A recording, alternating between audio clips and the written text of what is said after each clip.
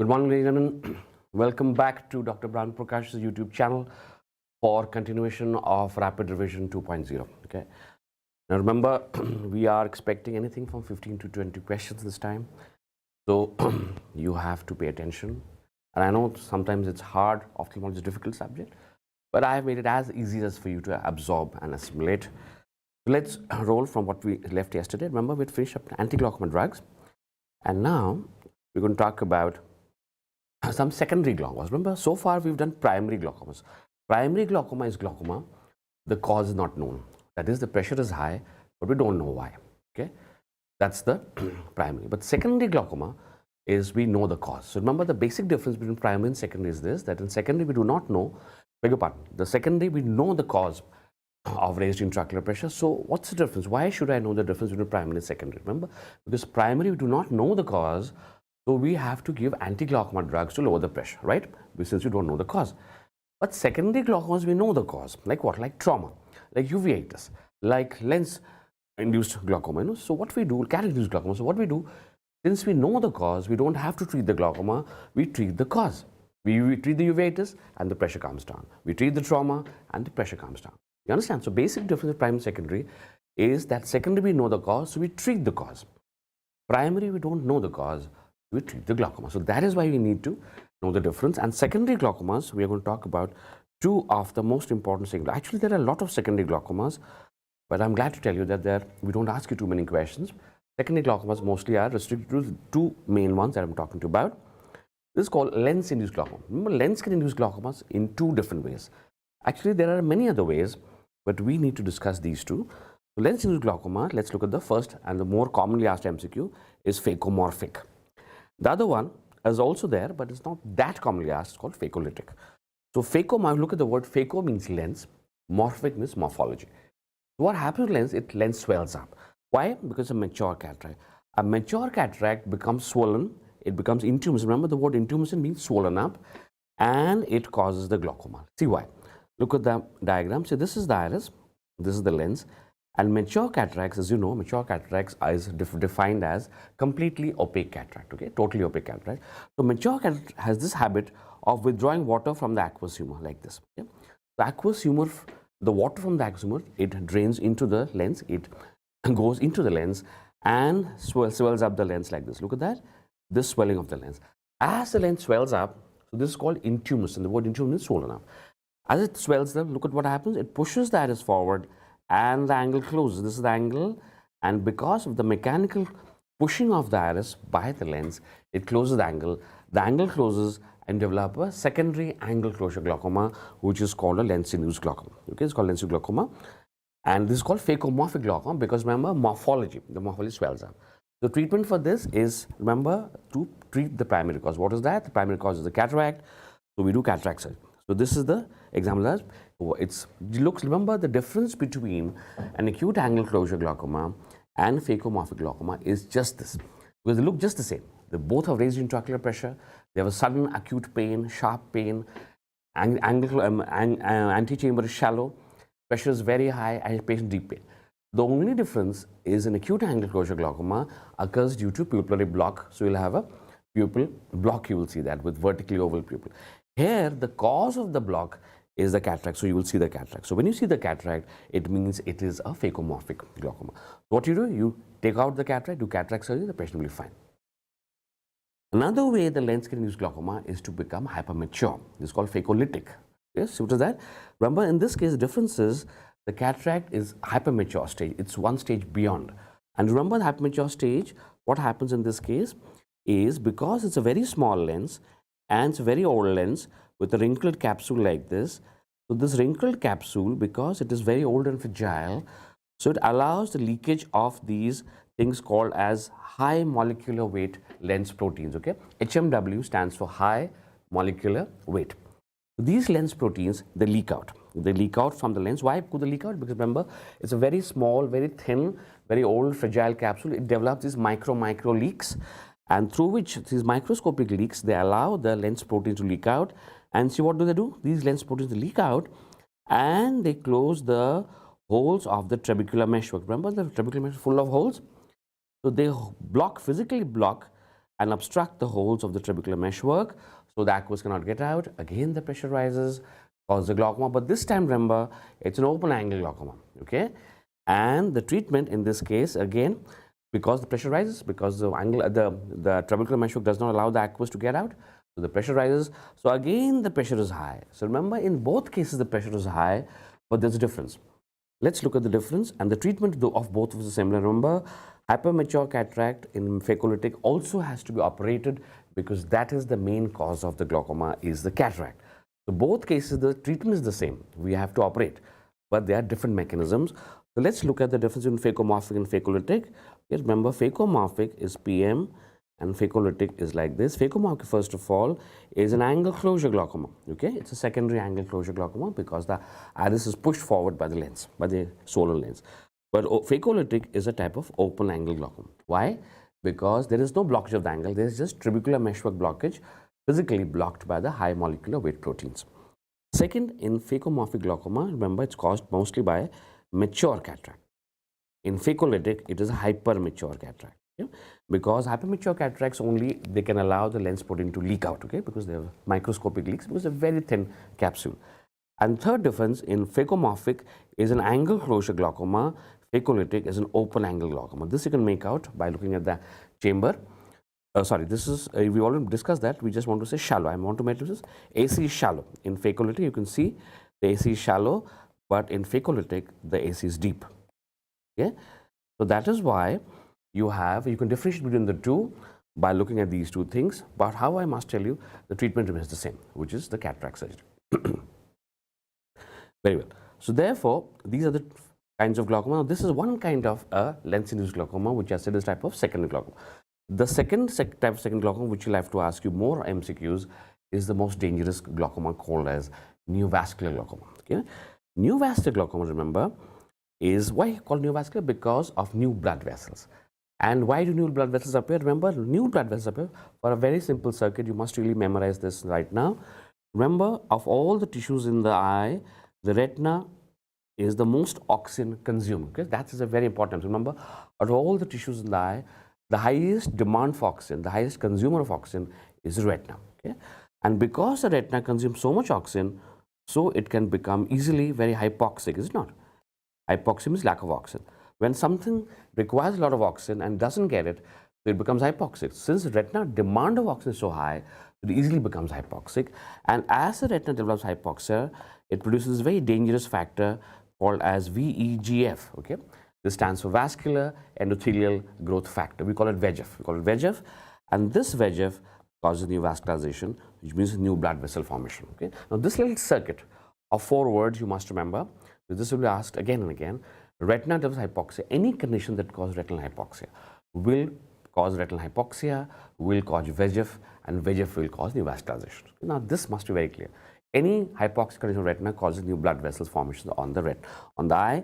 And where will they form? Look at that. First of all, the new blood vessels will form on the retina, naturally, because that is the site of the new blood vessels, of the site of the VEGF formation. Look at that. You see, after 3 to 6 months of hypoxia, new blood vessels develop on the retina like this. And then they come forward, after a few months, they come forward to the vitreous. So you can have a vitreous also full of new blood vessels. And then they go to the iris. Remember, they cannot go to the lens because the lens is avascular and does not support vasculogenesis. So they jump across the lens and go to the iris like that. And as the iris becomes neovascular, you know that the new blood vessels have fibrous tissues in it, so they can contract. All the blood vessels are contractile, and as they contract, see what happens? They contract the iris is pulled close to the cornea like this, and the angle closes. And the angle closes. As the angle closes, the intraocular pressure rises because the aqueous cannot get out, and you develop neovascular glaucoma. So kindly remember, neovascular glaucoma is a kind of secondary angle closure glaucoma. It's a type of secondary angle closure glaucoma which occurs because of the zipping up of the angle by new blood vessels. Remember, we call it a zipper-like closure. It closes like a zipper, okay? So it's zipping up the angle with new blood vessels and can never be opened again, okay? So this is the basic pathology in vascular glaucoma, and extremely deadly it is too. Remember, number one cause, I want you to remember 2 causes of neovascular glaucoma, but there are many causes. And you know the basic pathology is the retinal hypoxia.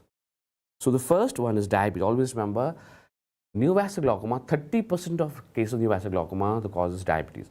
So 1/3 of neovascular glaucoma is caused by diabetes, number one.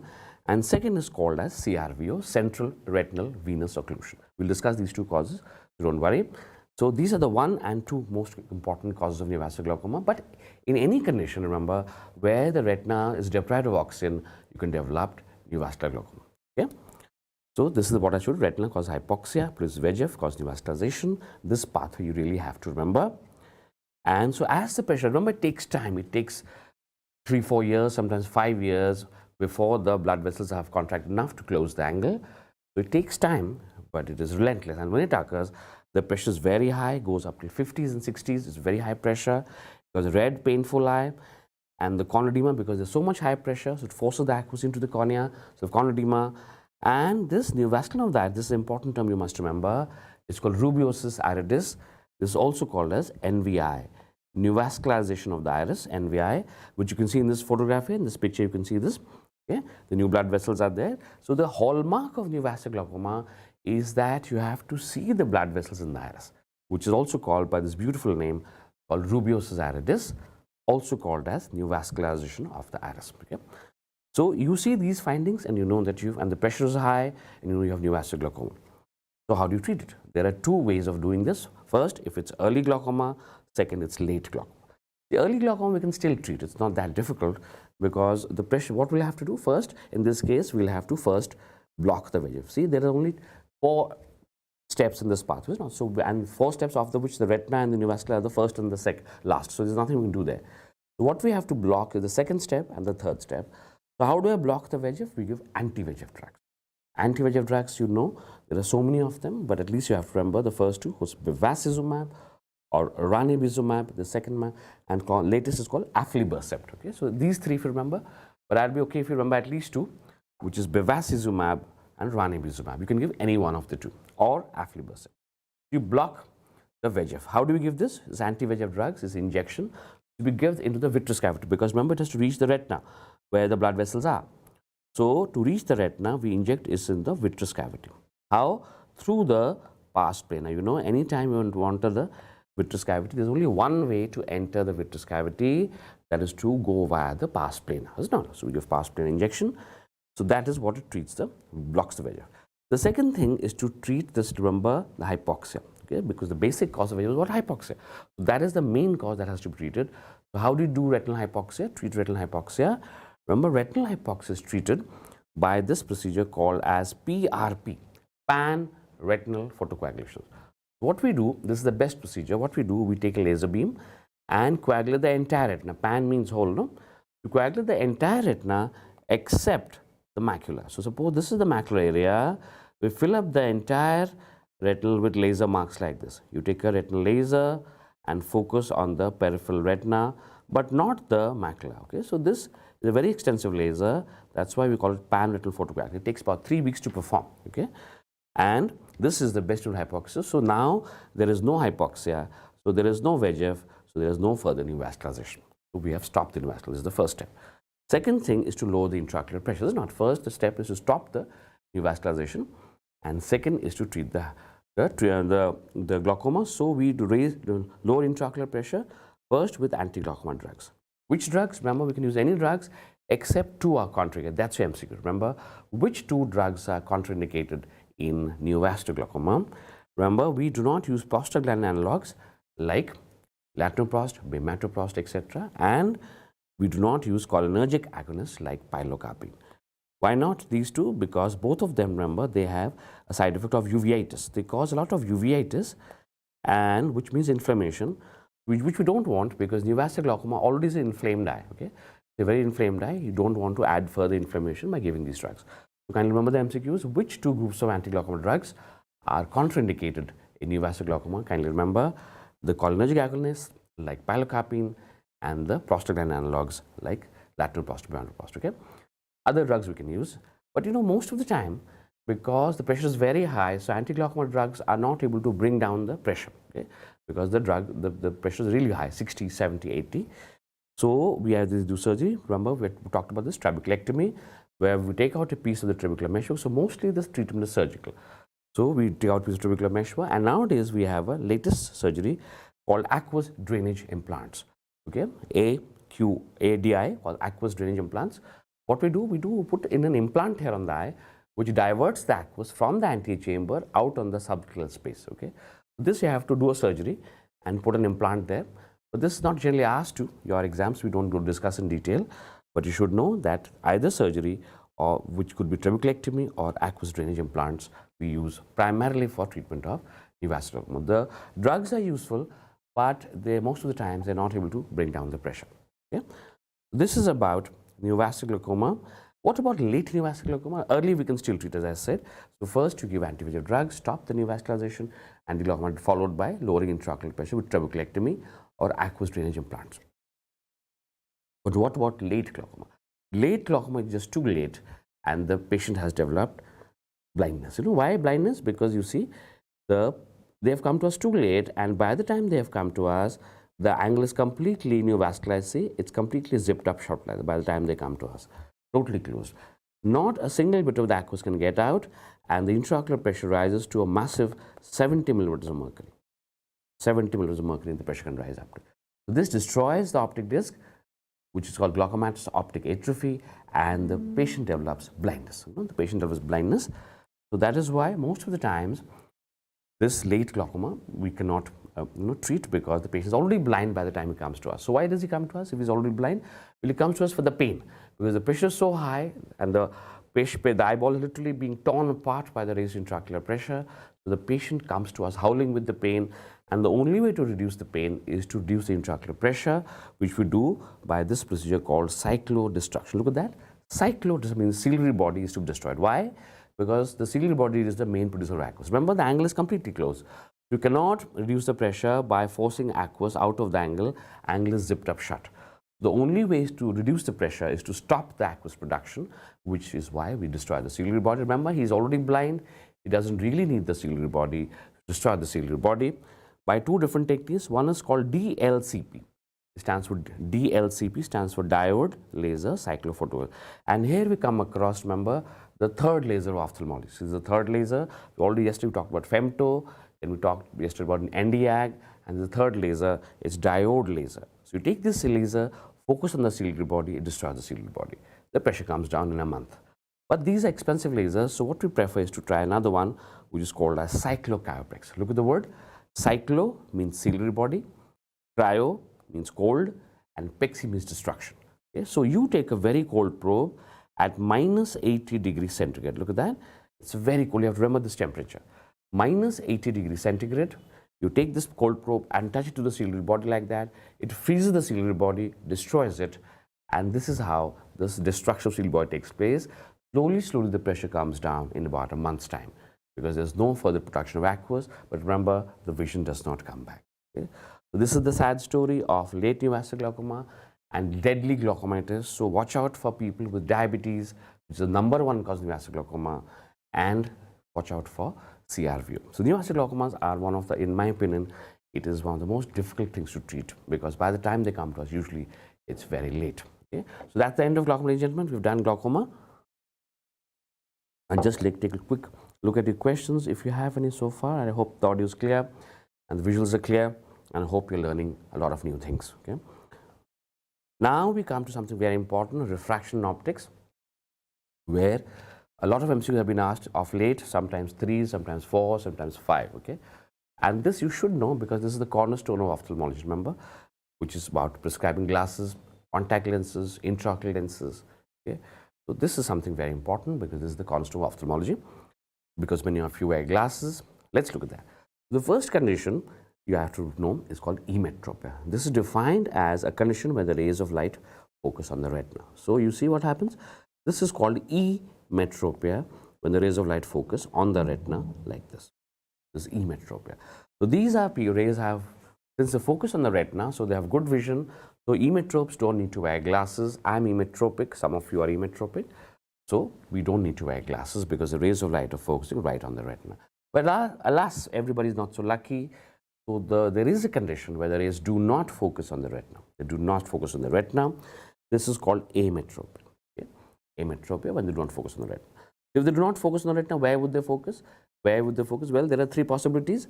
See, what is the possibility? First of all, that these rays can, if they do not focus on the retina, then they can focus in front of the retina, is it not? They can focus in front of retina. If that is there, then this condition is called as myopia. Okay? Remember the definition, any condition where the rays of light focus on in front of retina is called myopia. Okay? Or they may focus behind the retina. Okay? Look at that. They may focus behind the retina like this. If they focus behind the retina, this is called hypermetropia or hyperopia. Same thing. Hypermetropia, also called hyperopia. This is the second possibility. Or they may have two different foci. Two, not one, but two. And one may be in front of retina, one may be behind retina. It doesn't matter where they are. They could be both in front of retina, they could be both behind the retina, one in front, one behind. Okay? But the basic definition is that they should have two different foci. This is condition is called as astigmatism. Okay? So remember, we have three different types of ametropia.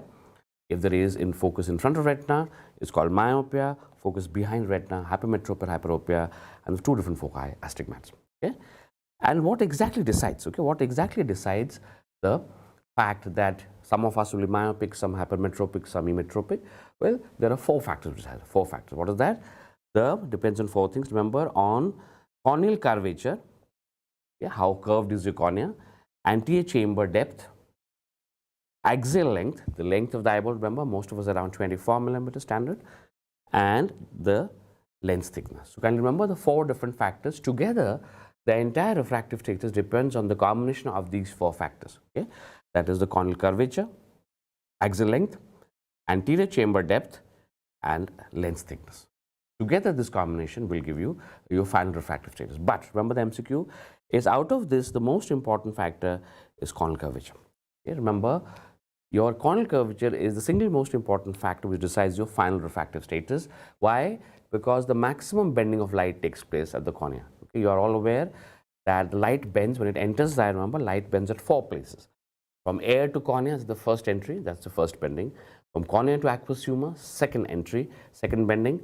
Third, from aqueous to lens, third bending. And fourth, from lens to vitreous. Okay, because remember, the rays only bend when you have change your media, isn't it? Look at that. Let me draw it for you. So supposing, see, this is the rays of light entering. And remember, the light only bends when it changes media. So as you can see here, light would pass through air like this, straight lines. It would not bend. But if it changes media, suppose it enters from my hand like this, then it will bend. It only bends when it changes media. So look at that. This is the first bending, air to cornea. This first bending. Second, lens from cornea to aqueous humor, second bending, change of media. Third, aqueous to lens, the third bending. And fourth, lens to vitreous, okay, fourth bending. So there are four bending. The light bends at four different interfaces of the eye, and I just told you the maximum bending. Remember MCQ, the maximum bending is when the light first strikes the cornea, the first passage, that is air to cornea, is the most important bending of light. That is the maximum bending. You might be asked a question, which surface of the eye is most responsible for final refractive status? You will say corneal curvature or the anterior surface of the cornea. Remember, the interface is between the air and the anterior surface of the cornea, where it causes bending of light. Yeah, so we have these three things. Let's talk about myopia, which is often very commonly seen, and a lot of you are myopics. Let's talk about myopia, where the definition is clear-cut, light rays focus in front of the retina. Okay, so remember, any condition, it doesn't matter what the cause is, it doesn't matter what the cause is. If the rays of light focus in front of the retina like this, it's called myopia. Right? And the word myopia, remember, comes from the typical habit. Those who are myopic and not wearing glasses, remember, these are for people who are called uncorrected myopics. Uncorrected myopics means that they're not wearing glasses. People who are wearing glasses, they're fine. This myopia word comes from the habit of uncorrected myopics keeping their eyes half closed like this. Okay, look at me.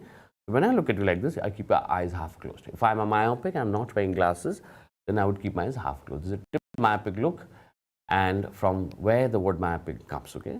Myopia comes from the word for a half-closed look like this. And why do I do that? Because of the pinhole effect. By closing the lids together, we call the pinhole effect, okay? And this pinhole effect improves the vision.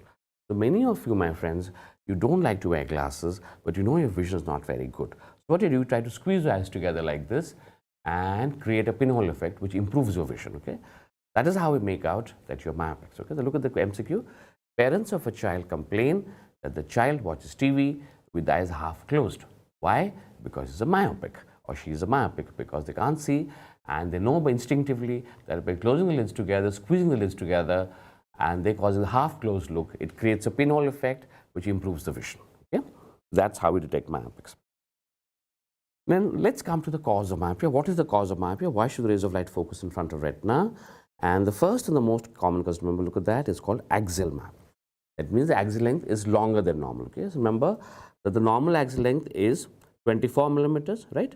You know, the normal axial length is 24 millimeters. So it should focus like this. The rays of light focus on the, like mine is exactly 24. That's why I'm not a myope. I'm 23.9. Okay, my axial length. So my rays focus. But supposing you had a longer eyeball. Okay? Why longer? Well, it is because of genetics. Your parents had it, so you also have it. Suppose the eyeball keeps on growing and does not stop at 24. It goes and stops at 25. So see the ray, this is your 25 millimeter retina here. Now the rays would still focus there. Okay? The rays would still focus there. Why? Because why would the rays still focus there? Because you see the cornea still, the power still, cornea of the power cornea is still 43 diopters. Okay, it's still 43 diopters. And the power of the lens is still 19 diopters, is it not? So the focal length will be the same. The rays would still focus, but remember the retina is here. The retina is no longer to gather the rays because the retina has pushed back because of the greater axial length. So that is why you see this, by definition, remember, rays of light are focused in front of retina, so you have become axial myope. Okay? So that's why this is the single most common cause of myopia. Most of you are myopics because the eyes are larger than normal. Okay, and remember, there's a very important equation here. Each 1 millimeter of axial length, kindly remember, each 1 millimeter of axial length causes 3 diopters of myopia. Very important, kindly remember, each 1 meter extra length, okay, causes 3 diopters. So that means that those of you who are wearing -3, we call it minus because they're concave lenses, and because they diverge, we call them minus. Remember, those of you who are wearing -3, it is because your axial length is 25 millimeter. Okay? Remember, every 1 meter extra jumps your power by 3 diopters. So suppose you have a 25 millimeter axial length, your power will be 3 diopters. Suppose 26 millimeter, it will be 6 diopters. 27 millimeters, it will be 9 diopters. 28 millimeter, 12 diopters. 29 millimeter, 15 diopters. You understand? So every 1 millimeter extra causes 3 diopters. You please do not get confused with this. This is a very important equation. Right. So this is the first, but this is also the most common. Almost 80 to 90% myopes are because of axial myopia. Okay? And then let's look at the second one, curvature myopia. Look at that. There is another cause of myopia, but this does not depend upon the axial length. It depends on the corneal curvature. Okay? So it depends on the corneal curvature. This is called as curvature myopia. This is not as common as axial myopia, but it's there and you should know it. It's called as curvature myopia. Okay? Curvature myopia means that here the axial length is normal, but the cornea is simply too curved. Some is too curved. Axial length is 24 millimeters only, but the cornea is too curved. And remember, when the cornea is too curved, anything that is more curved, it will cause, what will cause? It cause more bending. Remember, more the curvature, more the bending of light. So because the light rays, the cornea is too curved, it will bend more. Because it bend more, it will focus in front of retina, not on the retina, because it's simply too much bending. So again, by definition, it is called myopia. It's called curvature myopia. Example being keratoconus, where the cornea is conical like this. And remember, keratoconus is a very important condition for us because it's pretty common in India and it occurs in your population, your age group, my friends, between 25 to 30. Okay, so between 20 to 30 actually. Remember, it's a condition which is very common in India. And in the younger population between age to 20 to 30, slightly in favor of females. So more females have keratoconus. And I wouldn't be surprised at all if amongst some of you watching here right now, one of you were a keratoconus. Okay, so this is keratoconus. And remember, keratoconus, because the corneal curvature is very important for bending light. I told you it's the single most important surface that bends light. Remember, here the calculation is even higher. Each 1 millimeter of extra curvature causes 6 diopters of myopia. Look at that, you know. In axial myopia, where I told you each 1 millimeter extra causes 3 diopters, but in curvature myopia, each 1 millimeter extra curvature causes 6 diopters myopia. So see how it jumps. That is why keratoconus patients are very high myopia. You know, they are not -1, -2, -3. They were -10, -12, -15, -18 because extra 1 millimeter curvature jumps your power by 6 diopters. But luckily, it's not as common as axial myopia. Then the third kind of myopia is index myopia.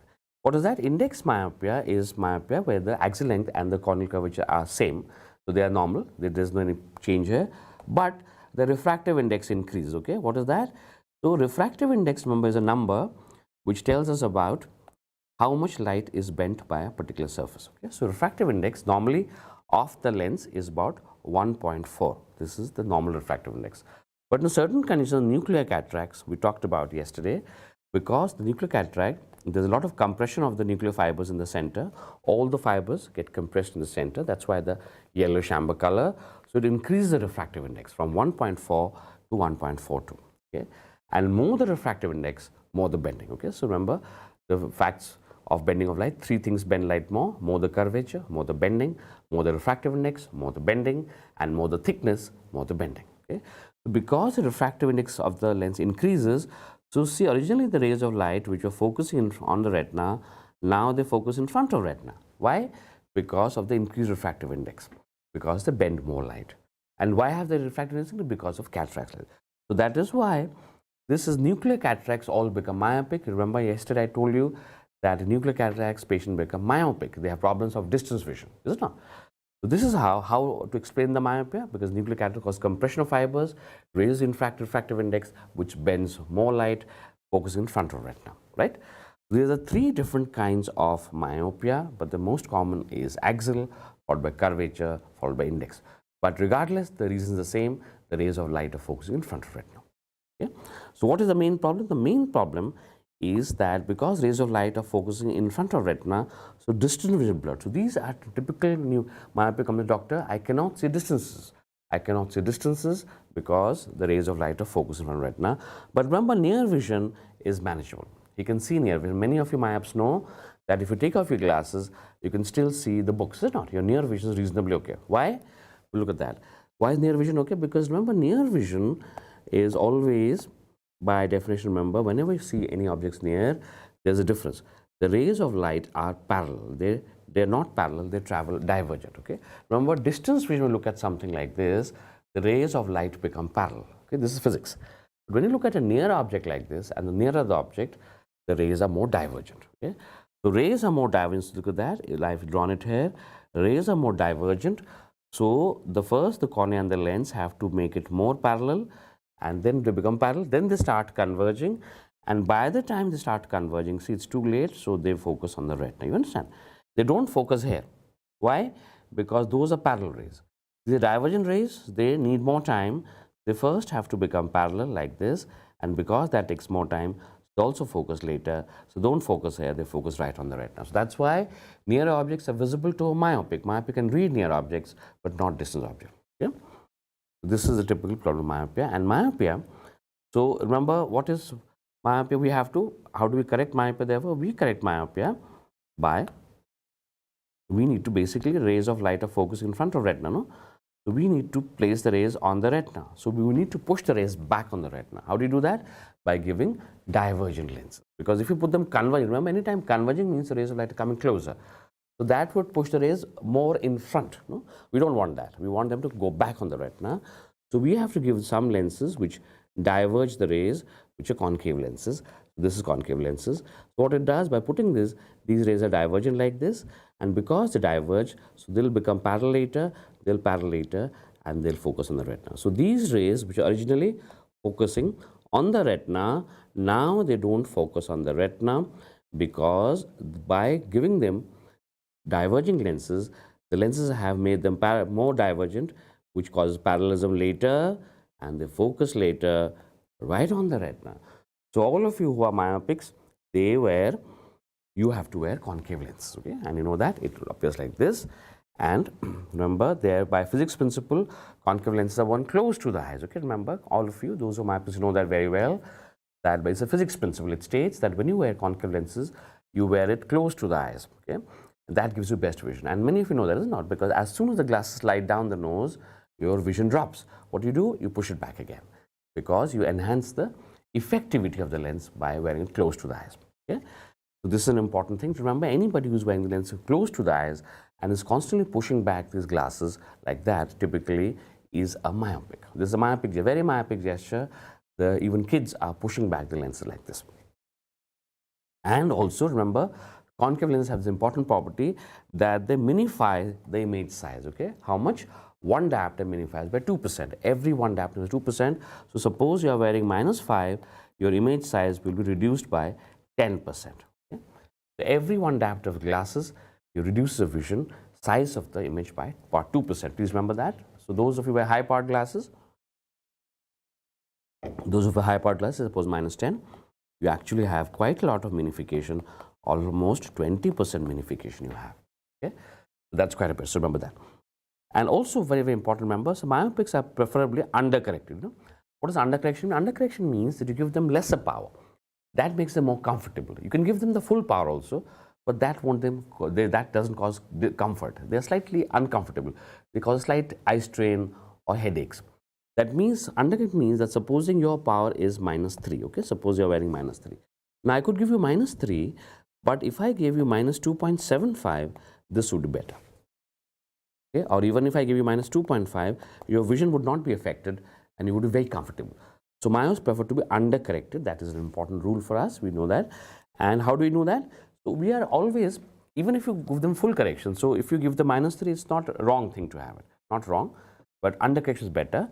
But what you must never do in a myopic is to overcorrect them, which you must not do. Overcorrection means you prescribe more power than the patient requires. So if he has -3, then you should not prescribe -4 or -3.5, okay?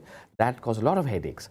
So how do I prevent overcorrection? By do this very powerful test called the duochrome test. Remember, it's called duochrome because there are two colors here, duo.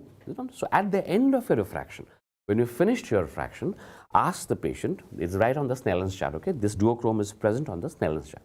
Ask the patient, look, there are 2 letters on red and 2 letters in written green.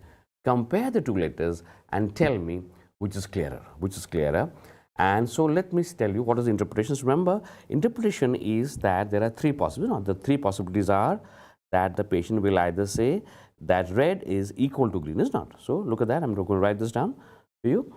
So patient will either say that red is equal to green. If that both the letters, remember we have to look at the letters, not the color. If the letters are equally clear in both, then it means it is fully corrected. Fully corrected means that you've given -3, which is quite okay. But if the patient says red is better than green, that the red letters are clearer than green, it means you have undercorrected them, which means you give a slightly lesser power than required, and this is ideal. This is ideal, okay? This is ideal. But if the patient says that the green is better than red, this means you have overcorrected. That means you've given more power. So if it's -3, maybe you've given -4 or even 3.75. Now this is completely unacceptable. Remember, myopics should not be overcorrected because they'll cause headaches and eye strain, okay? So we always do this test to prevent overcorrection because a lot of you prescribe powers which are slightly higher. We must not do that. So always we should aim for red better than green. Remember, this is not based on color vision. It's not based on color vision. Even colorblind people can take this test, okay? So it is on chromatic dispersion. It's a different principle. So red better than green is what you have to remember. So how to memorize it? Remember, I always tell you, memorize this by remembering that it is opposite to the traffic lights. Remember, when you're driving something, a vehicle, you look at the traffic lights, not. If it's green, you go ahead, is not. Well, remember, it's opposite to the traffic lights. If it's green better than red, then you stop. Then you commit an error, go back. Remember, it's opposite to the traffic lights. It should be red better than green.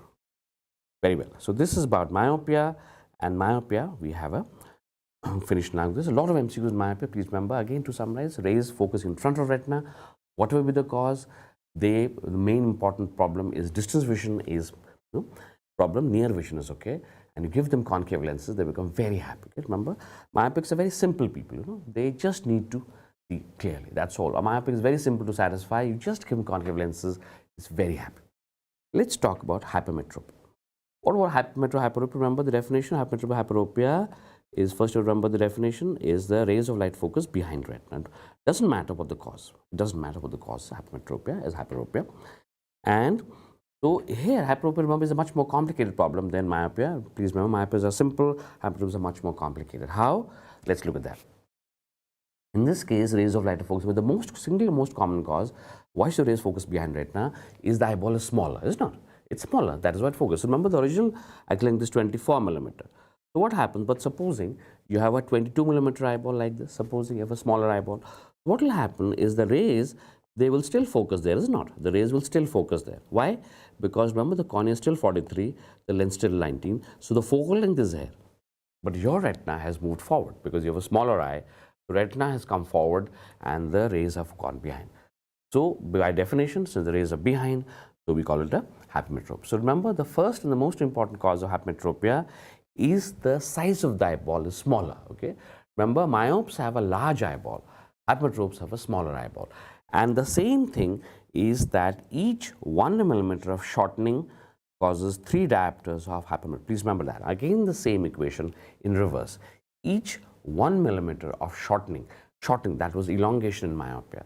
This 1 millimeter shortening causes 3 diopters of hypermetropia. So suppose you have a 22 millimeter eyeball, you are a hypermetrop. How much? Normal is 24, you are 22, which means you are 2 millimeter short. If you are 2 millimeter short, so 2 into 3, this is 6 diopter of hypermetropia. Okay? So if you are 23 millimeter, you will be 3 millimeter, 3 diopter hypermetropic. If you are 22 millimeter, you will be 6 diopter hypermetropic, and so on. Okay? So every 1 millimeter of shortening causes 3 diopters, exactly reverses that of myopia. 1 millimeter of elongation causes 3 diopters myopia. Very good. So those of you who have short eyes, you are hypermetropic. Those who have long eyes, you are myopic. And those who have normal eyes like me, you are emetropic. So remember, therefore, also that children are always born hypermetropic. Kindly remember, because children at birth, they have small eyes at birth, isn't it? So they have smaller eyes.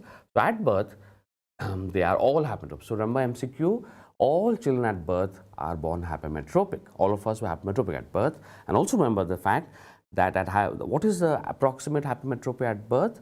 Remember MCQ, it is between 2 to 3 diopters of hypermetropia. MCQ. At birth, hypermetropia is approximately 2 to 3. That is why children at birth have very poor vision. That's why children at birth have very poor vision, because of hypermetropia.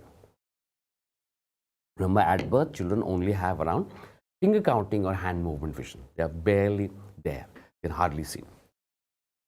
Very well. So therefore, we have this hypermetropia. Now, so what we'll do, remember that they will be corrected by convex lenses, because we need to get them in front, because rays are focusing behind the retina. Let me clarify this a little bit by erasing all the stuff. This is interfering with the field. So if you remember what we just did, what we've just done is to define hypermetropia. Rays are focusing behind the retina. Okay. Why? Because the eyeball is shorter. So this is hypermetropia. Correct? So I need to get this on the retina. So we need to come forward. So how do I do it? By converging lenses. You give them convex lenses like this. Look at that. This is corrected by convex lenses here, and these rays would focus. When you give them convex lenses, the rays of light focus right on the retina, and this is how it corrects the hypermetropia, by giving convex lenses. Okay. So all happens by convex lenses, and remember that each diopter of convex lens causes 2% magnifying. Now remember, this is opposite to concave lens. Concave lens causes minification, the image becomes smaller. Convex lens causes magnification, exactly opposite, and every 1 diopter causes 2% of magnification. So remember, each 1 diopter of convex lenses causes 2% of magnification, convex lenses, and so therefore, suppose you're wearing +5, you will have a 10% enlarged image size. Okay. Remember, all convex lenses are magnifying glasses, all convex lenses. Okay. So those who are wearing convex lenses, we call them plus powers, and they magnify the image size slightly. Every 1 diopter does it by 2%. Okay. So see what happens when we have this condition. So when the patient in hypermetropia, what happens? He needs convex lenses. But remember that hypermetropes, all of us, we already have a convex lens inside our eye. No, see, we already have a convex lens. Our human lens convex. So what hypermetropes do? Involuntary. Remember, they don't do it deliberately. It's done involuntary.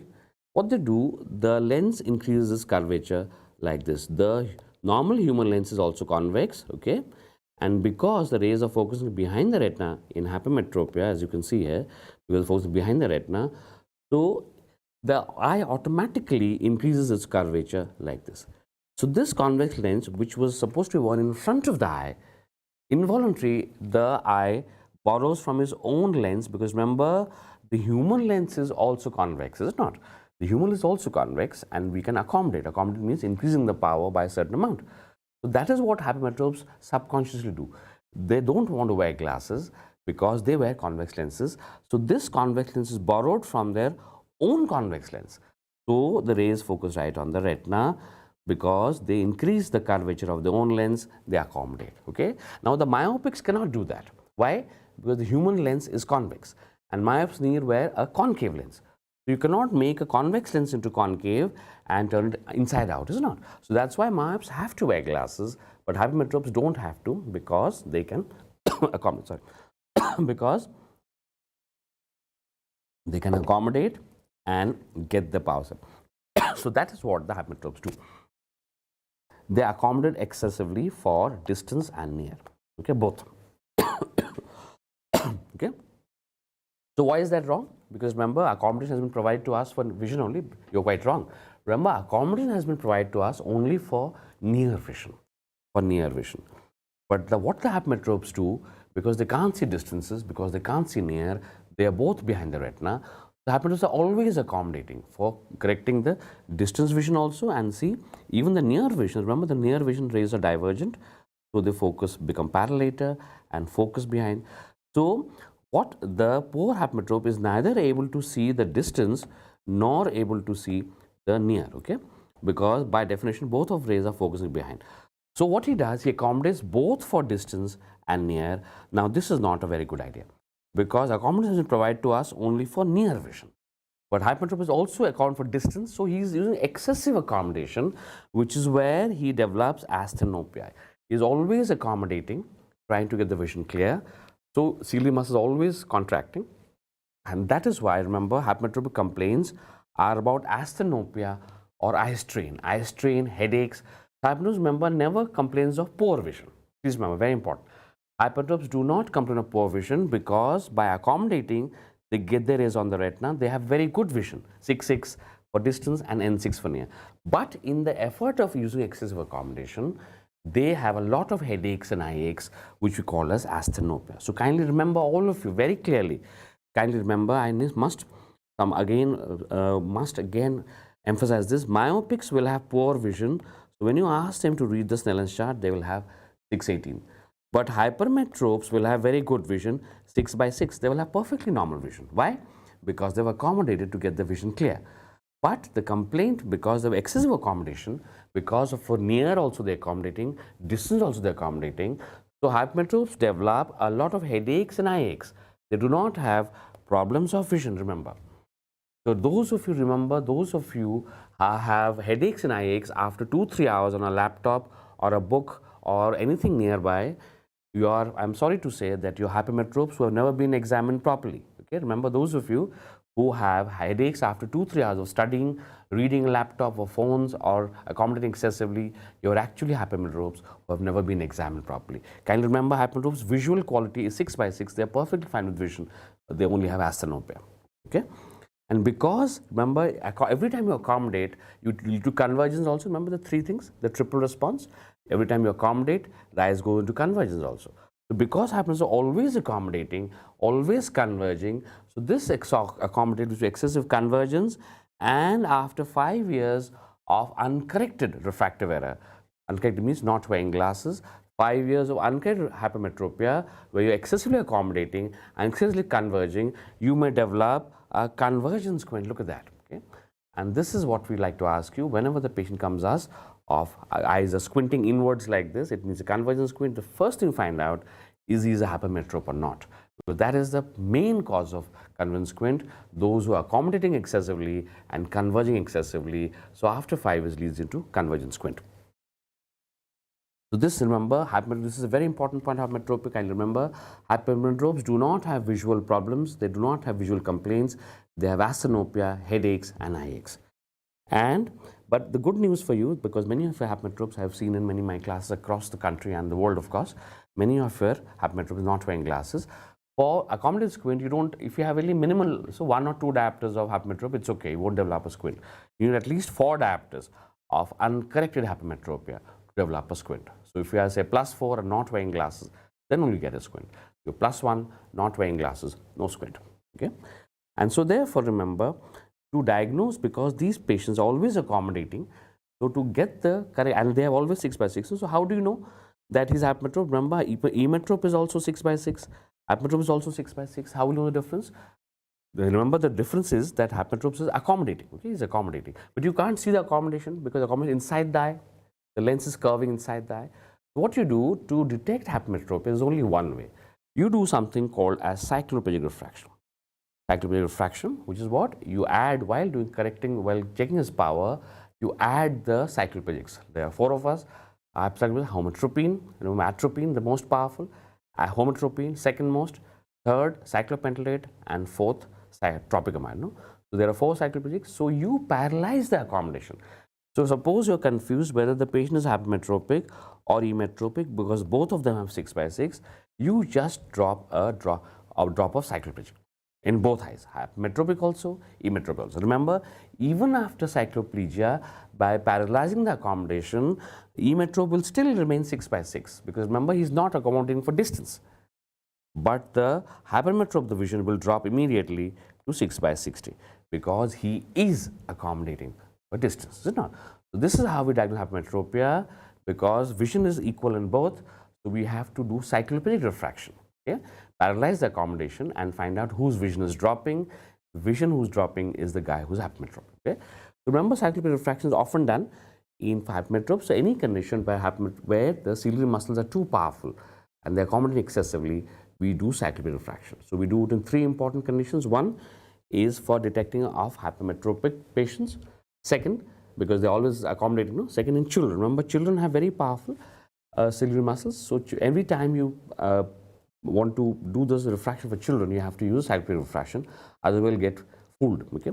So what drug will you use? Remember, the drug depends upon the age of the patient. More young the patient, more powerful the drug, because the younger the patient, more the ciliary powerful muscle is powerful. So for the youngest children, up till 7 years of age, or say a rule of thumb is about 5 years of age, we use atropine.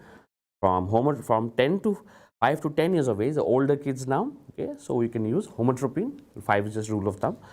And then from 10 to 15, we use around cyclopentalate. So older the kid, the less the power of the ciliary muscle, so we use weaker cycloplegics also. Okay? And hypermetropes, remember, they wear convex lenses, so they often wear the tip of the nose. Many of you have seen your parents, they don't wear the glasses close to the eyes. Again, this is a principle of lens effectivity, physics principle. It states that convex lenses are most effective when the lenses are worn away from the eyes on the tip of the nose. Remember, concave lens wearers like myopics wear it close to the eyes, convex wearers like hypermetropes wear it on the tip of the nose. Okay? So you can make them out just by the position, by looking at the position of the glasses. Okay? The hypermetropes wear it on the tip of the nose, and myopics wear close to the eyes. That's what hypermetropia.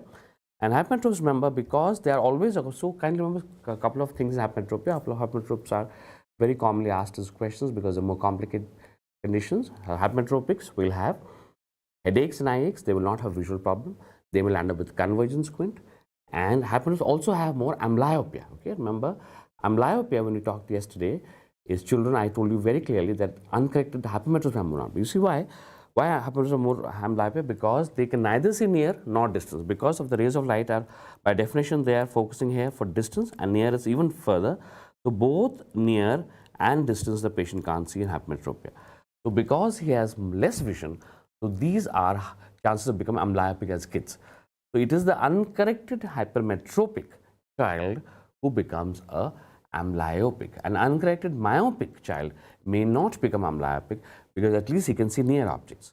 Hypermetropes can neither see near nor distance. So it's uncorrected hypermetropics develop more amblyopia. Also remember that because hypermetropes accommodate more, so they lose their accommodation earlier. So a normal will lose accommodation around 40 to 45, which is presbyopia. We'll discuss this soon. But uncorrected hypermetropes become earlier presbyopes at 35, not at 40, but 35 or 37 or 38, because by excessive accommodation, they have used up their whole accommodation. So by 35, they have no more accommodation left and they can't read. So remember, presbyopia, which we'll discuss this when I come to that, comes at 40, but if you are not able to read the newspaper at 35, it means you are a hypermetropic. So hypermetropes have other associations also. Remember, what are the to summarize hypermetropia? They can neither see near or distance, but they don't have visual complaints because they accommodate and see clearly. The most important symptom is asthenopia, headaches, niacs. Second, they develop convergent squint if they don't wear glasses. Third, they cause amblyopia as children if they don't wear glasses. Uncorrected hypermetropes cause amblyopia. Fourth, hypermetropic, if they don't wear glasses, will have earlier presbyopia. So look at the multiple conditions hypermetropia has. You have convergent squint, you have amblyopia, you have presbyopia. So you have multiple things of uncorrected hypermetropes. So hypermetropes should wear glasses. Very well. Now we come to the third and the most difficult, which is called astigmatism. And look at the word astigma. Okay? The word stigma means a point, and astigma means no single point. So remember, that's the very important definition. In this case, it is defined as a condition where there are two different foci. Okay? Remember, there are two different foci like this, not one. Unlike myopia, which is one focus, hypertropia, which is two foci, this one has two different foci. Yeah? But why? Myopes to have only one, happens only once. You see, the reason here is different. The myopia hypermetropia, I told you the basic reason. Hypermetropia have a smaller eyeball. Myopics have a larger axis length. Okay? But this has got nothing to do with axis length. Here is the corneal curvature. Remember, astigmatism is a problem not of the axis length, but of the corneal curvature. And what happens is that, you see, our corneas, human corneas, are not really perfectly uniformly curved. Okay? Human corneas, remember, are not perfectly curved. What we have corneas are called as prolate spheroid corneas. Okay? In human beings, we have prolate sphere. If you want to know the actual correct term for the shape of the cornea is called a prolate spheroid. Okay? What is that? It means it is like a sphere. Spheroid means like a sphere, and it's more curved in the center. It's more curved in the center. It's called prolate spheroid. So if you look at the human cornea, most of us, we have corneas like where it is more curved in the center. Okay? Like this. So see what happens if you have a curved center, more in the curved in the center and not in the periphery. So some of the rays which are coming from the center like this, it passes through the curved cornea, so it bends more. It focuses in front of retina like that. But why? Because bending more. Why is bending more? Because passing through a curved cornea, more curved. But some other rays, they will pass through the flatter periphery. No, periphery is flat. Because flat, so it not bend well. Flatter surfaces don't bend light very much, and because it doesn't bend well, so it will focus behind the retina like this, because it does not bend enough. So you see what happens? Some rays are focusing in front, some rays are focusing behind. Okay, there is no single point. The rays focus in an area. Look at that. If you take this area, and this area, see, all the rays focus in this particular area. Remember, it's an area, a surface diffuse area. It's not a point. That's called astigma. And this area, if you look at the shape of this area, look at that. This area is the shape of a cone, no? And that is why this is a new MCQ which you should know. It's called a conoid of Sturm. Sturm's conoid or conoid of Sturm, it's called, is like a cone, no? Like an ice cream cone. You can see this shape, the ice cream cone. So the rays of light focus in this particular area between the two principal meridians, the principal two meridians, and this space is called the conoid of Sturm. So you see some of the rays, they will focus here like this, the rays will focus like this, some will focus like this, some will focus like this. So all the rays will occupy this particular cone, which is called conoid of Sturm, which is a new question. Remember, they often ask you this: where do you find the conoid of Sturm? Remember, you find astigmatism, which is the name conoid of Sturm given to the area between the two meridians where all the rays focus. They can focus anywhere between this. Okay, and there's another one, the circle of least confusion. Look at that. The circle of least confusion often asked in PG MCQs, but I'm telling you because you never know what they can ask now. And this often, it is a circle of least confusion, but is a concept of most confusion also for students. Okay, so I want you to listen to me carefully. Now see, what is this least circle least confusion? Remember, it is a particular circle. You see, I have drawn the circles here in the corneal stoma, and this is the smallest blur circle. This is the circle, the smallest circle where the rays of light focus, and this gives the clearest vision. Okay, so remember that circle of least confusion. Remember, we do not say circle of maximum clarity. Okay, we don't say that because these are circles, because they are not single points. In astigmatism, rays never focus on a single point like that, which will always give us maximum clarity. They always focus on circles, and the smaller the blur circle, we call them the blur circle. The smaller the blur circle, the greater the clarity. So a blur circle like this will have, because all the rays of light will be focusing like in the circle, it is not very clear. But it's a small blur circle like this, so this approximates to a point, and this gives the clearest vision. So remember, the circle of least confusion is a circle of the least diameter, which is on the right on the retina, and we have to place glasses so that the circle of least confusion forms on the retina. Remember, circle of least confusion is the smallest, 2 points to remember. It is the vision at a point where the vision is the clearest, because it is the circle of least confusion and it's the smallest diameter, and it's the smallest diameter circle, and it approximates to a point. Okay, so that is enough for you. Two important new concepts: the conoid of stem, which is this area, and the circle of least confusion, CLC, is the smallest area here with the smallest diameter, which provides the best clarity vision in astigmatism. Okay? And these people have the highest astigmatism. Remember, astigmats, because they have two different foci, none of them which are on the retina. So remember, they have the highest asthenopia, much more than compared to hypermetropia. Okay? Remember, these are very unhappy patients because they can not see very clearly, and I mean they do see clearly with a lot of effort because of accommodation, but in the effort of accommodation they get a lot of headaches and eye aches. So remember, these are the most unhappy patients in the ophthalmic OPD. Okay? They are often the most unhappy patients in the ophthalmic OPD, and they suffer from maximum asthenopia. So remember, of the three conditions, myopia is the one with loss of vision. Hypermetropia, astigmatism, both of them do not have problems of vision. They have asthenopia or headaches and eye aches, eye strain. But the maximum is suffered by the astigmatic. Okay? I hope this is clear. And because there are two different foci, so remember, we have to correct them not with convex lenses, but with cylindrical lenses. Okay? These are glasses which look like a cylinder here. Okay? Look at that. This is like a cylinder. Okay? This is the cylinder, and this is the also called a toric lens. This is called a toric or cylindrical lens. You see, in myopia hypermetropia, we use spherical lens. We call them spherical lens. Why? Because they are manufactured from a glass sphere. Okay, so if you look at the sphere here, you cut a sphere like this, and you cut a sphere like this. See what has happened?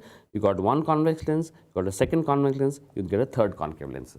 So myopia hypermetropia are called spherical errors of refraction. Spherical errors of refraction, because the lenses are manufactured from a glass sphere. But these are lenses from a cylinder or a toric lens. Okay, and this is these are called cylindrical errors. So astigmats are not spherical errors. Astigmats are cylindrical errors, or they are corrected only by cylinders. And how will you know them? Well, because in myopia you will write the prescription -2 diopter S. Okay, minus is for concave, 2 is the power, D is the diopter, S for sphere. Okay, because these are spherical errors. Similarly, hypermetropes you will write +2 diopter S. Plus is for the convex lens, 2 is the power of magnitude, D is the unit, and S for sphere. But in astigmatism, there is no sphere because it's not a spherical. We write the word C. So you will find there's a 3 numbers in astigmatism. Often you 2 or 3, 1 for the sphere, 1 for the cylinder, and 1 for the axis. Okay, so 1 part of sphere, 1 for cylinder, and 1 for the axis. Okay, what is the axis? Axis, remember, is this angle between the two cylinder axis. Look at that. This is one axis of cylinder. You can see this is a cylinder. So this angle has to mention, but this angle can be anything from 1 to 180 degree. Okay, remember, you can have, see, this is also cylinder, but this is also cylinder, is not. See, this is not 90, this is about 120, and this is also cylinder, and this is about 170, is not. So therefore, the cylinders you can vary right from 1 to 10 to 20 to 30 to 90, 95, 100, 110 to 180. So the angles can vary anything 1 to 180 degree between the two axes. So when we write an astigmatic prescription, remember, we have to write the power of sphere, which is written first, then the cylinder, which is in second, and third is the axis. Okay? You have to mention the axis because the power depends on the axis. Remember, spheres, the power is the same in all the axes. Okay? So in myopia hypermetropia, because the spherical lens, the power is the same in all axes. But astigmats, the power depends on the axis. Okay? So if you place a -2 at 20 degree, the effect is different if you place it on 30 degree or 40 degree or 50 degree. The power depends on the axis. Okay? This is what is thing for you. It might sound a little complicated, but it's not really. And if you are finding it difficult, you have to go through my ophthalmology lectures in full and not just the revision. Very well. So now, let's look at them. Before we come to this, we'll just go back one last look at that. What we define is regular and irregular. Astigmats can divide regular and irregular. Regular is much more common. About 85% of astigmats is regular, and irregular is less common. It's about 15% are irregular astigmats. Let me talk. The irregular are more commonly MCQ. So irregular surface, so irregular occurs in a corneal surface which is not regular. Okay, so suppose you have a cornea which has a corneal scar or a corneal opacity, or some irregular surface. It has got some irregular. It is not a smooth cornea. So because it is not a smooth cornea, so rays of light will focus here and there, anywhere, then focus without obeying any laws. So these are irregular surface corneas, like what? Like keratoconus, like pterygiums, like Salzmann degeneration, like post-traumatic scarring. Okay, so these are many conditions. Regular is not regular. So remember, we can only correct them with contact lens. That is the MCQ. Why? Because you see, if you place a contact lens like this, this contact lens substitutes the irregular surface of the cornea by its own smooth surface. By placing the contact lens close to the cornea, you are replacing the irregular surface by a smooth surface of the contact lenses, and this smooth surface of the contact lenses will cause the rays to behave properly and obey laws of refraction. If you give glasses, remember glasses are worn too far in front. Glasses are worn simply too far in front, about 17 millimeters away in front, and the rays will enter the glasses, will enter the cornea, again get refracted here and there. So that is why glasses cannot correct irregular astigmatism. Remember, only corrected by contact lenses. So if we get MCQ like that, patient has 6/18 vision, which is not improving with glasses, but it is improving with contact lenses. What is the diagnosis? You will say it is irregular astigmats. Okay, because irregular astigmats do not improve without, unless you put a contact lens. Okay, so that's about irregular astigmatism. Remember, it occurs in irregular surfaces, particularly post-traumatic corneal scarring, keratoconus, Salzmann degeneration, and keratoconus. Okay, pterygiums also. This is irregular. And regular astigmatism is corrected with glasses. It is corrected with glasses, and there are 5 different types of. We have 5 different types of regular astigmatism, which I'll just talk about. And this is the 5 types. Let's look at that. What is this 5 types? The first one is a condition which looks like this. Look at this condition. See, I'm drawing this how? So this is emetropia, and supposing a condition, this is one condition like that. Now look. Now there are 2 different foci. So by definition, it is astigmatism. By definition, astigmatism. But one is myopic, one is on the retina. So we call this as simple myopic astigmatism. Why? Because myopic also is astigmatic also. And an example will be -2 diopter cylinder at 90. Okay, why is that? Why -2? Because myopic. Why cylinder? Because astigmatic. Why 90? Because you have to have some axis. You can write anything between 1 to 180 degree. No? So many of you are wearing prescription like this. You have one cylinder, any cylinder placed at 90 or any axis. This is an example of simple myopic astigmatism. Okay.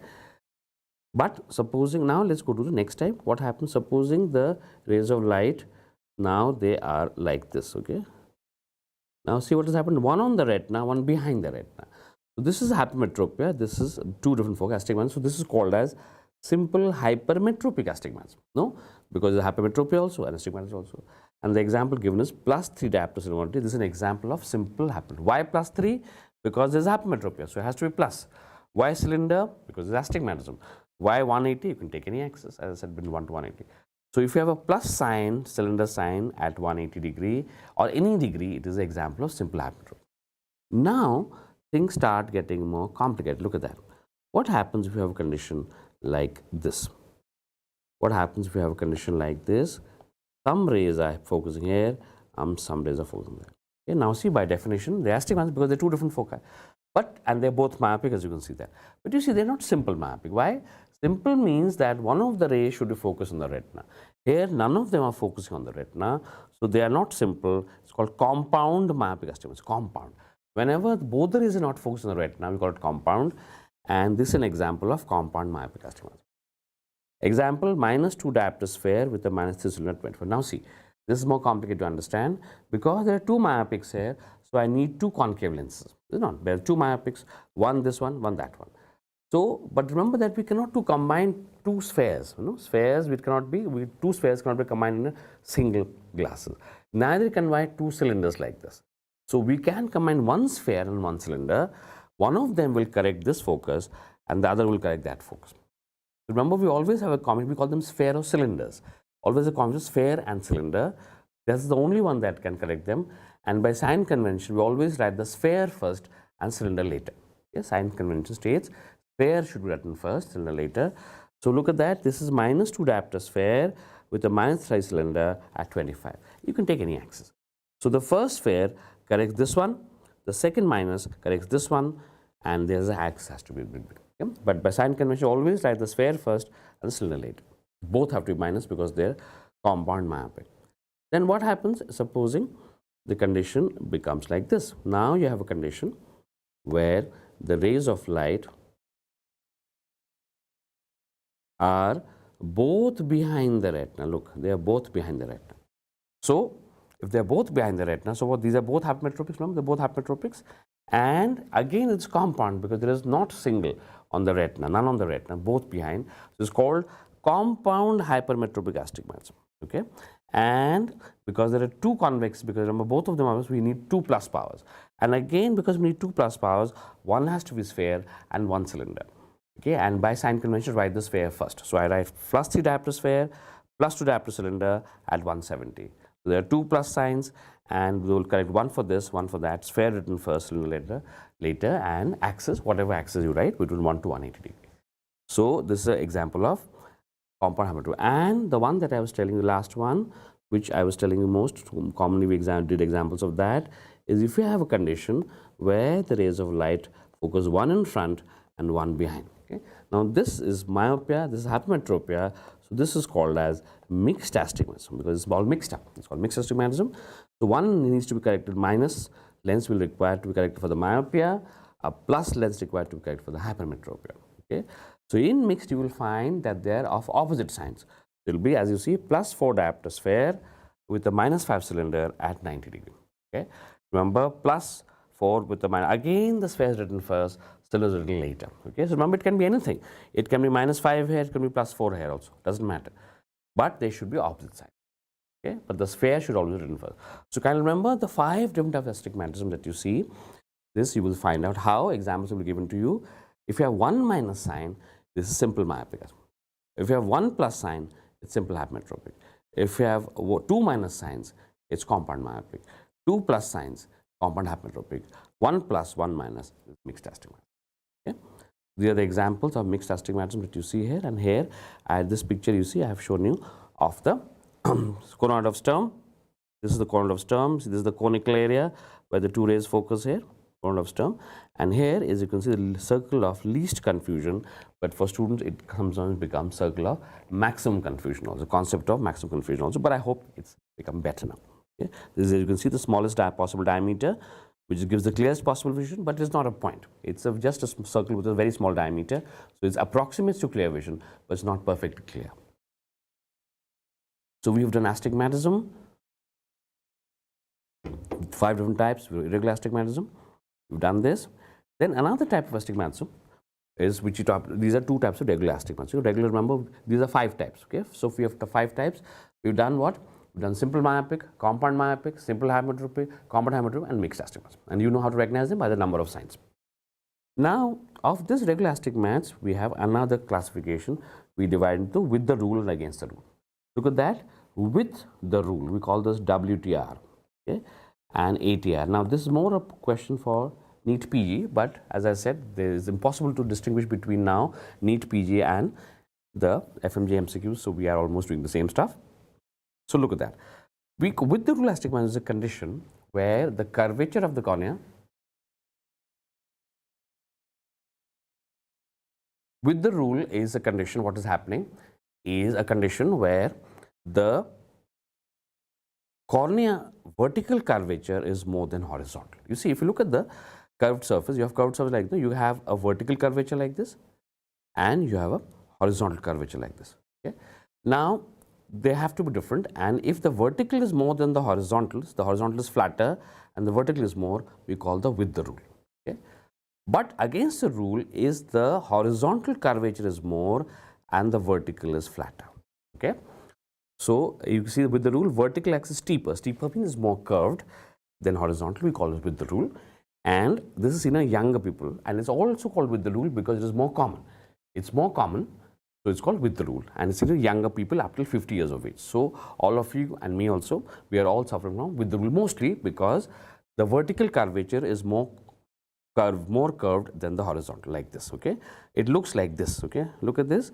It looks like this American football here with the rule where the vertical meridian is more steep or more curved than horizontal. As you can see, the horizontal is flatter, vertical is more curved. And against the rule, as I told you, the horizontal curvature is more compared to the vertical curvature, which is flatter. This is more shaped like an egg. Look at that. Here, the horizontal curve is more and the vertical is flatter. Okay, so I mentioned vertical is flatter, but the horizontal curvature is more, which looks more like an egg-shaped figure. Okay, so you have these two types. You can either have with the rule or against the rule. So against the rule is usually less common, which is why it's called against. It's seen in more older people, which is about 50. Okay, so with the rule is more common in young people. Against the rule is more common in older people. Now, how to recognize the prescription? Remember, and that is, you have to remember this, and we have to remember this because I can't go into the concept right now, because remember, this is it's a rapid revision, it's rapid. So remember, anytime you have a plus cylinder at 90 degree, or reverse this, minus at 180 degree, this is how a prescription for with the rule astigmatism looks like. With the rule, because the horizontal is more curved, the bigger part, the vertical is more curved than the horizontal, so we have to place either a plus cylinder at 90 or a minus at 180. You just reverse this.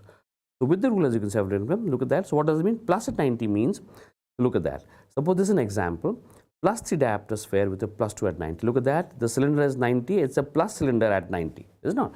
Which I said plus at 90. So this is an example of with the rule astigmatism. Or it can be minus at 180 degree. Similarly, against the rule is exactly the opposite. So if you place a minus at 90, because the horizontal is more curved in against, if you place a minus at 90 or reverse this plus at 180, then this is how we correct a against the rule astigmatism. So please remember that. This is all I would remember it. If a question comes like this, which I doubt, but if it does, you have to remember cylinders placed plus at 90 or minus at 180 are examples of with the rule. And if you reverse that, minus at 90 or plus at 180 is against the rule. Okay. So now if you look at this question, let me give an example here. For instance, look at this one. This is a mixed. See, this is written plus 4 with a minus 5 at 90. Now look at this. This is a minus 5 at 90. Minus at 90. This is an example of against the rule astigmatism. Because I said minus at 90 is against the rule. Look at that. This is minus at 90, is it not? Or if you look at the other one, example, compound hypertrophy, this is example of plus 3 with a plus 2 at 170. Okay, so 170 means close to 180, so we'll take 180. So it is a what? It's a plus at 180. Plus at 180 again, remember, means it is an example of against the rule. See, plus at 180 is against the rule. Okay, so please remember, with the rule can be either plus at 90 or minus at 180, like this, as I said, and against the rule, it will be exactly opposite, minus 90 and plus 180. Okay, if you can remember this a little bit, this will be wonderful. So let me give one example for final, and let me make it luminously clear to all of you. If not, please ask me, I'll explain later. Let's take an example of minus 2 diopter sphere with a minus 3 cylinder at 180. Now, see the entire description. We have two minus signs here. So this is a compound myopic astigmatism. Then look at the plus and minus sign. See, this is minus at 180, and what did I tell you? Plus at 90 or minus at 180 is with the rule. So look at the full definition, the full description of the astigmatism. It is a compound myopic with the rule astigmatism. because with the rule is correct by either plus 90 or minus 180. See, plus 90 minus 180. So the whole thing is compound myopic with the rule astigmatism. Okay, you have to start practicing a little bit if you want to get the questions right. It's a little complicated, but then somebody did ask me yesterday if we could do some numerical problems, and I'm doing that just that. So now we've got the three important refractive errors. You got the hyperopia under our belt. It's time to talk about presbyopia. Let's talk about presbyopia. Presbyopia is what? Now it's not a refractive error. What is that? It is not a refractive error. It is a physiological change. All of us will become presbyopic. Remember, this is loss of accommodation with it. See, as you grow older, we lose accommodation, and it starts at around age 40. Please remember, at 40, we all become presbyopics. It starts around 40. Okay? The life starts at 40 according to Shah Rukh Khan, but so does presbyopia. Okay? And what is that? You see, we slowly lose accommodation at ages. Slowly. Why do we lose accommodation with age? Because with age, the lens becomes harder, and the capsule becomes more fibrous, and the ciliary muscles become weaker. So the lens, which was originally, this was the original lens, which was 19 diopters. For a young patient, it can become almost spherical like that. This is accommodation. A young patient has almost 16 diopters accommodation. Okay? But as you grow older, because the lens becomes hard, and the capsule becomes fibrous, and the ciliary muscles become weaker. So after some time, the lens cannot become like this. It stays like that only. Okay? It cannot become like this. So the lens becomes more stiff. It cannot bend. It cannot increase its power. It loses accommodation. This starts around 40 years of age, approximately when the amplitude is around 4 diopters. Remember, as a child of 2 or 3, we start with 16 diopters, but by the age of 40, we are left only with 4 diopters of accommodation. So this causes what problem? Because there is no accommodation now. So it causes blurring of vision at normal reading distance. So at normal, which is about 25 to 35 centimeters, you will find because of the divergence of the rays, there is not enough presbyopia, there is not enough accommodation, and we can't read like this. So presbyopics, they tend to read like this. They tend to hold the objects further away from the eyes like this, because the closer the object, more the divergence, more the accommodation required. We tend to move the object slightly further away in order to read. Okay? So that is the problem. So obviously after 40, and it is progressive. So as we grow more and more older, 50, 60, 70, 80, it will become almost impossible to read, write, stitch, sew, knit, and cook. Okay? It becomes almost impossible to do that. And so we need to give glasses. And what kind of glasses? Will be convex lenses. Let me draw the diagram of presbyopia. Look at that. For distance rays of light are fine, they are focusing. So remember, presbyopes will have 6 by 6. But for near rays are divergent, correct? So I told you they become parallel later, and they become focused later also. So initially what was happening, we were having accommodation, so we could accommodate, the rays could come here. But now there's presbyopia, loss of accommodation. So the rays can't focus here, but we still need to read and write and stitch and sew. In fact, quite the opposite. As we grow older, we find our reading habits increase, and we need to read to study more. So what happens is we need to give them glasses which will place the rays on the retina, which means place them forward on the retina. So what we do, again, we have to give them convex lenses, just like hypermetropes, okay? Because that will focus the rays on the retina. Because remember, they are convergent lenses, they were focused earlier, okay? Remember, both hypermetropes and presbyopes, they have to wear convex lenses. Then how will I know the difference? First, of course, you look at the age. Remember, presbyopes are older people, 40 plus. Hypermetropes can be any age. Okay?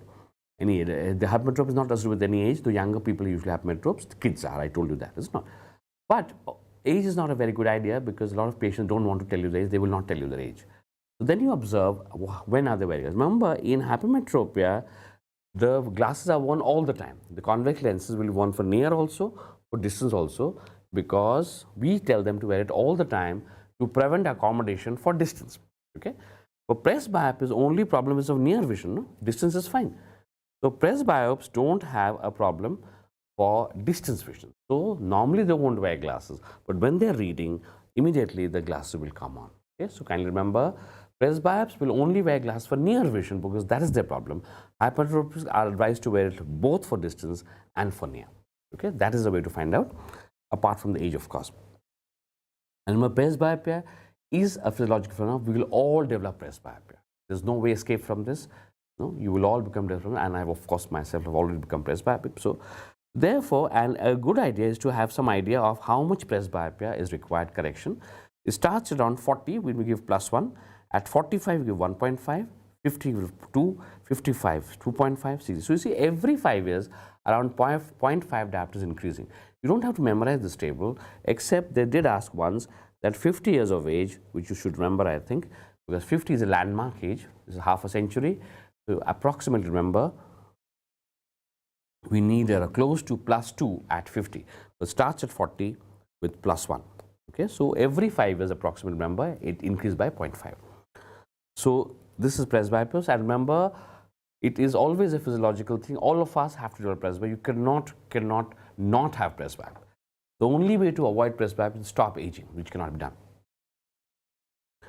So presbyopia, so we characterize as a convex lenses, but this is, remember, for people who are emmetropic. What about people who are myopic, have metropics? Myopics are already wearing glasses for distance. So when they become presbyopic at 40, they have to wear for near also. So then they have to wear bifocals like this. You can see the bifocal lens, where the bottom segment is the convex lens for reading, because remember we read like this, and the distance segment, the top segment, will look like this for distances. This is, if you are myopic, it will be minus, and if you are hypermetropic, it will become plus. Okay. So those who are wearing glasses, my friends, at 40-45 years of age, all of you will be burdened with this thick, ugly, fat bifocal lenses, okay, where the top segment is for distance, where the myopia, hypermetropia will be minus and plus, and the bottom segment is always plus for reading. But help is at hand, don't worry. Nowadays we have new lenses called progressive lenses. Okay, they are most recent, and progressive lenses actually are trifocal. You know what happens that if this is a trifocal matlab, there is a 3 different zones here.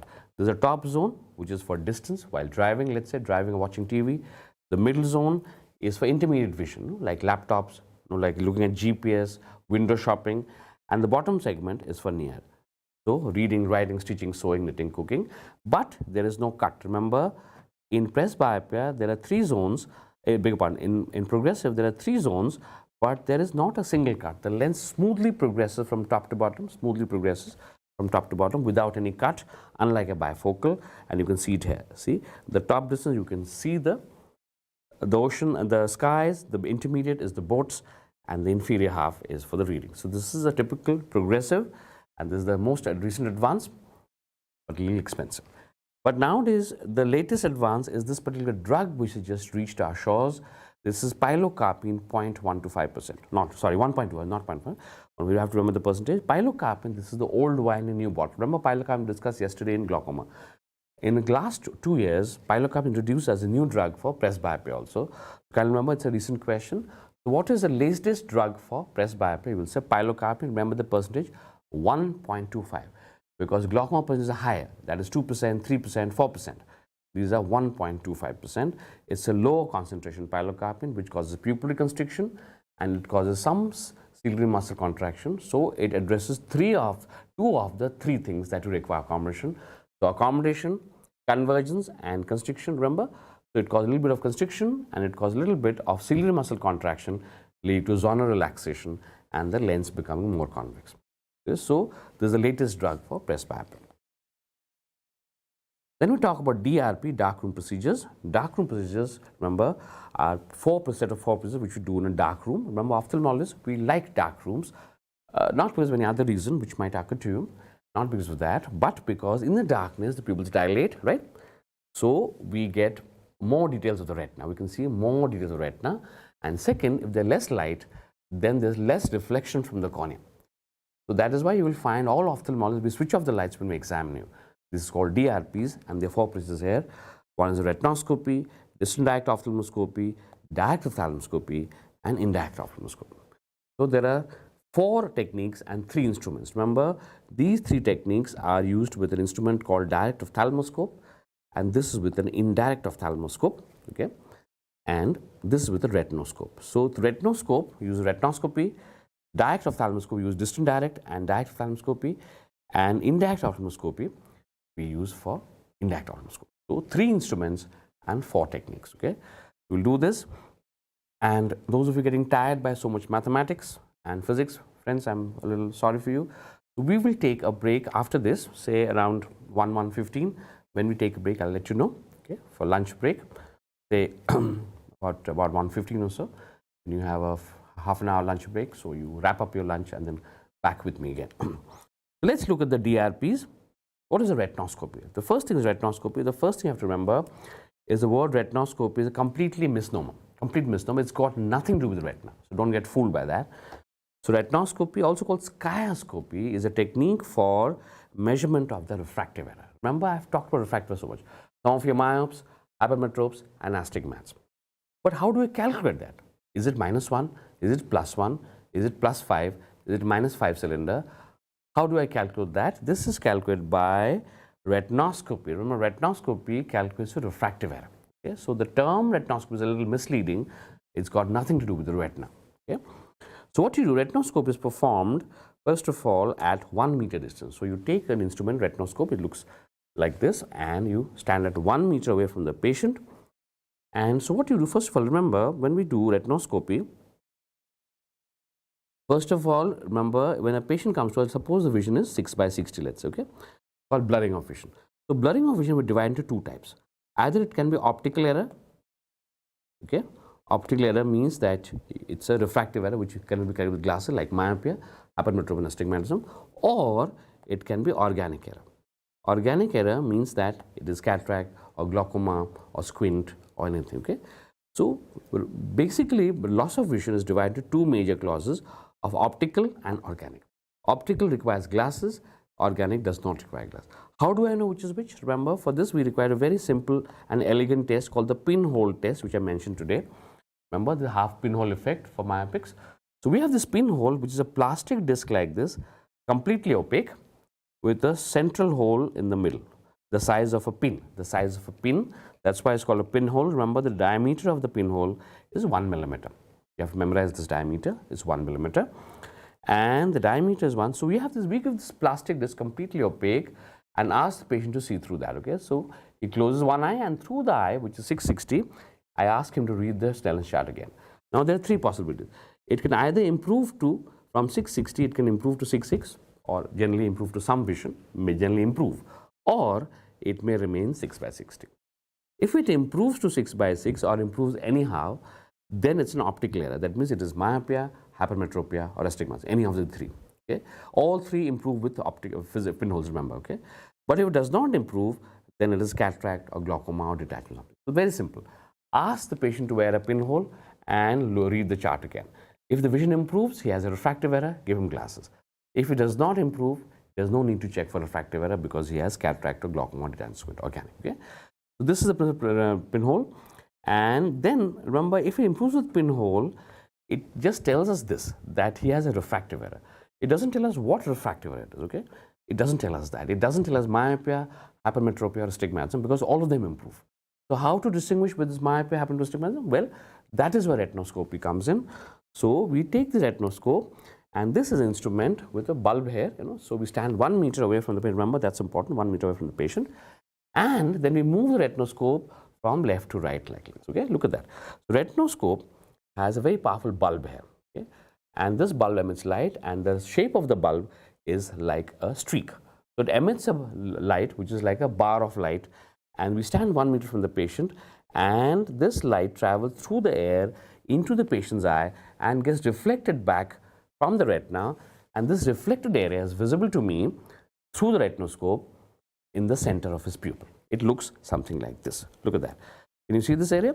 So this is the central pupil through which I can see the reflected light coming from his retina, and the top area and the bottom area is the light coming from my retinoscope. So see what happens. I move my retinoscope first to and fro like this, as I mentioned here. You move it side to side first and then up and down. So one side to side like this, one, and second up and down like this. When you move it side to side like this, see what happens. Remember, we are watching the reflected light from the patient's eye. So since you are moving the retinoscope and the light is coming from the retinoscope, the light that is coming from the eye, as this light moves, so the light from the reflect from the patient's eye will also move, is it not? So what happens? Supposing I move my retinoscope like this, suppose the light moves in this direction, and I move it like this, it goes like this. Look what is happening. This is how the light moves.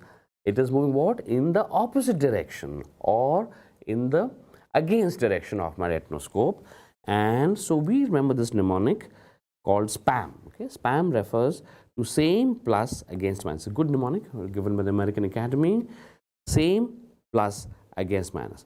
So remember what is moving? It's against moving like this. So this means it is minus. Look at that. You can see the movement in the against motion. See what's happening? I'm moving my retinoscope here, but the light is moving there, is it not? The reflected light from the pupil of the patient, which represents the light from the retina.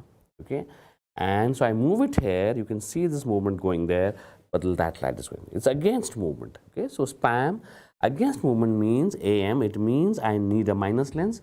So from my box of lenses, and you draw the power cross. Okay, I draw this power cross. Okay, and you watch the light reflects in the pupil, which is with or against. Okay, so as it was against, it place minus. You keep on placing minus in front of the patient's eye till it neutralizes. Neutralizes means it stops moving like that. Okay, you say -1, -2, -3, and as you place -4, supposing it neutralizes. Yeah, how do you know it neutralizes? Because this light disappears and the entire pupil fills up with light. Normally the pupil is dark, okay, in retinoscopy. But when it neutralizes, it fills up with light. Look at this picture. So it means when I place -4, suppose when I place -4 like this, so what happens? It neutralizes. So neutralize means I have placed the correct power in the patient's eye. So I write -4. And then I do the second step, which is from move it up and down. Okay, so I was moving like this, then move it up and down. Again, I watch for the reflection, and suppose again it's going against like this. Okay, as I move it down, it goes up like this. Okay, against means remember SPAM. So again, I take a minus lens and I keep on doing this till I balance this power. Suppose this is also -4. Okay, so -1, -2, -3, it goes on, and -4, the dark pupil disappears and fills up with light. So this is -4 and -4. So this, remember, the same power in both the meridians. So this means it is -4 diopter sphere. This is the power of the patient. But remember, this is not the final power. Why? Because you are standing at 1 meter away from the patient. So this is the power at 1 meter. So this is not the correct power. Why? Because you introduced some extra power by standing at this 1 meter and causing him accommodation. You have introduced some extra power into his eye, which I must subtract. What is this extra power? That is due to this 1 meter. So how do I calculate the power? See, by this class 12 formula, power is 1 by focal length. Okay, so look at this, very important. Power 1. What is the focal length? You are standing at 1 meter. So focal length is 1. 1 by 1 is 1 diopter. So this is the power you introduced into the patient's eye by standing at 1 meter. Patient's power is -4. So I have to subtract this -4 -1, and this is the final power, -5 diopter sphere. This is the final. You give this -5 to the patient, he says, wow, I can see everything very clearly. And this takes just 10 minutes. Okay, this is how retinoscopy is performed. So kindly remember again. So just to do this again, see what happens. First of all, what you do, you have to draw a power cross. Okay, a cross, because it calculates the power like this, and then you start retinoscopy and watch it. Let's do this again for more practice. So again, see, I draw the power cross, and this time, supposing as I move retinoscope, look at this, it moves in the same direction. Remember, they are not all the same patients. So same direction. Now I move my retinoscope here, but I see the light reflected from the patient's pupil also moves same direction. It moves like this.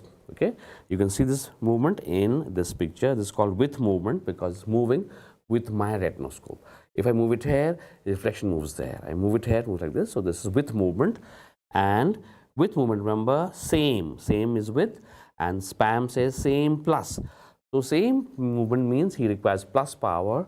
So from my box of lenses, I pick up +1, place it in his eye. Again suppose it's moving in. So it's not neutralized. So +2, +3, +4, +5. We keep on doing it. Say +7. It neutralizes. How do I know neutralizes? Because this disappears, the dark pupil, and fills up with light. So I don't need it. So suppose it comes at +7. So I add +7 here. Okay. And then I do it again with the vertical movement like this, and I move it again. I see it's moving in the same direction. So +1, +2, +3. Supposing it comes at +7. Now again, +7 is the same. So it means it has to be a sphere because the sphere has the same power in all meridians. So +7, but remember it's at 1 meter. So again, you have to subtract the power due to 1 meter. Power is 1 by focal length. 1 by 1 is 1. So plus 7 minus 1 is plus 6 diopter sphere, and this is your final power. And this is your final power. So remember, the trick is in retinoscopy, first you have to stand 1 meter, and finally you have to subtract the 1 diopter from retinoscope. And if you use cyclopedia, supposing, as I said, for hypermetropes, you use cyclopedia, atropine, hometropine, cyclopedia, tropicamide. If you are using those drugs, they have to subtract according to the drugs also. Here you must know only the subtraction for atropine is 1. It is a powerful drug. If using atropine, you have to subtract 1. The rest we don't have to know because they don't ask you. So if you give the question, say plus 4 at 1 meter with atropine. So you'll get plus 4 minus 1 for the distance, minus 1 for atropine, you get plus 2. Okay. So if we use cyclopedia, then you have to add, if atropine, we subtract 1. But if there's no cyclopedia, don't subtract. You have to subtract for the distance, that is fine, because that's the distance. But every case you don't cyclopedia, so only when cyclopedia is used, then we have to subtract for that. That was our retinoscopy. So kindly remember, retinoscopy, important things to memorize is the same plus against minus, width against movement. Remember, at 1 meter, subtract 1 diopter, power is 1 by focal, and measure refractive error.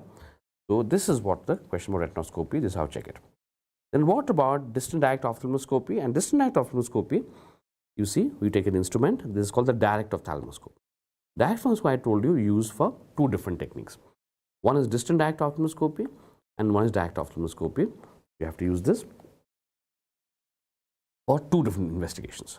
In distant direct, you have to stand a certain distance away, as you can see in this picture. You stand a certain distance. So how much is distance? Approximately 20 to 25 centimeters we have to use this system. And the quality of the image is real and inverted, and the same size. Remember, real and inverted, that means the real image is inverted. Inverted means that you're seeing superior, inferior, inferior, superior, and nasal as temporal. But it's the same size, there's no magnification DDO. And you normally should see a red glow. This is an important sign.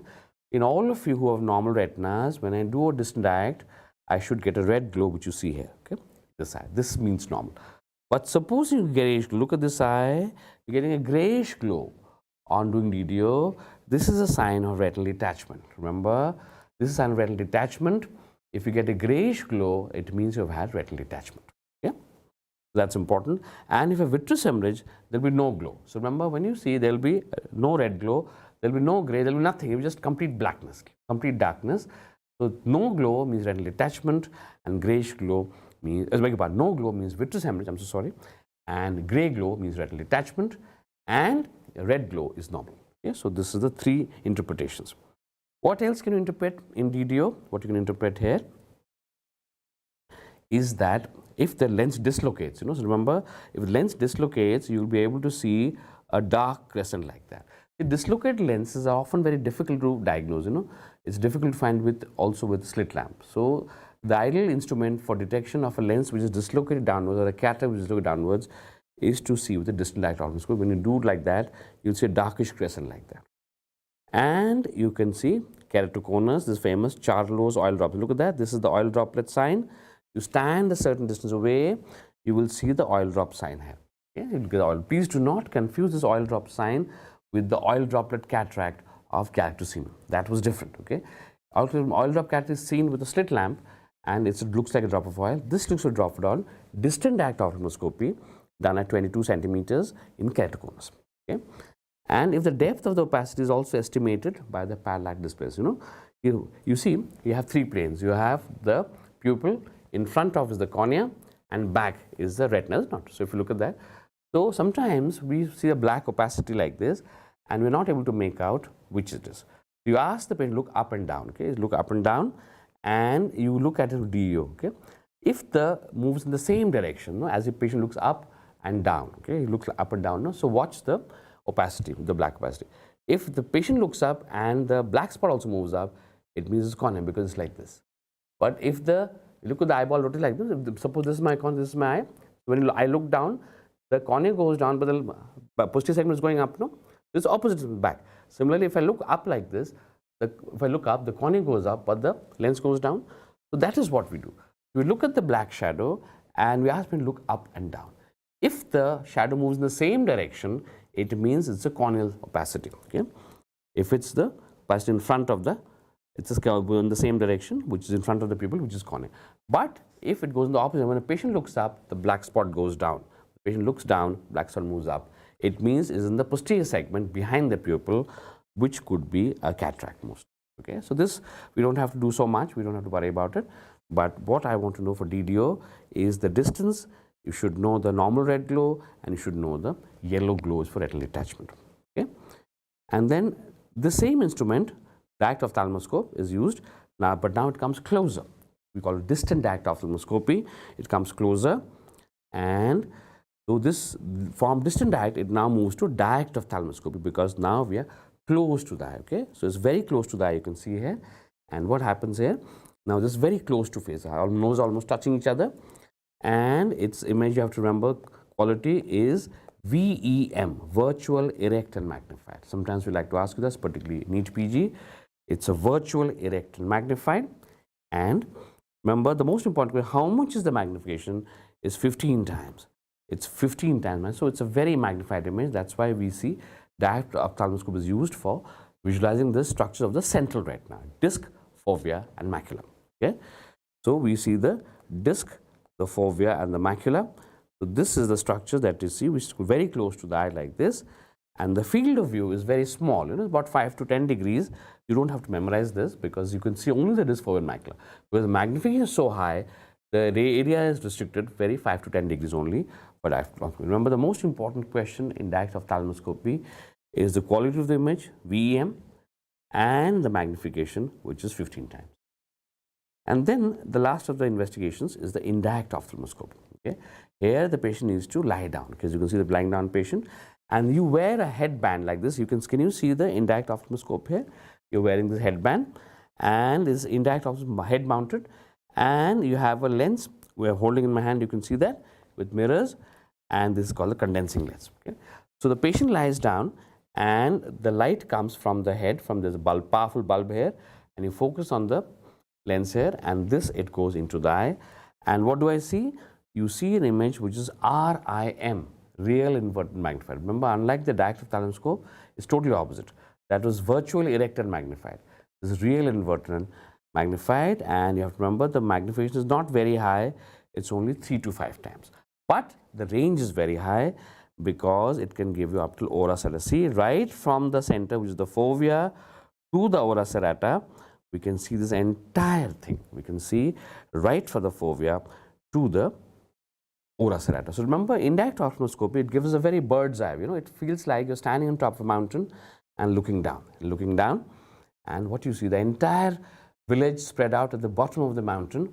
Look, that gives a very bird's eye kind of view. So you can see all the structures from fovea, but the magnification is not very good because that is obvious. You have a trade-off. You can't have magnification and a wide range. So you didn't have a wide range in direct ophthalmoscope, but you have it here in direct, but you have less magnification. So kindly remember, if you want to see the central retina, use a direct ophthalmoscope. If you want to see the entire retina, peripheral as well as the center, you indirect ophthalmoscope. Okay, and if you want to check your power, then we do retinoscopy. Check your power, we do retinoscopy.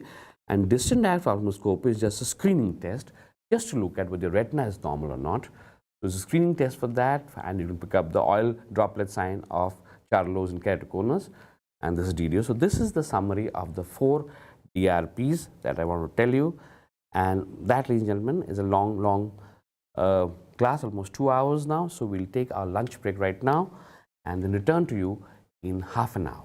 In 30 minutes, you please wipe your lunch break. I know it's a little short for you to have lunch, but this is a time constraint we have bound by the YouTube considerations. So we'll be back in half an hour, approximately 1:30 to 1:35. I'll be back here. And any questions, please write it there. I'll come and solve them for you. Thank you very much. Have a nice lunch.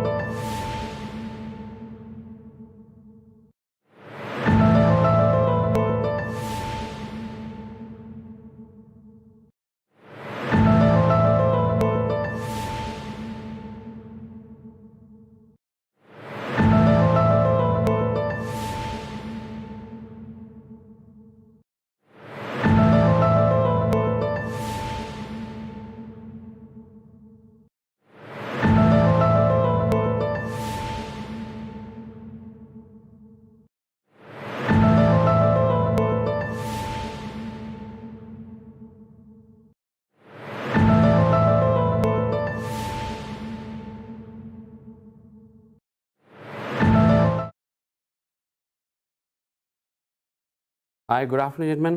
Back to work after a slight lunch and to some query कि sir को हिंदी नहीं आती है sir को थोड़ी बहुत आती है, ज़्यादा नहीं आती है.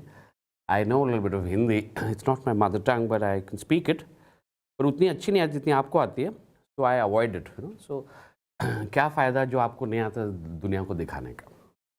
But yes, I can speak Hindi and I will do that if some of you want that. So I was told that medium instruction is English. क्योंकि एग्जाम पेपर होता है वो इंग्लिश में होता है, तो that way. But yes, you quite right, then we should not neglect Hindi. Right, so the next question I've had is how long will today's session is, yes, very interesting question and very important. How long will today's session last is, I think, should not be more than 6 o'clock. 5 to 6 we'll try to wind up. मैं जानता हूँ कि आप लोग बहुत थक चुके हैं. I know that you're very tired. But I will finish by 6 definitely, I think. If usse pehle ho to zyada acha hai. But then, because this is a exam which is going to determine your final scores, 15 se 20 mark. I told you that we need around 15 to 20 marks. So that is not a bad. 15 se 20 marks ophtha ke liye, if you are doing, so we need to have some more times now.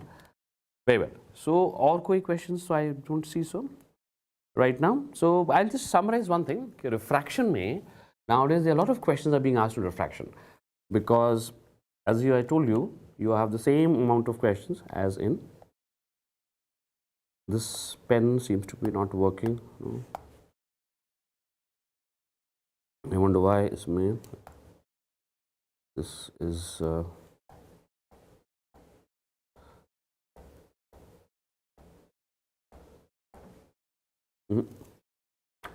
Let me see. Place it here. Just check the pen. So remember, retinoscopy mein, what we've talked about, most important is that you have to subtract for the distance. Distance hota hai 1 meter normally. But supposing they want to fool you, they can change the distance to say half a meter. Kai baar to make things more difficult, suppose the refraction is say -5. Suppose they say this is. Yeah, this pen is definitely not functioning. This we need to do something about this. Just check the pen, please. I'm not getting this pen at all. So supposing they give you the -3 refraction at -3, but it is at. It's not working. It's not. We'll just fix.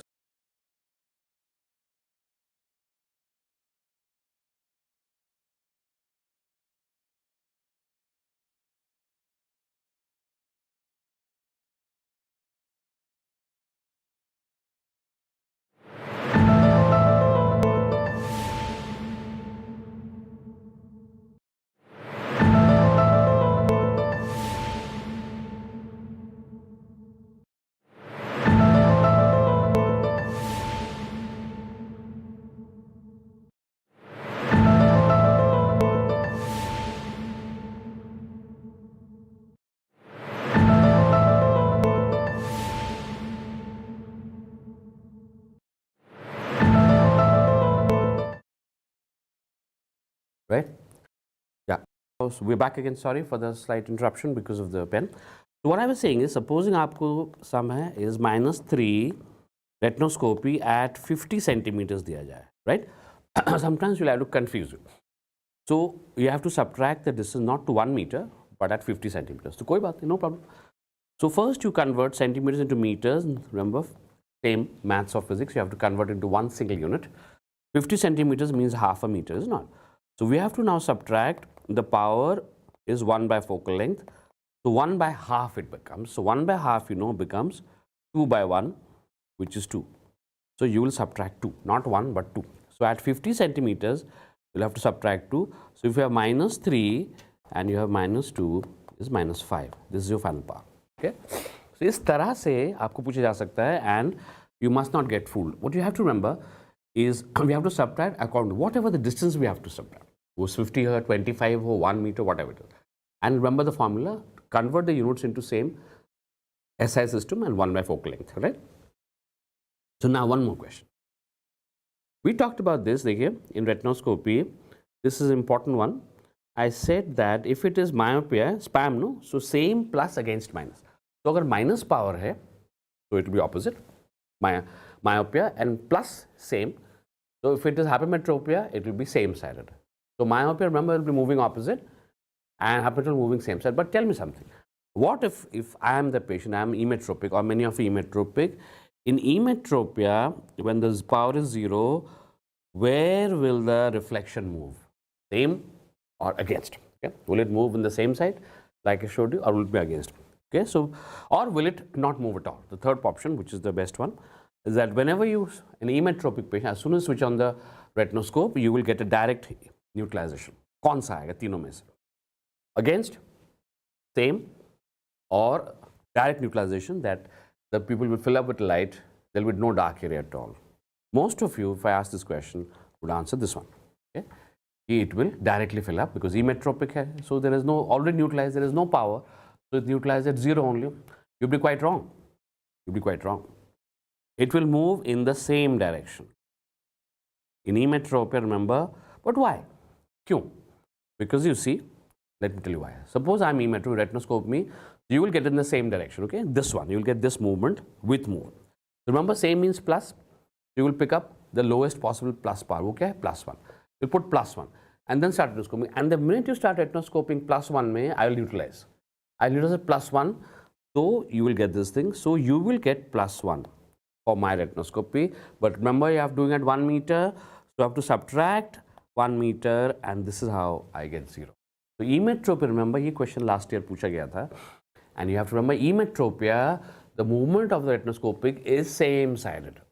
It's same-sided, okay? Not against and not definitely not at 0. So this is how we try to fool you. To be careful, retinoscopy बहुत से questions आते हैं. Okay? Very well. So now we've done this thing, optics and refraction. Remember, once you've done optics and refraction, you've become half an ophthalmologist. More than half, actually. Refraction, if you know about glasses and lenses, then you know half an ophthalmologist. So you all become half ophthalmologist. But we need to make you full ophthalmologist. So we'll go to the next topic, which is retina vitreous. Retina vitreous. Retina vitreous is an important topic, lamba topic hai, bada topic hai. Let's look at that. The first thing about the retina you have to remember is that it's composed of 10 layers. 10 layers. But the good news is you don't have to memorize all 10 layers. Life is too short for that. So we divide these layers into 9 layers, which is called neurosensory, NSL, and 10th is called RP, retinal pigment epithelium. Okay, so in the cross section, it will look like this. If this is the lens, this is the retina, okay, then this would be the choroid, and the next would be sclera. Okay, like this. You know the basic, this thing is, we call it the RCS complex, and retina, choroid, and sclera, they're all together. And in front, there's the vitreous hair. The vitreous humor is here like this. So, ye hai topographic arrangement of the entire eye. So, RCS is a complex. Now, this retina is composed, we divide into 10 layers. Of these 10 layers, remember, the first 9 layers, that is, first means close to the vitreous. The first 9 layers are called neurosensory layers, NSL. And the 10th layer, which is closer to the choroid, that's called the retinal pigment epithelial, RP. That is all we need to know. We don't have to memorize all 10 layers. Okay? We don't have to memorize all 10 layers. NSL plus 1/10 layer. The next important anatomical question of the retina is that it has a dual blood supply. इसमें दो blood supply होते हैं. And dual blood supply. The inner 2/3 of the retina is supplied by the central retinal artery. This is the more important one. Inner matlab from the vitreous onwards. And outer 1/3 is supplied by the posterior ciliary artery, which also supplies the choroid. Okay, so look at that. What does it mean? It means that inner 2/3 means from the vitreous side. So vitreous ki taraf se, if you see, from the inner 2/3 would be something like this. Okay, like this. This is inner 2/3. This is supplied by the central retinal artery, and outer 1/3 by the posterior ciliary artery, bahar wala position.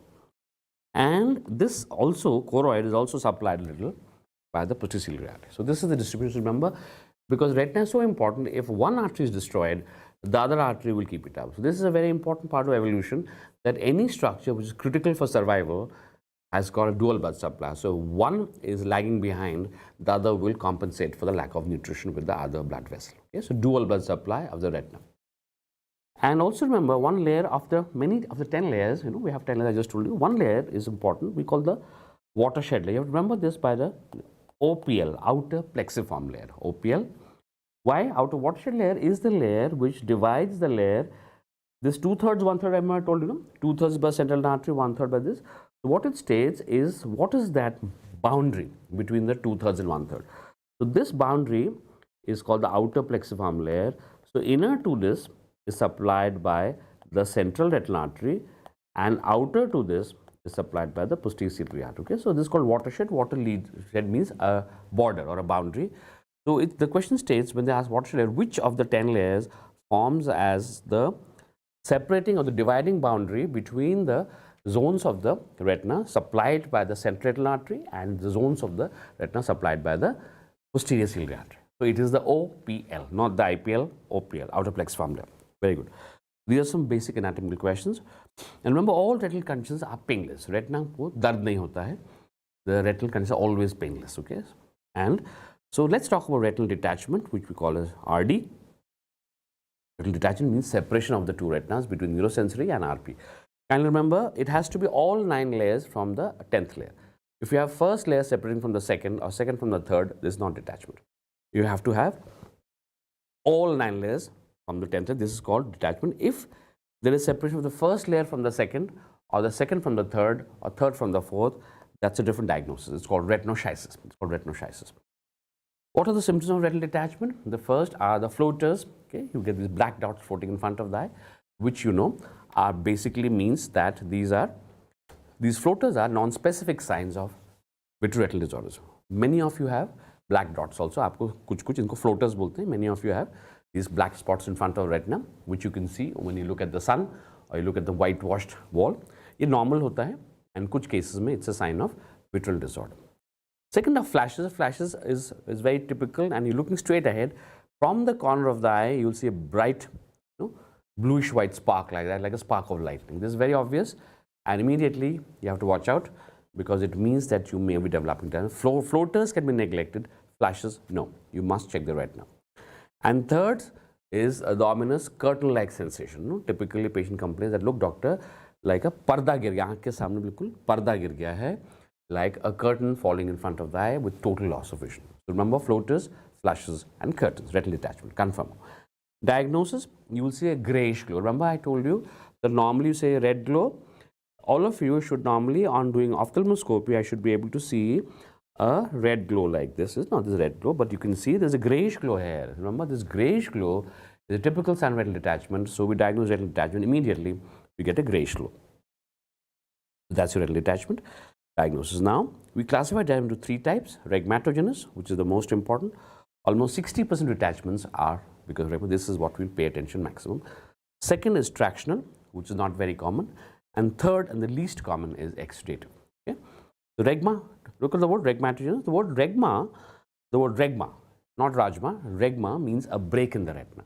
Anytime the retina displays some break or cracks or defects, this is called a regma, and this leads to detachment called regmatogenous. This is the single most common. And remember, the retinal detachment, the most common causes regmatogenous. And you can see the grayish glow. You can see the grayish glow here. All the retina is detached. It's a total retinal detachment. And causes of retinal regmatogenous, first and foremost, is myopia. Many of you are myopics. Why are you myopics? Remember, why myopic? Why should myopic? Remember, because myopia you have, what's the main cause? The eyeball is longer. When the eyeball is longer, the retina is getting stretched. Retina is the thin curtain at the back of the eye. So the retina is getting stretched like this. So what will happen? As the retina gets stretched, it gets thinner and thinner and thinner.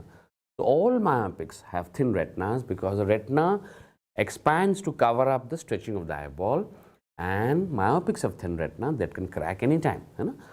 That is why all myopics are at risk, and those of you are more than -6 diopters, we call them high myopia, and these are at very high risk of retinal detachment. Okay? So आप लोगों के पास जो -6, -7, -8, -10, and the higher the myopia, the thinner the retina, remember you are at very great risk. So myopics are at risk because they have thin retinas. And typically, what are the breaks in the retina? These are called as holes. One of the common breaks are called small holes in the retina. So through this hole, the vitreous goes in and separates the 2 layers. Another very important thing and more dangerous than holes are lattices. Look at that. You can see the lattices here. The word lattice means lines. और ये जो thin lines हैं, these are because of the thinning of the retina, develops cracks in the retina.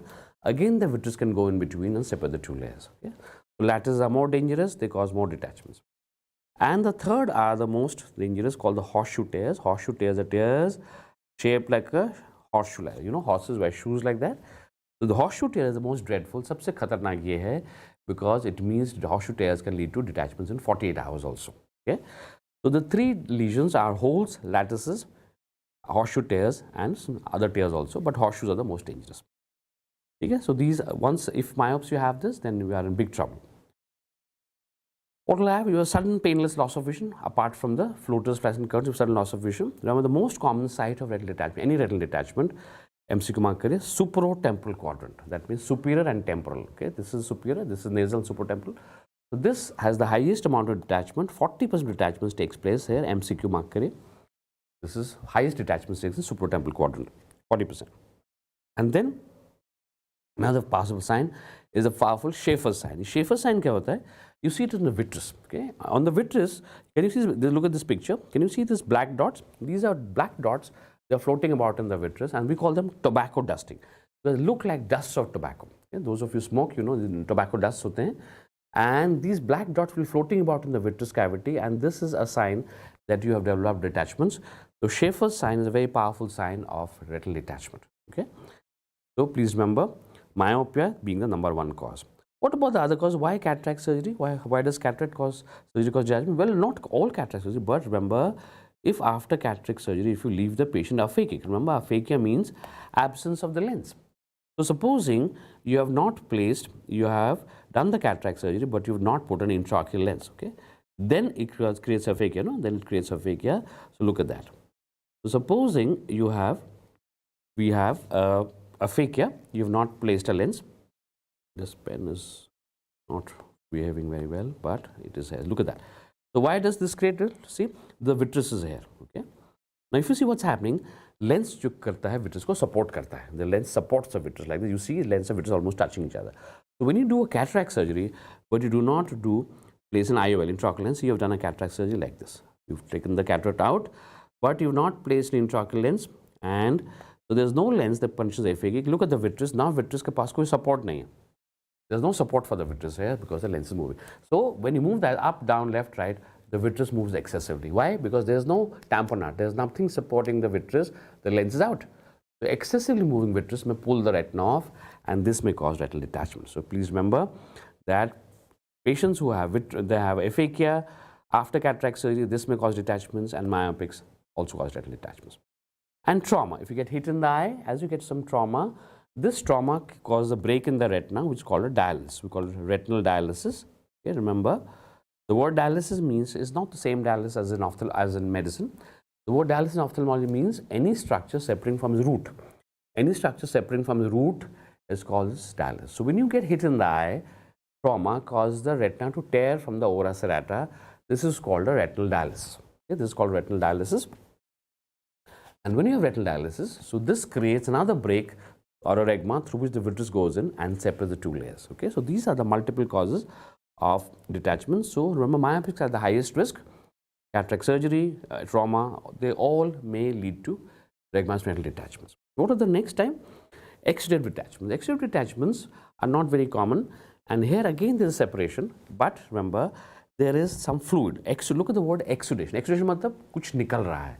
क्या निकल रहा है? Some fluid is being produced for various reasons, and this fluid separates the two layers like that, and by neurosensory layer and RP separate, so this is called retinal detachment. And there will be no breaks, no cracks, no regmas, no holes, no lattice. Remember, the minute you get cracks or holes or lattice that becomes regmatinous. So इसमें कोई ऐसा lesion नहीं होगा. And what are the causes? The causes of the fluid being produced, the most common cause usually is a malignant melanoma of the choroid. Okay, that is what this is. Remember, malignant melanoma of the choroid has two important MCQs. First, it is the most common cause of exudative detachment. Second, it is also the most common tumor of the eye in adults. Remember, tumor of the eye. Orbit nahi hai. Orbit mein, I told you, cavernous hemangioma of the eyeball. The commonest tumor of the eyeball in adults is the malignant melanoma of the choroid, primary tumor jo hota hai. Okay? This causes a lot of fluid. It will separate the two layers and cause detachment. It could be choroiditis, inflammation of the choroid also. When the choroid gets inflamed, it produces a lot of fluid. This may separate the two layers. And you have PIH, pregnancy-induced hypertension. Okay, you know PIH defined as blood pressure rising above 140/90 after 20 weeks of pregnancy, is it not? You know, pregnancy-induced hypertension defined. Remember your obs and gynae. Definitions याद करनी चाहिए, important हैं. Whenever you're in trouble, the definition bails you out. Okay, so blood pressure rising more than 140/90 after 20 weeks of pregnancy, this is called as PIH. Okay, and the three main cause of extradural detachment, where a lot of fluid is produced, sepsis to layers. Remember, इसका characteristic होता है, it's called shifting fluid, because there's a lot of fluid, no? It shifts.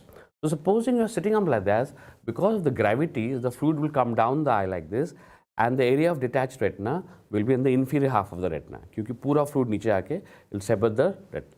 When you're lying down like that, the fluid shifts backward, shift पीछे हो जाएगा, so gravity, and this shifting fluid will separate another different area of the retina.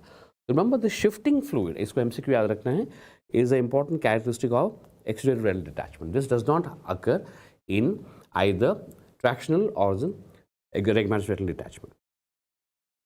Then we come to the tractional. Traction, if you look at the word traction means something is pulling the retina off. It's not traction. The word traction means there is some band or some membrane or some fiber which is pulling the retina off the neurosensory layer, and you can see this band here, this yellowish thing. And so you will usually see some band or fiber or membrane which on the present on the surface of the retina and is pulling the retina off the RP. And the most common cause is, remember, diabetes. Diabetics are famous for their traction detachments, and it causes membrane which starts contracting after many years and it pulls the retina off. So diabetic are the most common cause of traction retinal detachment. याद रखिएगा MCQ. You can have retinopathy of prematurity.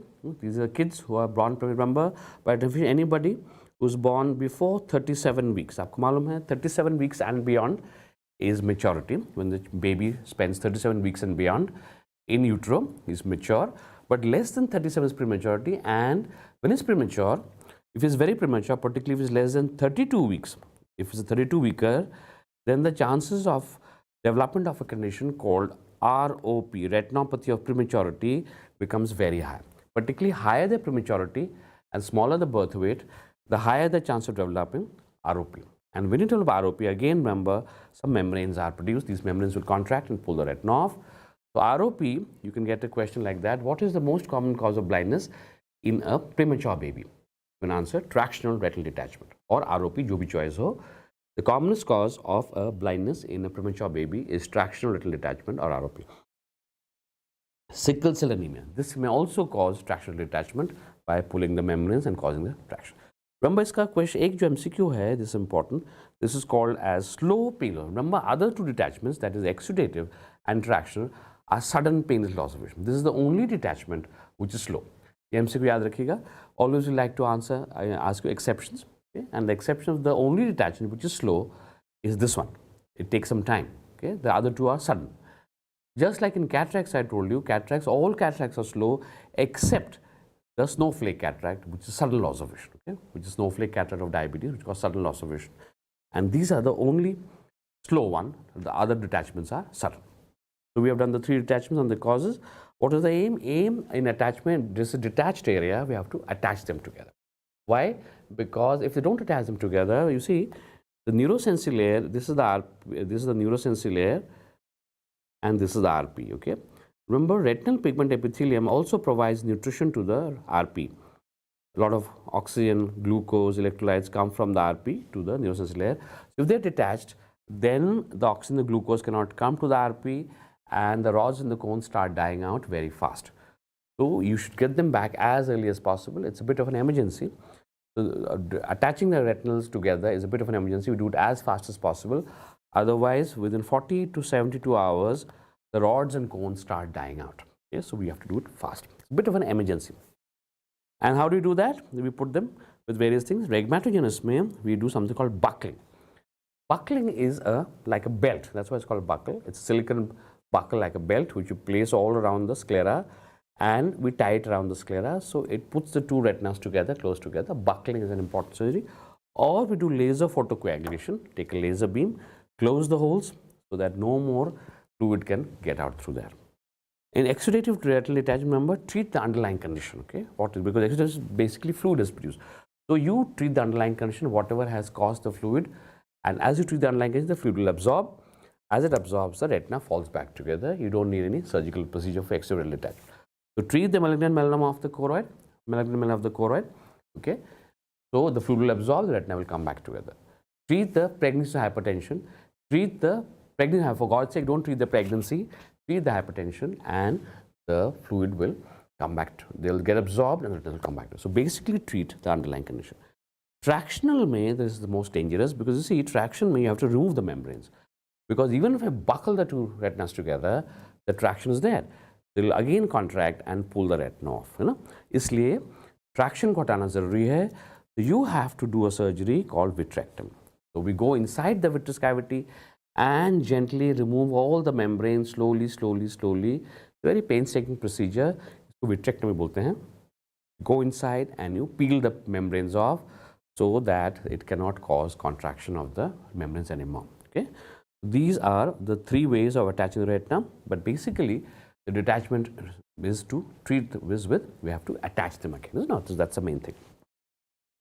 Now, that's about enough of this thing, retinal detachment. A lot of MCQs here. So what are the MCQs to summarize? Remember, you have to know the principle, which is to get the retinas back again. Remember the main causes of diabetes. Here the main cause is melanoma and PIH. Remember the Schaeffer's sign, the supratemporal quadrant, and regmatinus is the most common. Okay, so multiple questions. Detachments are serious, and many of my students have had retinal detachment, particularly because they're high myopes. Okay, so the high myopes, on your guard, because आपकी eyeball लंबी है, it's longer. The retina has stretched to cover up the back of the eye, and in the stretching, it's become thinner and may crack or break anytime. So you have to take care of retina. How do you do that? Take care of retina. Get a retina checkup done once every year. Wherever you are in India or abroad, remember, retina specialists are everywhere. Once every year, please go to the nearest retina specialist, get your retina checked. What we do, we check for holes, lattices and tears, we close them down. Laser energy लेके उसको हम close कर देते हैं. So we take a laser and we seal the lesion. So there's no hole, lattices left anymore. It does not allow the vitreous to pass through, and that is how it prevents detachments. Okay, so be careful. And the higher the myopia, greater the risk. Diabetic retinopathy. Let's talk about diabetic retinopathy. In diabetic retinopathy, let's talk about that. Here, retinopathy means damage to the retina caused by any systemic disorder. So, hypertensive retinopathy, diabetic retinopathy, so these are systemic conditions which damage the retina. We call them retinopathy. And it is, remember, happens to be the most common vascular disorder of the retina. Remember, that means blood vessel ka disorder jo hai, this is the most common disorder of the retina. Diabetic retinopathy, India has a lot of diabetics, and we are sometimes called the world's diabetic capital because you have so many diabetes here, and all these diabetics invariably land with retinal detachment, with diabetic retinopathy. So let's look at the factors it depends on. First is a glycemic control, of course, which means that if you are a diabetic,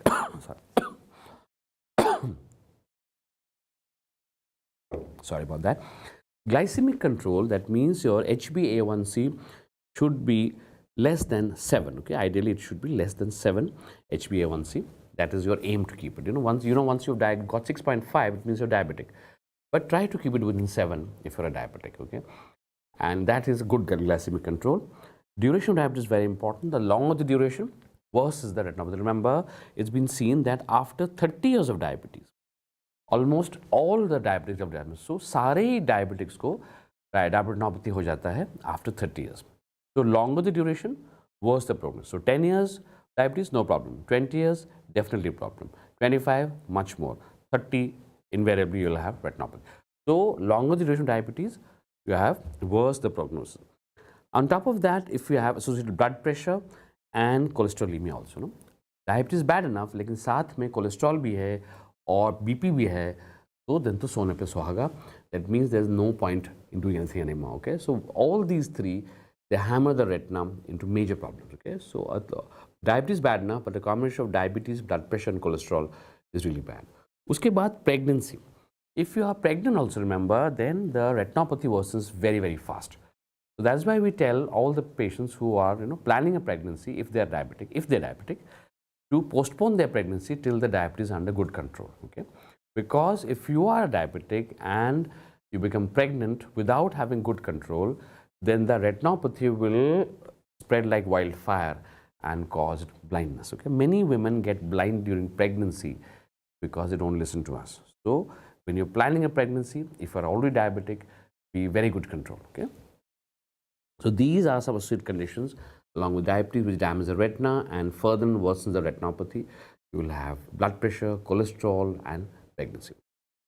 And what is a typical retinopathy? You'll have blurring of vision. Remember, diabetics will have blurring vision, of course. But a very important sign for retinopathy is called fluctuating vision.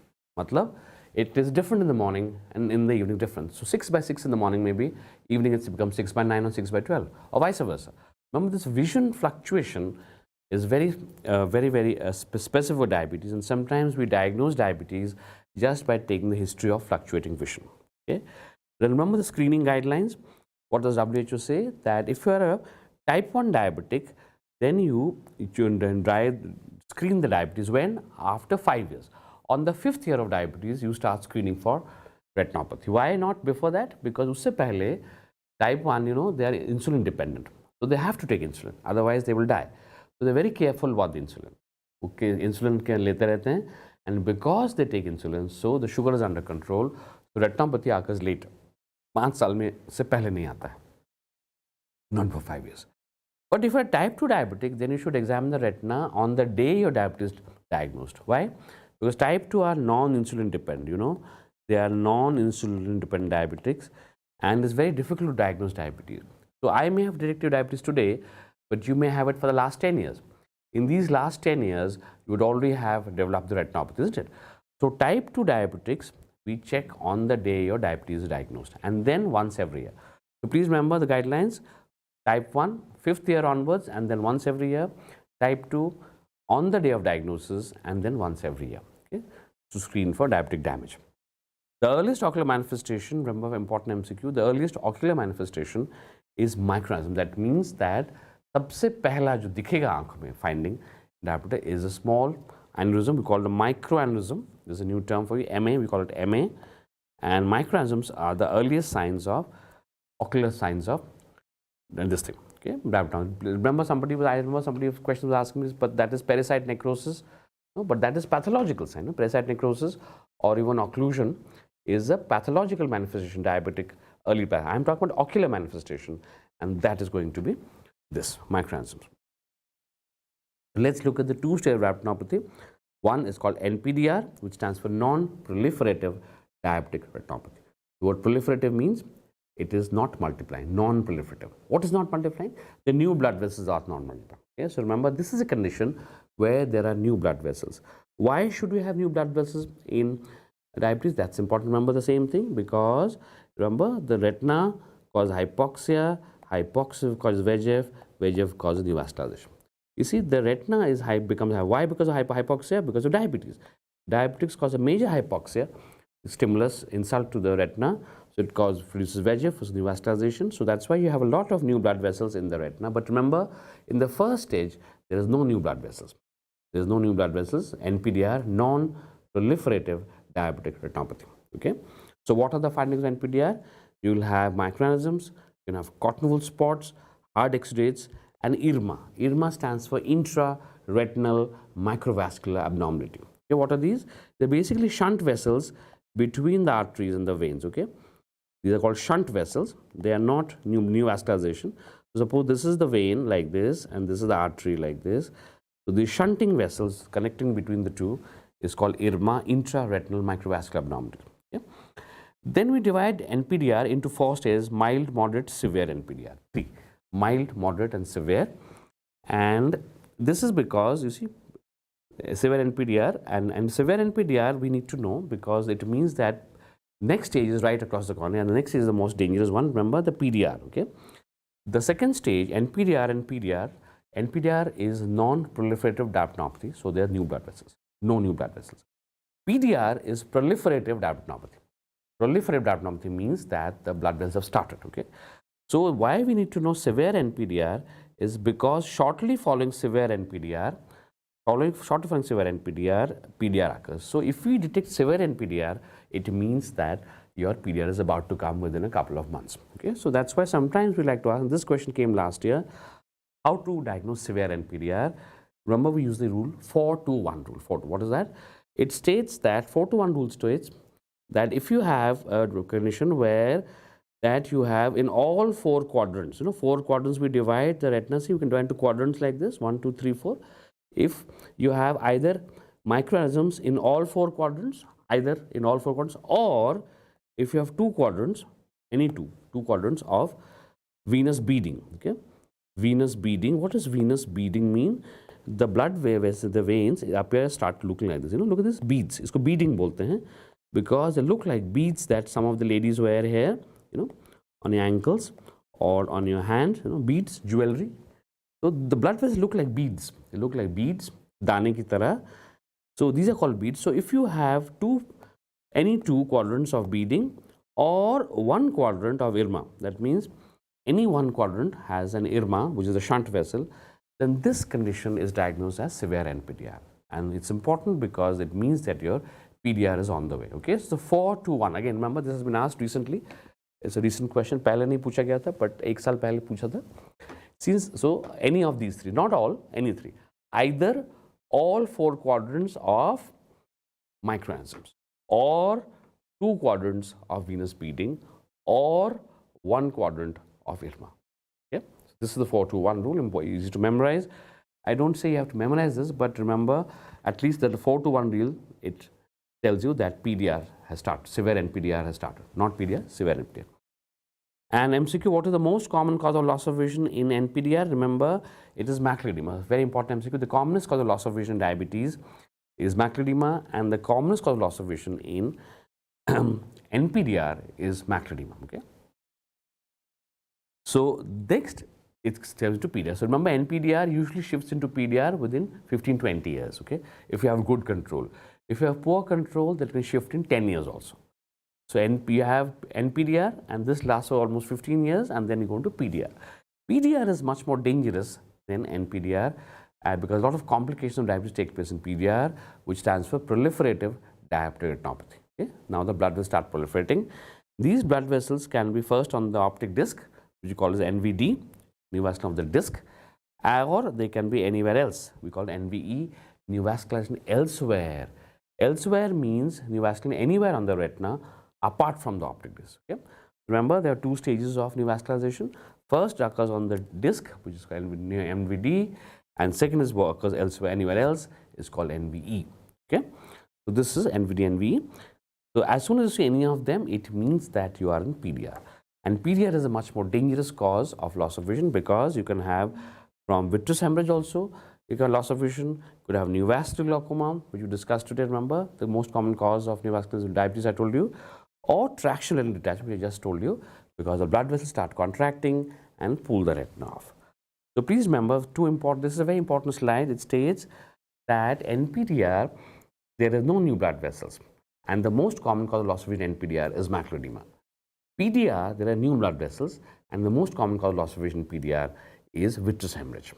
Overall, the most common cause of loss of vision, remember, overall the most common cause of loss of vision in diabetes is macular edema. This is the single most common cause, can you remember, and a lot of our patients become blind because of macular edema. Very well. So now, what has happened? So if you look at the pathology of diabetes, it starts, and as it starts, within 15 years of starting, you develop NPDR. NPDR lasts for 15 years, then go into PDR. So it requires almost 30 years of diabetes before you develop PDR if you are in good control. Okay, this is not a hard and fast rule. If you are in poor control, then it may come in 20 years also. Okay, so much faster. Treatment first, what is the first? You treat the main condition, which is control the diabetes, treat the blood pressure, treat the cholesterol, and keep the diabetes under 7. The HbA1c should be less than 7. Okay? Treatment of macular edema. Sorry. Treatment of macular edema. Remember, macular edema is the single most common cause of loss of vision in diabetes. So because we have the same pathway, retina causes hypoxia, VEGF and neovascularization. So the best treatment of macular edema, remember, is to inject anti-VEGF drugs, which could be any one of these 3, bevacizumab or ranibizumab or aflibercept. Okay, or aflibercept. It could be any of these, right? So this is the typical treatment of, best treatment of anti-VEGF of the amyloid. What about The second condition, remember second condition, you have PDR. In PDR, proliferative retinopathy, what happens is, because, why is this proliferation occurring? Remember, the new proliferation occurring so much because of the stress, the hypoxic stress that it has. Okay, so retina causes hypoxia, causes VEGF, causes neovascularization. That's why neovascularization is occurring. So how do we treat neovascularization? By reducing the hypoxia, is it not? Because the main cause of the VEGF is the hypoxia. So how do I treat retinal hypoxia in diabetics? We do something called pan-retinal photocoagulation. I mentioned this today, where we take a laser beam and coagulate the entire retina full of laser marks like this. Yes, full of laser marks like this. This is the PRP. It is a very extensive photocoagulation, takes 3 weeks to perform, almost 3,000 spots are placed, but the macula is spared. The macula, we do not do it. That's called pan-retinal photocoagulation. So it's pan, but the macula is not damaged. And how does that help? Remember, it treats hypoxia, because what it does, it destroys that ischemic tissue, the hypoxic tissue of the retina, which is consuming a lot of oxygen. It destroys that non-viable tissue, which is consuming oxygen, and keeps only that little bit of tissue which is still alive. So the demand for oxygen becomes less. If the demand for oxygen becomes less because it destroyed the non-viable tissue, so it treats the hypoxia. It sounds paradoxical, but works very well. Okay? And then how do you treat vitreous hemorrhage? Vitreous hemorrhage, remember, is the most common cause of loss of vision, I told you, in PDR, which stands for proliferative diabetic retinopathy. Okay? And the most common cause is PDR, as this thing. So remember, the minute you think of where you think of vitreous hemorrhage, you have to think of diabetes, number one cause. But in younger patients, you have to think of trauma, particularly if it's young males, trauma. And because, you know, why young males can't have diabetes? Well, they can have, but remember, it takes 30 years, no, for the PDR to develop, and then you have vitreous hemorrhage. So obviously, by the time you become 30 years of diabetes, you're no longer very young.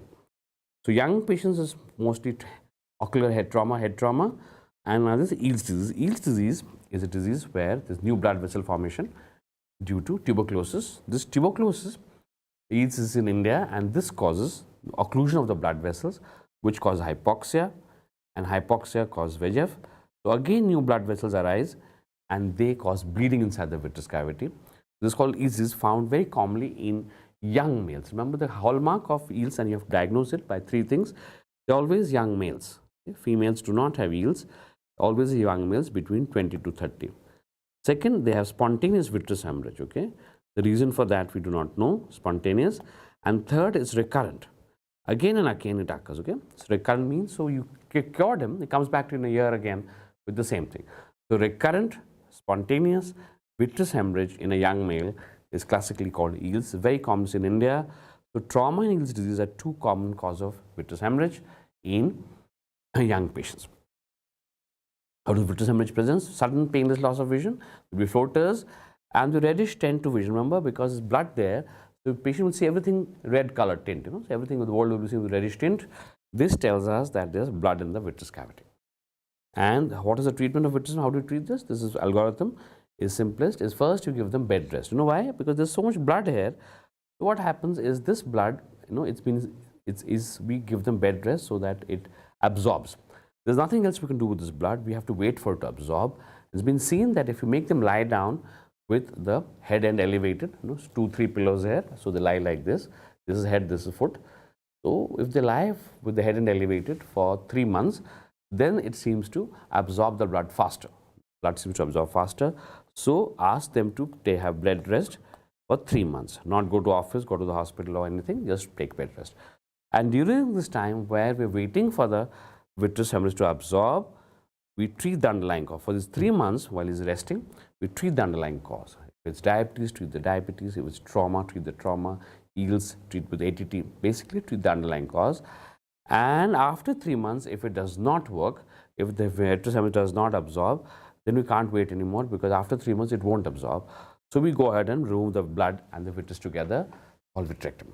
Okay. So remember the 3 principal algorithms. First, ask them to take bed rest, wait for 3 months. Meanwhile, treat the underlying condition. If it absorbs, fine. If it doesn't absorb, then after 3 months, stop absorbing, and now we treat the treatment. We do vitrectomy, because after 3 months, it won't absorb anymore. Okay. This is the vitreous hemorrhage which occurs It's very major, sudden, painless loss of vision.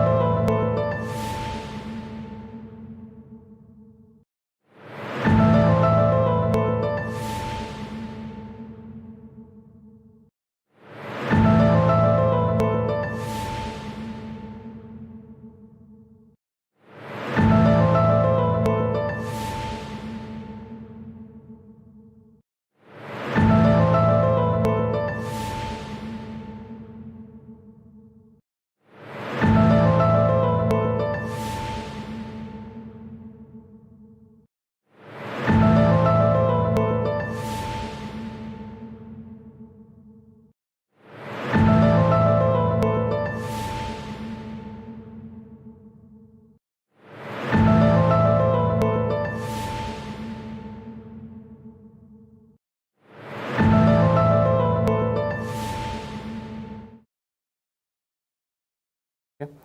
Yeah, we're back again. Sorry for the slight interruption, gentlemen. Technical breaks. So this is what it is, and I've had a request for slightly increasing the speed, which I will do so, because it seems that from driving a BMW, I'm now using a rickshaw. We'll go back to the BMW again and let me know if I go too fast. Okay.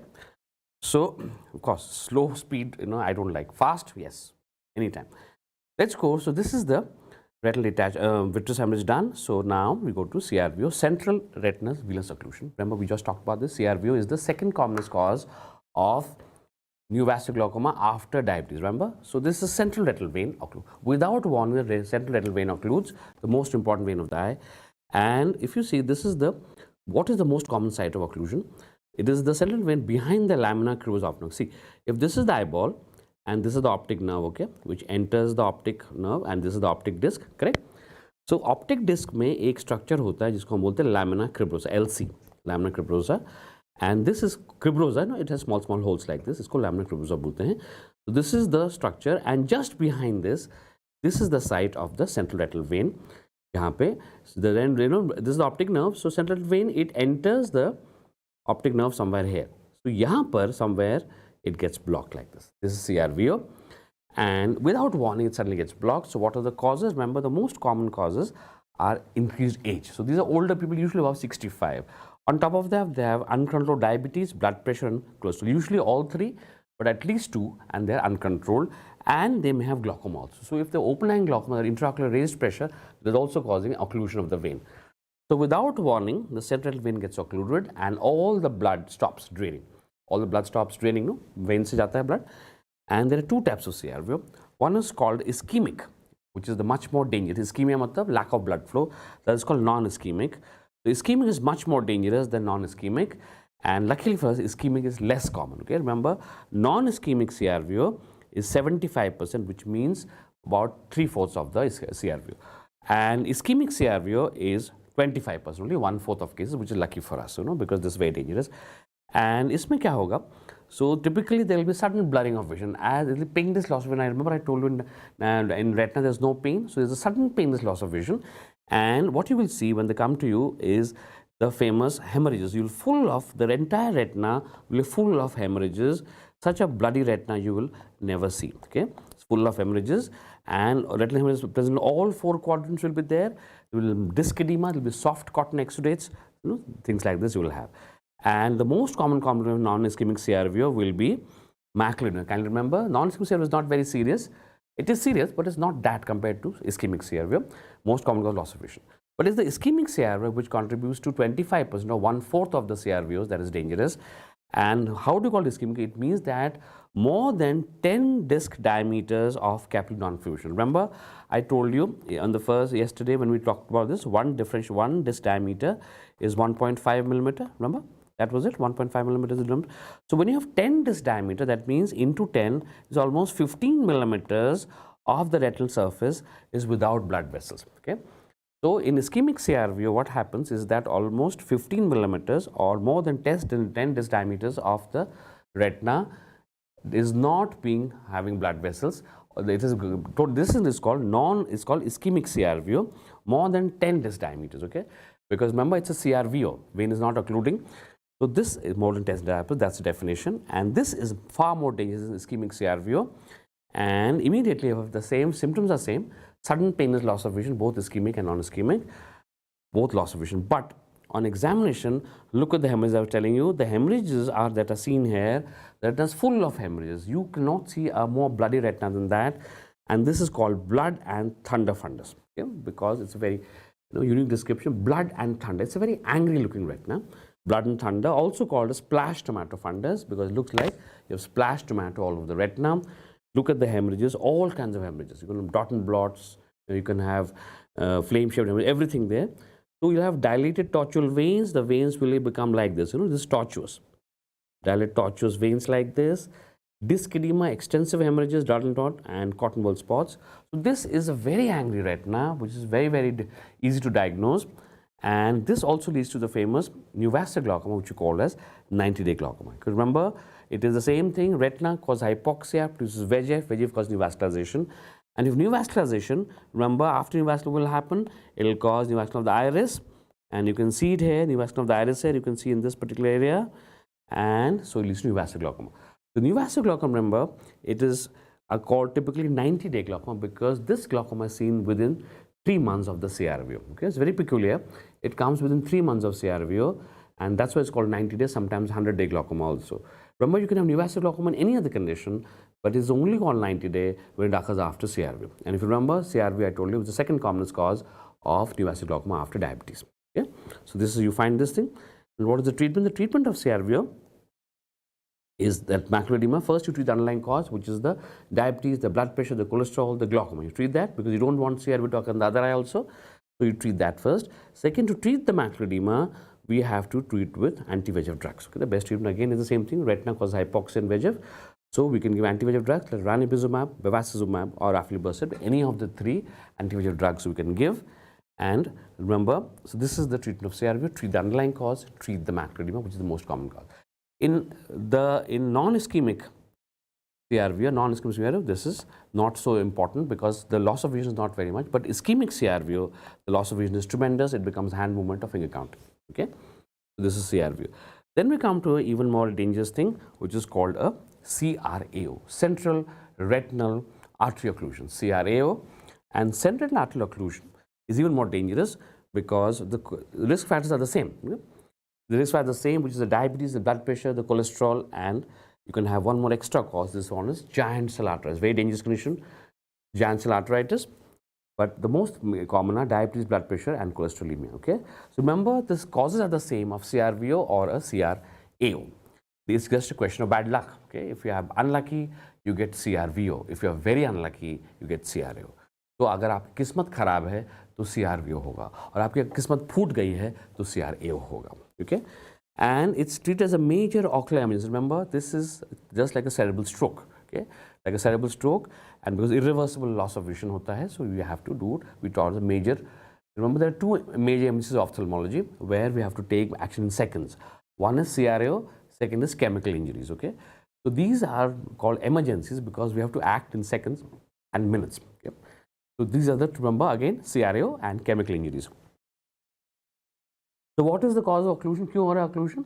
This is typically primarily it's a cholesterol embolus. Okay, so this is a clot which is mostly cholesterol, and this cholesterol embolus is the most common embolus. Though we have other common ones like also fibrin, and we can also have a clot which is made up of fibrin clots, or you can have any other clots also, calcium clots also. But the most common clot is cholesterol, which is called this by name Hollenhorst plaque. Okay, remember this name. Hollenhorst plaque refers to a cholesterol clot, which is the most common cause of occlusion of the central retinal artery.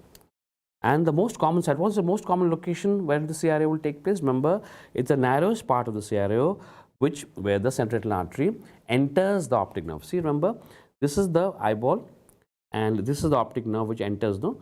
So, and the central retinal artery is somewhere here. So, approximately about 1 centimeters, about 1 centimeter behind the optic disc, the central retinal artery enters the optic nerve here, and this, because as it pierces into the optic nerve, this is the narrowest part of the artery, and this is where the optic occlusion takes most common. Okay, this is the entry of the central retinal artery into the dural sheath of the optic nerve, and immediately the sudden painless loss of vision. Since like CRVO, there is also CRAO, the sudden painless loss of vision. The difference being CRVO is a total loss of vision, is hand movement and finger counting loss of vision.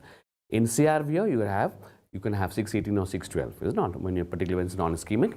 But here is total loss of vision, hand movement, finger counting, and the patient gets to know immediately sudden painless loss of vision. And when it comes to us, we have the famous cherry red spot. Remember, the most common MCQ that is asked usually in ophthalmology. This is possibly the most common MCQ in entire ophthalmology. Okay, used in ever since your exams were started in 2003. You remember the MCQ exam started approximately 2003. In these 22 years, every year, year after year, this question has been asked. Okay.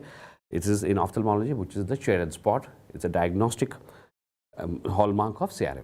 And the famous cattle tracking box. What is that? Cattle track box of car appearance is a unique thing. It may occur either in the artery or in the vein. Okay, you can see either in the central artery, you see it in the central vein. See, what is this? Normally, when you look at the vein or artery like this, you see the blood flows like this, no? Smoothly and sluggishly like this, smoothly and sluggishly, and continuously. But what happens in CRVO? Look at the vein. It appears to break up into small segments. There you go. It appears to break up into small segments, and the way they move is not smooth and sluggish, but in jerks like this, like this. See, this blood column, you'll see it moving either in the vein artery in jerks like malgadi ke dabbe, like wagons of a goods train, jerks like this, which is called the cattle trucking or boxcar appearance. Is the Western terminology, where cattle was loaded across US in trains. They were loaded in wagons and trains. It's called cattle truck or boxcar appearance because of the discontinuity of the blood vessel here. And you have only 90 minutes. Remember, we have the retina being the highest consumer of oxygen. You have only 90 minutes to save the retina. So if you do not save the retina within 90 minutes, patient will become blind. Okay, so this is our aim, to start treatment and start circulation within 90 minutes. It's called the retinal ischemic time, RIT. Okay, and is there any grace period? Well, yes, if you cannot start within 90 minutes, then at least do it within 4 hours. At least try to get the circulation working by 4 hours. 4 ghante tak, you will have some damage, but it will have some vision. But if you get after 4 hours, which is 240 minutes, this is irreversible damage. So 4 ghante ke baad kalaane koi fayda nahi hai, because vision will not come back. Okay, so you can ideally for 90 minutes, if not 90, within 4 hours with some damage but some vision, and after 4 hours irreversible, no vision at all. Treatment of CRVO is how your ocular massage. So you take 2 fingers and press it like this, called ocular massage. Okay, it doesn't work most of the time, but it's very safe, so we always try it, and this may dislodge the clot. Okay, then if it doesn't work, go to lowering intraocular pressure as fast as possible. The fastest anti-glaucoma drugs are mannitol, acetazolamide. Inject them. Remember, I told you the only intravenous drugs that are given IV anti-glaucoma drugs are these ones, mannitol and acetazolamide. Particularly mannitol, which in India may available hai. Acetazolamide is not available in India. Inject this, the pressure comes down 30 minutes, and this may start the blood flow also. Okay, by lowering the intraocular pressure, it allows more ocular perfusion, so it may wash the clot out. If that doesn't work, then the highest successful rate when you go to the next one, which is a little dangerous, called paracentesis, where we take a needle and go through the limbus and into the anterior chamber. Okay, so go to the anterior chamber and we aspirate the aqueous. Aqueous थोड़ा बाहर निकालते हैं. So as we aspirate the aqueous, again the pressure plunges down. So treatment in दोनों का principle same ही है. Lowering the pressure suddenly to allow the blood to flow, more blood to flow into the eye and wash the clot out. Okay, because this is very sudden, so this is more successful, but it's also very dangerous for the patient. इससे भी नहीं होता है. So then you give carbon inhalation. Carbon, as you can make out, is an injection of 2 gases. Is inhalation of 2 gases: carbon dioxide 5%. And 95% oxygen. You ask, there's a mixture, you ask people to inhale them, and this is good, but it has its own side effects because this carbon dioxide can cause hypercapnia. Okay, and hyperbaric oxygen is an expensive proposition where you flood the patient with hyperbaric oxygen under 2-3 atmospheres, And this works, but is expensive option. Most of the places in the small towns of India does not have hyperparaoxin, the facility available. And of course, if it's the giant cell artery, remember giant cell artery causes arthritis, causes bilateral CRVO, okay. So if one eye, mostly we cannot say one eye, we have to start systemic steroids to protect the other eye, because giant cell arthritis is one cause which will cause CRVO in one eye, and within 3 to 4 months it may cause CRVO of the other eye also. You might land up being bilaterally blind. So CRVO is so scary because we have to start systemic treatment immediately. Okay, so if it's giant cell arthritis, giant cell arthritis is not a very common cause of CRVO, I must tell you, but though we have to be careful. Then we have cystoid. I hope the speed is better now. My friend who was asking for slightly speed, who didn't like the rickshaw at all, and I've switched over to the BMW now. So CME, cystoid macular edema. What is that? Over the macula, remember, there is swelling. That's why it's called edema. And the small cysts. It is small cysts. छोटे cysts होते हैं. That's why it's called cystoid macular edema. And what is that? In cystoid macular edema, the first question is, in what layer of the retina will it occur? It occurs in the outer flexiform layer. Okay, this is one of the, remember the OPL which I was telling you. The OPL which I was telling you is the watershed layer. वही वाला. That is the layer where the edema occurs. In the edema occurs, that one. So this is the typical thing that you have. The layer that collects the fluid. So remember, sometimes we like to ask you, what is the layer where we do that? It is the outer plexiform layer. Okay, and that is the swelling. But why does it occur? It occurs because of the, look at the most common causes. First is diabetes. Remember diabetes, we had talked about macular edema, and after cataract surgery it also comes. So the second most common cause is Irwin gas. If you remember, I told you yesterday, whenever you have cataract surgery followed by cystoid macular edema, this is called as Irwin gas syndrome. So kindly remember these two important causes, diabetes and Irwin gas syndrome, are the single two common causes of cystoid macular edema. Okay. And because it's a macular edema, so again there will be loss of vision, painless loss of vision, as you see this here. So blurring of vision will be there. But also remember that I told you yesterday that the hallmark of macular disorder is metamorphopsia, which is distortion of shape. See, everything occurs to be irregular like this. Okay, and look at that, you can see the irregular haziness. So every time I wake up in the morning, you find the buildings, the walls, the pillars, everything are wavy and circular and irregular like that. This is typical metamorphopsia, which is a sign of any macular disorder. And loss of contrast sensitivity sometimes occurs in same way also. On examination, you can see here the yellowish spot that you can see here. This is the type, this is the exam, this is the macula looks like. Slightly yellowish the macula looks, and the loss of foveal contours. You will not be able to see the pit, the slight depression that is seen in the fovea, that will be missing, foveal contours lost, and a yellowish color that will be seen. Okay, this is the typical examination. Kindly remember the yellowish spot, that is important. You've diagnosed your CME, and then we confirm the findings by doing some investigations, one of them which is called fluorescein angiography. Fluorescein angiography, remember, we inject the dye. You have to remember the name of the dye is called sodium fluorescein. That is why it is called fluorescein angiography. And this is injected where exactly? Remember the vein, you have to remember the vein injected here is the antecubital vein. Okay, so you inject in this particular vein called the antecubital vein. As you inject the dye moves from the vein and it passes through the arm and into the eye in about 12 seconds. In about 10 to 12 seconds, it reaches the eye. This is called the ART, arm retina circulation time. Arm retina circulation time. In a normal circulation, it takes about 12 seconds to it reaches the eye. And then we take photographs of this dye as it moves into the retinal circulation. Okay.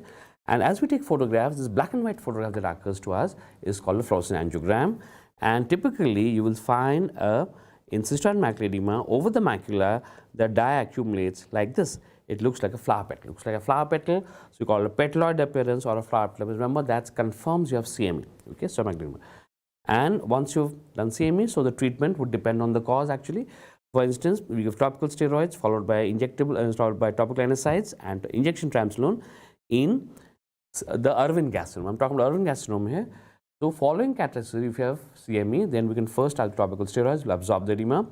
If that doesn't work, we go to topical NSAIDs, and if that doesn't work, we inject triamcinolone with steroid under the Tenel's capsule. Okay? That is last because injection is dangerous. They will all cause the edema to resolve. So this is for Irwin gas syndrome, which is following cataract surgery. But supposing the CME is seen in diabetics, then remember diabetic treatment is different. We have anti-VEGF drugs, we talked about that just now, like bevacizumab and ranibizumab, and cystoid macular edema occurs in retinitis pigmentosa, which is another condition which may cause CME. Then the treatment is, drug of choice would be astazolamide. Okay, so the treatment of CME depends upon the cause of CME also. Okay, because there are multiple causes, and the most commonly we like to ask about after Irwin-Gass syndrome. Okay, as Irwin-Gass syndrome, we like to ask that. This is the one that we like to ask you. CME done. The next condition is CSR, another important number, central seizure retinopathy. What is that? Central seizure retinopathy means there is fluid over the macula. Again, central area is the macula. So then what is the difference between CME and CSR? Remember, both of them fluid on the macula, but there's a difference between in the layers. You see, in this case, look at that. This is the neurosensory layer, okay? And this is a retinal pigment epithelium. Remember, 9 neurosensory layers, 1 RP. And among the 9 layers of neurosensory layer, there's one particular layer called the outer plexiform layer. So when you have fluid in that particular layer, in the outer plexiform layer like this, when you have fluid here, in the outer plexiform layer, and this is under the macula, remember the macula is here. So this is called as CME. But if you have fluid under the macula, but the level is different, it lies between the neurosensory and the RP, remember this is called as CSR. So if the fluid lies in the CME, if the fluid lies in the under the macula, in the neurosensory layer, we call it cystoid macular edema. But if the fluid lies under the macula, in between the neurosensory and the RP, this is called CSR. Okay, so the difference is the level of the fluid which accumulates.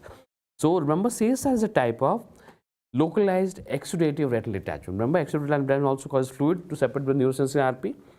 So CSR is a type of localized, exudative retinal detachment, except that it occurs under the macula.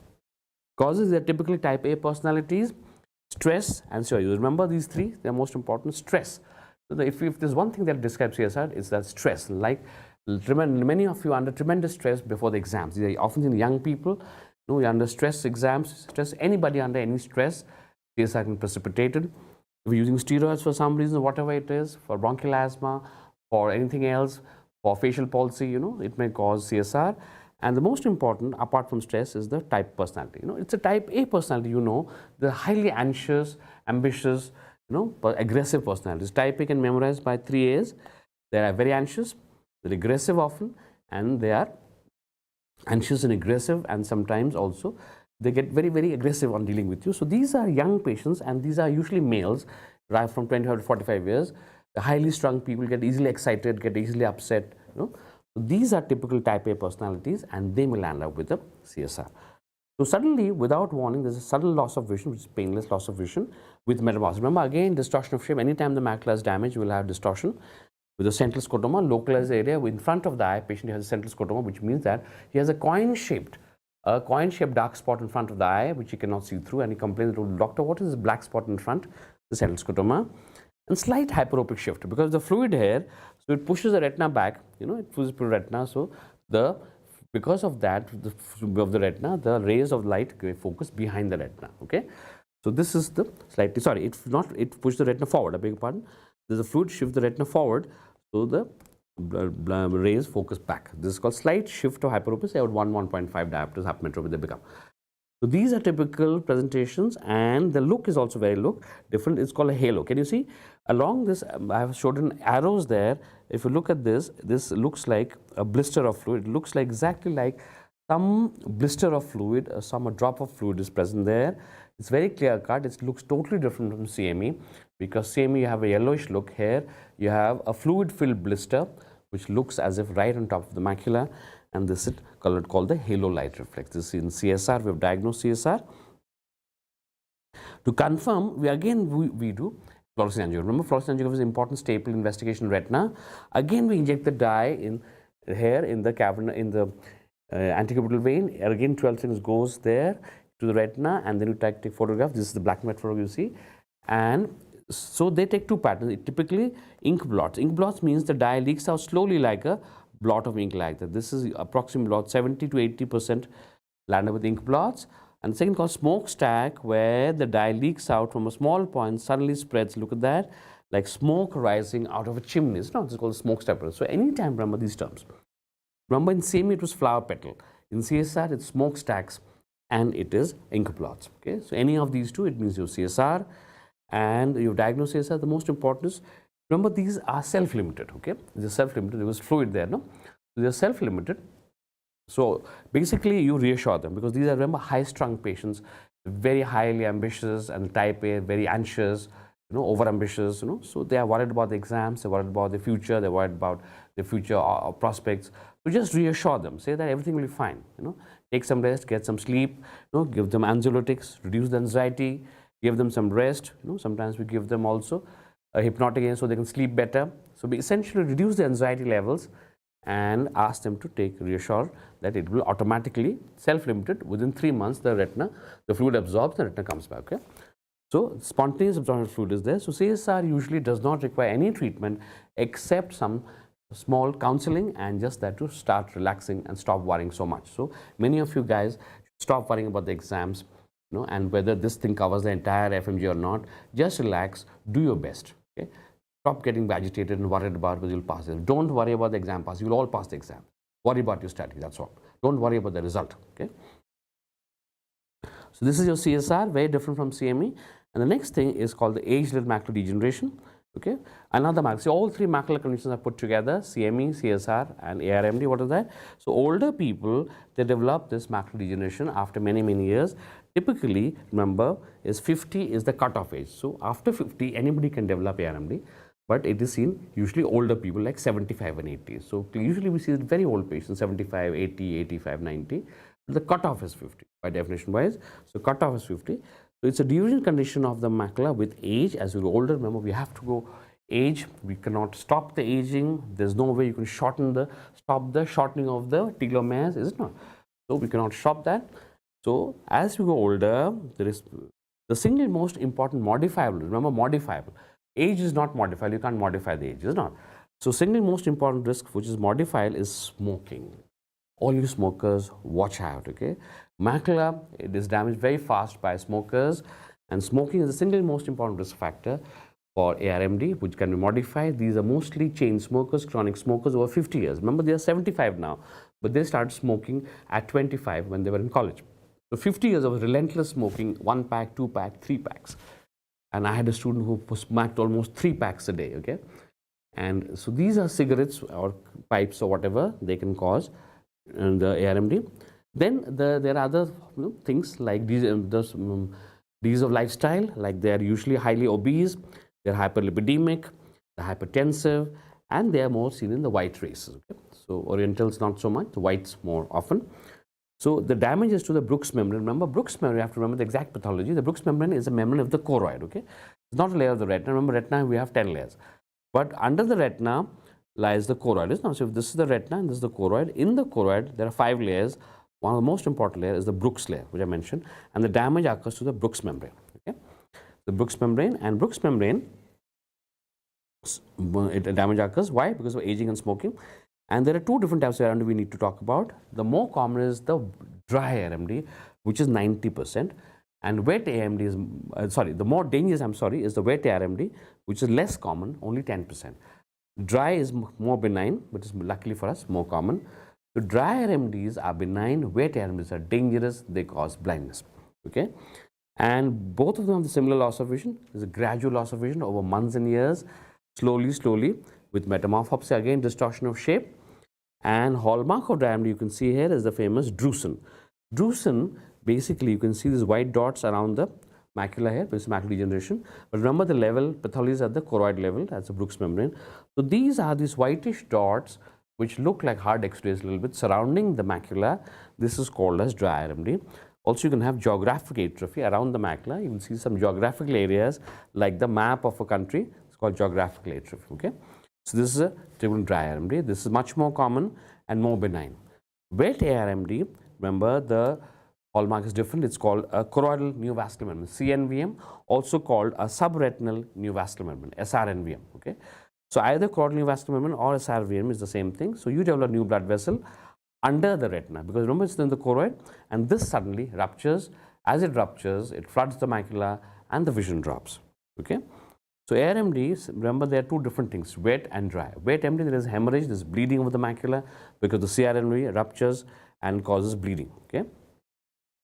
But dry RMD is more benign. There are only soft these drusen hair, they do not cause any bleeding. And the treatment of RMD would be dry RMD first. First, you have to quit smoking. Remember the modified risk factor, you cannot modify your age. So quit smoking and use green leafy vegetables, lots of them. You have to start eating green leafy vegetables and foods rich in omega-3 fatty acids. Okay, this replenishes the retina and the choroid. So antioxidants, we have to give you antioxidants, and the most common antioxidant is devised by this very famous study called the AREDS-2 study. Okay, look at the study. AREDS, it stands for Age-Related Eye Disease Study.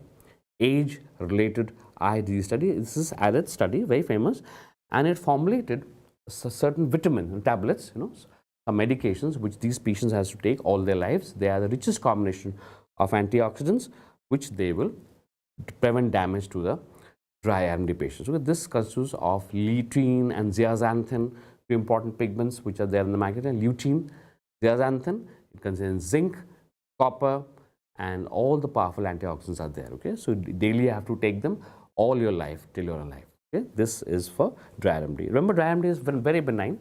I mean, it doesn't cause blindness. It may cause loss of vision, which is irreversible.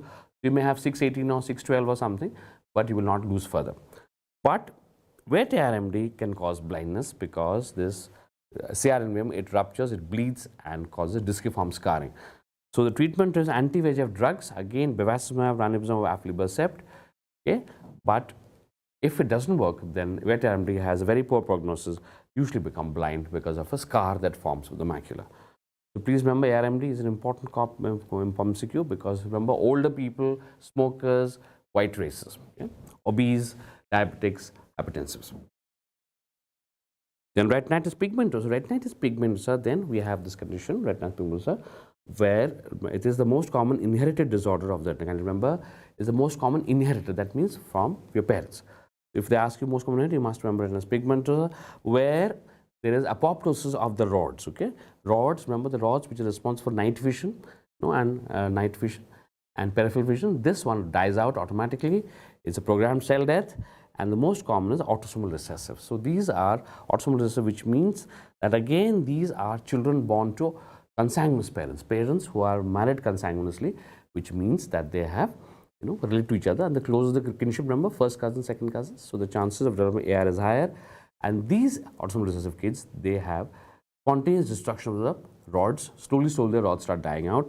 So the first symptom is nyctalopia, night blindness. Remember, night blindness is the first symptom. Earliest symptom is night blindness. So this is the earliest symptom of this thing because if the rods are getting destroyed. Along with that, then there's a ring scotoma. To add insult to injury, not only you're night blind, also the visual field collapses slowly like this until it collapses to a ring scotoma or tunnel vision. Okay. Right, we had an open angle, remember? So it starts ring scotoma. See, it's a scotoma like this.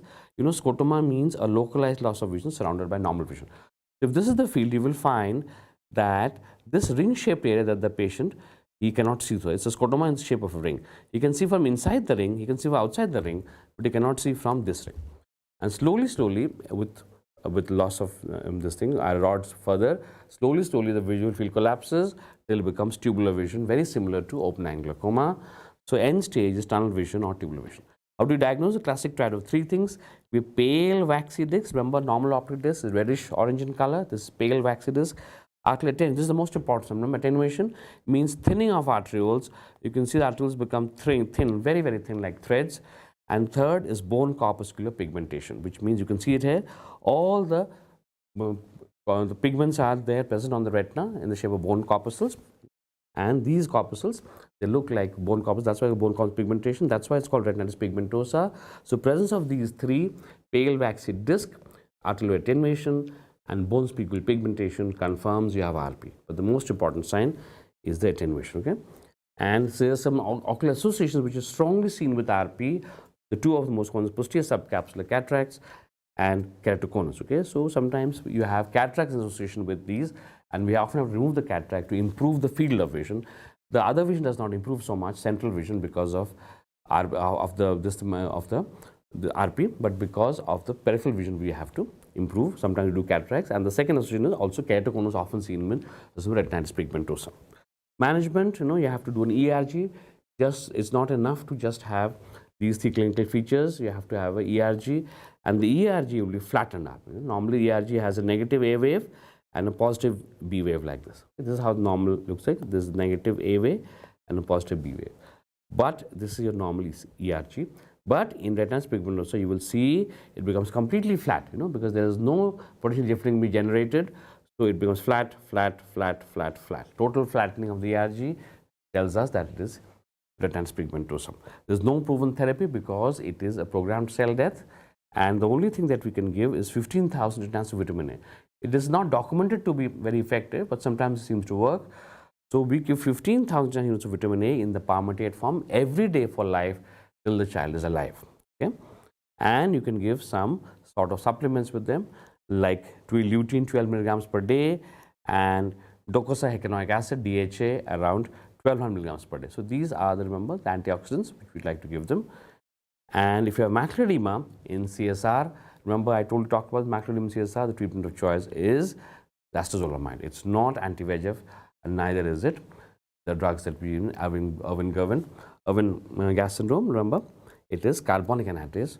This is the sad story of retinitis pigmentosa. Then we go to retinoblastoma, the big bad boy of retinoblastoma. What's that? Remember, it is the most common tumor of the eye in children. Be careful. The most common tumor of the eye in adults is choroidal melanoma. Is it not? Malignant melanoma of the choroid. But the commonest tumor of the eye in children is retinoblastoma. Very important. Okay, this occurs usually within 5 to 6 years. Maximum it will occur within 5 to 6 years. If after that it is not possible to come. And we have two different types of retinoblastoma. Please remember that. One is sporadic, one is familial. Sporadic means that there is no family history. Okay, there is no family history. Anybody can get it. Okay, and that is 90%. And familial means there is usually family history. Okay, so somebody in the family has retinoblastoma. So sporadic is 90%, familial is 10%. Okay, and then unilateral, bilateral. Remember, 70% unilateral and bilateral is 30%. So this percentage we like to ask you sometimes. When retinoblastomas, usually 70% of the retinoblastomas are unilateral. And when they're unilateral, remember, most of the time they are usually sporadic. And if they're bilateral, most of the time they are familial. Okay, not always, but similar.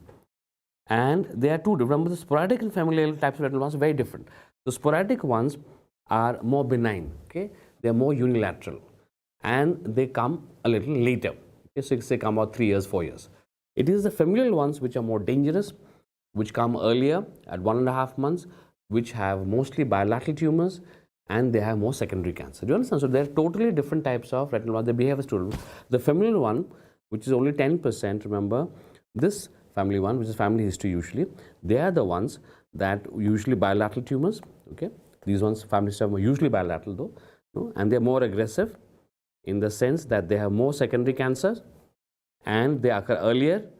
They occur at 1.5 years of age. So the familial ones are all the bad boys. The sporadic ones are often good because they are 90%, but they usually do not have family history. There's usually unilateral. There's not much, secondary cancers there, and they are not so aggressive. So what is the cause? The cause of retinal blastoma is the RB1 gene. Out of the almost 21,000 genes that human beings possess, this is the single most important gene called RB1.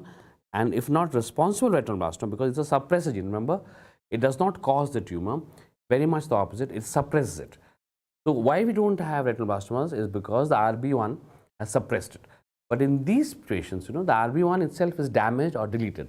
So this gene, which prevents the tumor, is self-deleted or damaged, and that is why it is not able to prevent the retinoblastoma, and it climbs up. Okay, so RB1 is the one that is the responsible, even though it's actually a suppressor gene. And this RB, remember, located on 13q40. You have to remember this important location very well. Remember, this famous gene is located on the 13th chromosome, the 14th band, and the exact location is the 14th band. And you have to have mutation of both the alleles. In this case, retinoblastoma gene has a mutation of both alleles. Okay, this is called the Knudsen's two-hit hypothesis.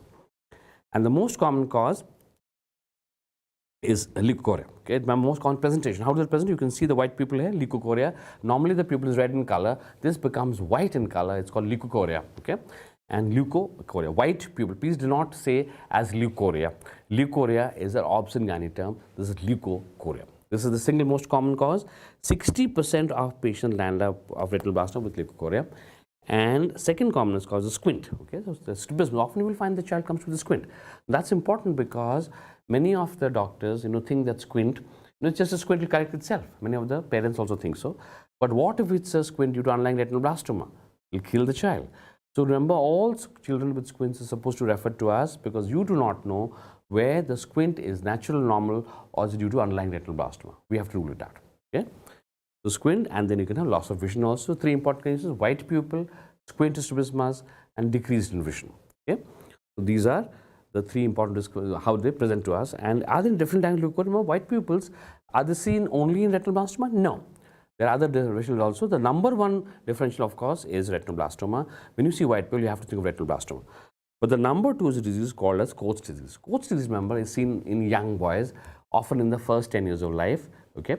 And Coats disease is the second commonest cause of leukocoria. Can you remember that Coats disease? You have to remember that they found in young boys. Girls don't have coats. So remember, boys wear coats. To memorize this, boys wear coats, and they usually in the first 10 years of life, as a whitish pupil will be seen, and this is called Coats disease. It's the second commonest cause of leukocoria after retinoblastoma.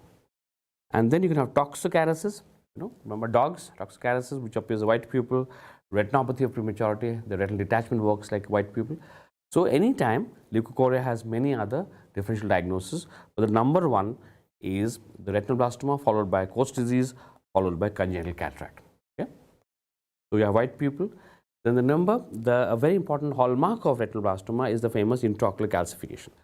So whenever you are in doubt about retinoblastoma, so we often do a CT scan or an X-ray, and this picks up the intraocular calcification. What is that? Remember, what is the yellow pupil? What is the whitish yellow pupil? The leukocoria, what is this? It's nothing but the calcified tumor. It's the calcified tumor that you can see, and that's why it's very famous finding to have a calcified lesion in. It is going to tell you that it is retinoblastoma. So often we like to ask you, what is the most common cause of intraocular calcification in children? Is retinoblastoma. Okay? In adults, it could be an ulcer, it could be something else, but in children, it is always retinoblastoma. Okay? It's always calcified. But I must also tell you that you should not do a CT nowadays for this. I did say CT and X-ray, but remember that's not recommended because you see the CT and the X-rays will further cause radiation exposure and increase the secondary tumors which are already there, okay, which are already at risk. So if you are not very sure retinoblastoma and you want to pick up the intraocular calcification, we should do an MRI as the investigation of choice, or you can do an ultrasound also. We don't have an MRI. But do not do CT scans or X-rays because it will worsen. It might cause increase in the frequency of the secondary cancers. And the hallmark of retinoblastoma is the famous flex nerve window rosettes. You know that when we cut open the tumor and we stain with hematological and eosin, you will find this very famous. It's called rosette. It's called a rosette because it looks like the rose windows of a church, and this is called as the flex nerve window rosette. You have to remember FW rosette. This is the hallmark. The minute you see this, you know that you have retinoblastoma. Okay? And then what about the treatment? Treatment is based on the classification, which is based on the International Classification of Retinoblastoma, the ICRB. This is how we do that. And ICRB, what it states is that it divides a retinoblastoma into 5 stages. Okay? From A to E. A is the smallest possible tumor with size equal to 3 millimeter. Okay? You don't have to memorize this, but I'm just telling you it's based on number 3. So stage A is a very small tumor less than equal to 3 millimeter. Okay? Then stage B is a tumor which is more than 3 millimeter. Anything more than 3, could be 5, 6, 7, whatever. Then C is for localized seeds. Okay? Localized seeds means that retinoblastoma is now carrying seeds, but these seeds are within 3 millimeters of the main tumor. It has to be within 3 millimeters of the main tumor. This is localized seeds. And then diffuse. D is for diffuse seeds. Now you have seeds again, but this can go beyond 3 millimeter also of the main tumor. It can go beyond 3. It's basically based on number 3.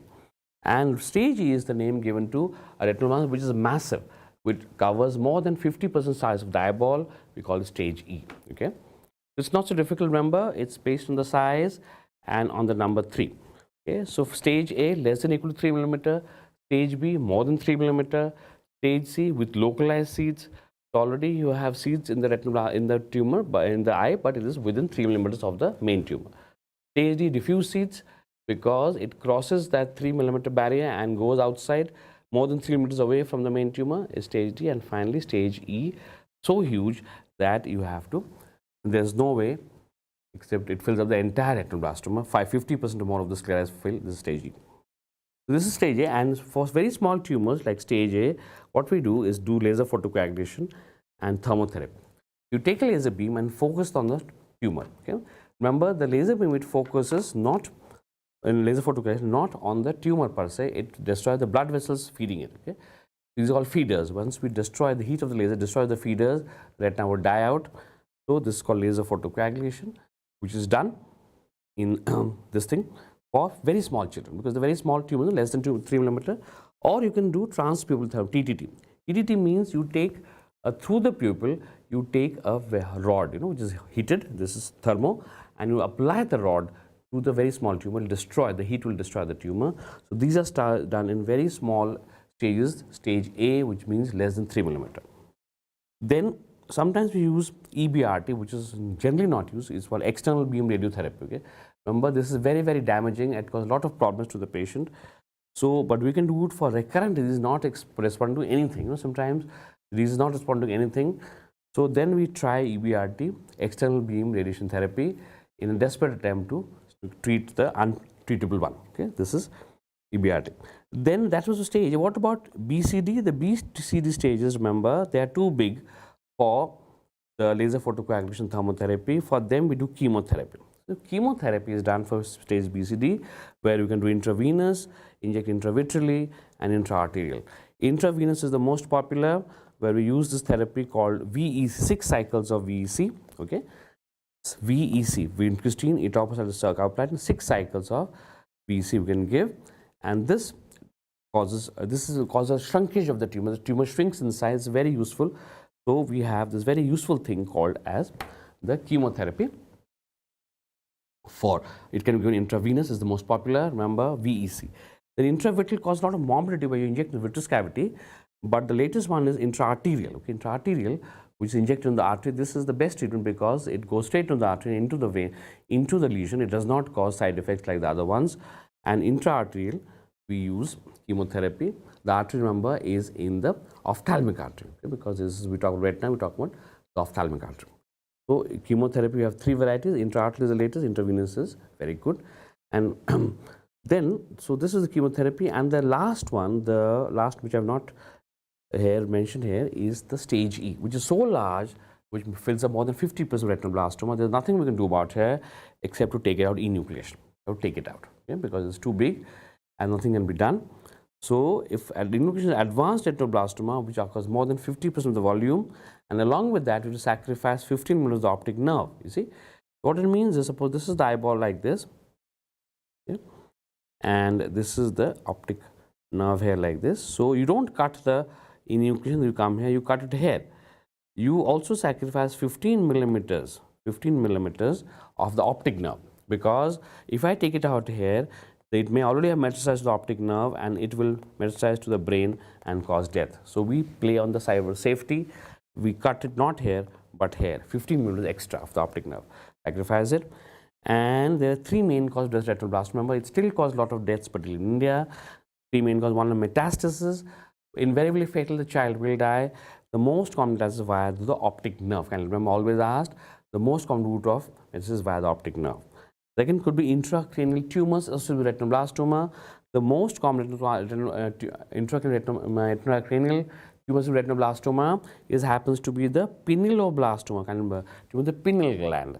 This is the commonest tumor of the brain, intracranial, which is associated with retinoblastoma, is called as trilateral retinoblastoma. Shocking misuse of grammar.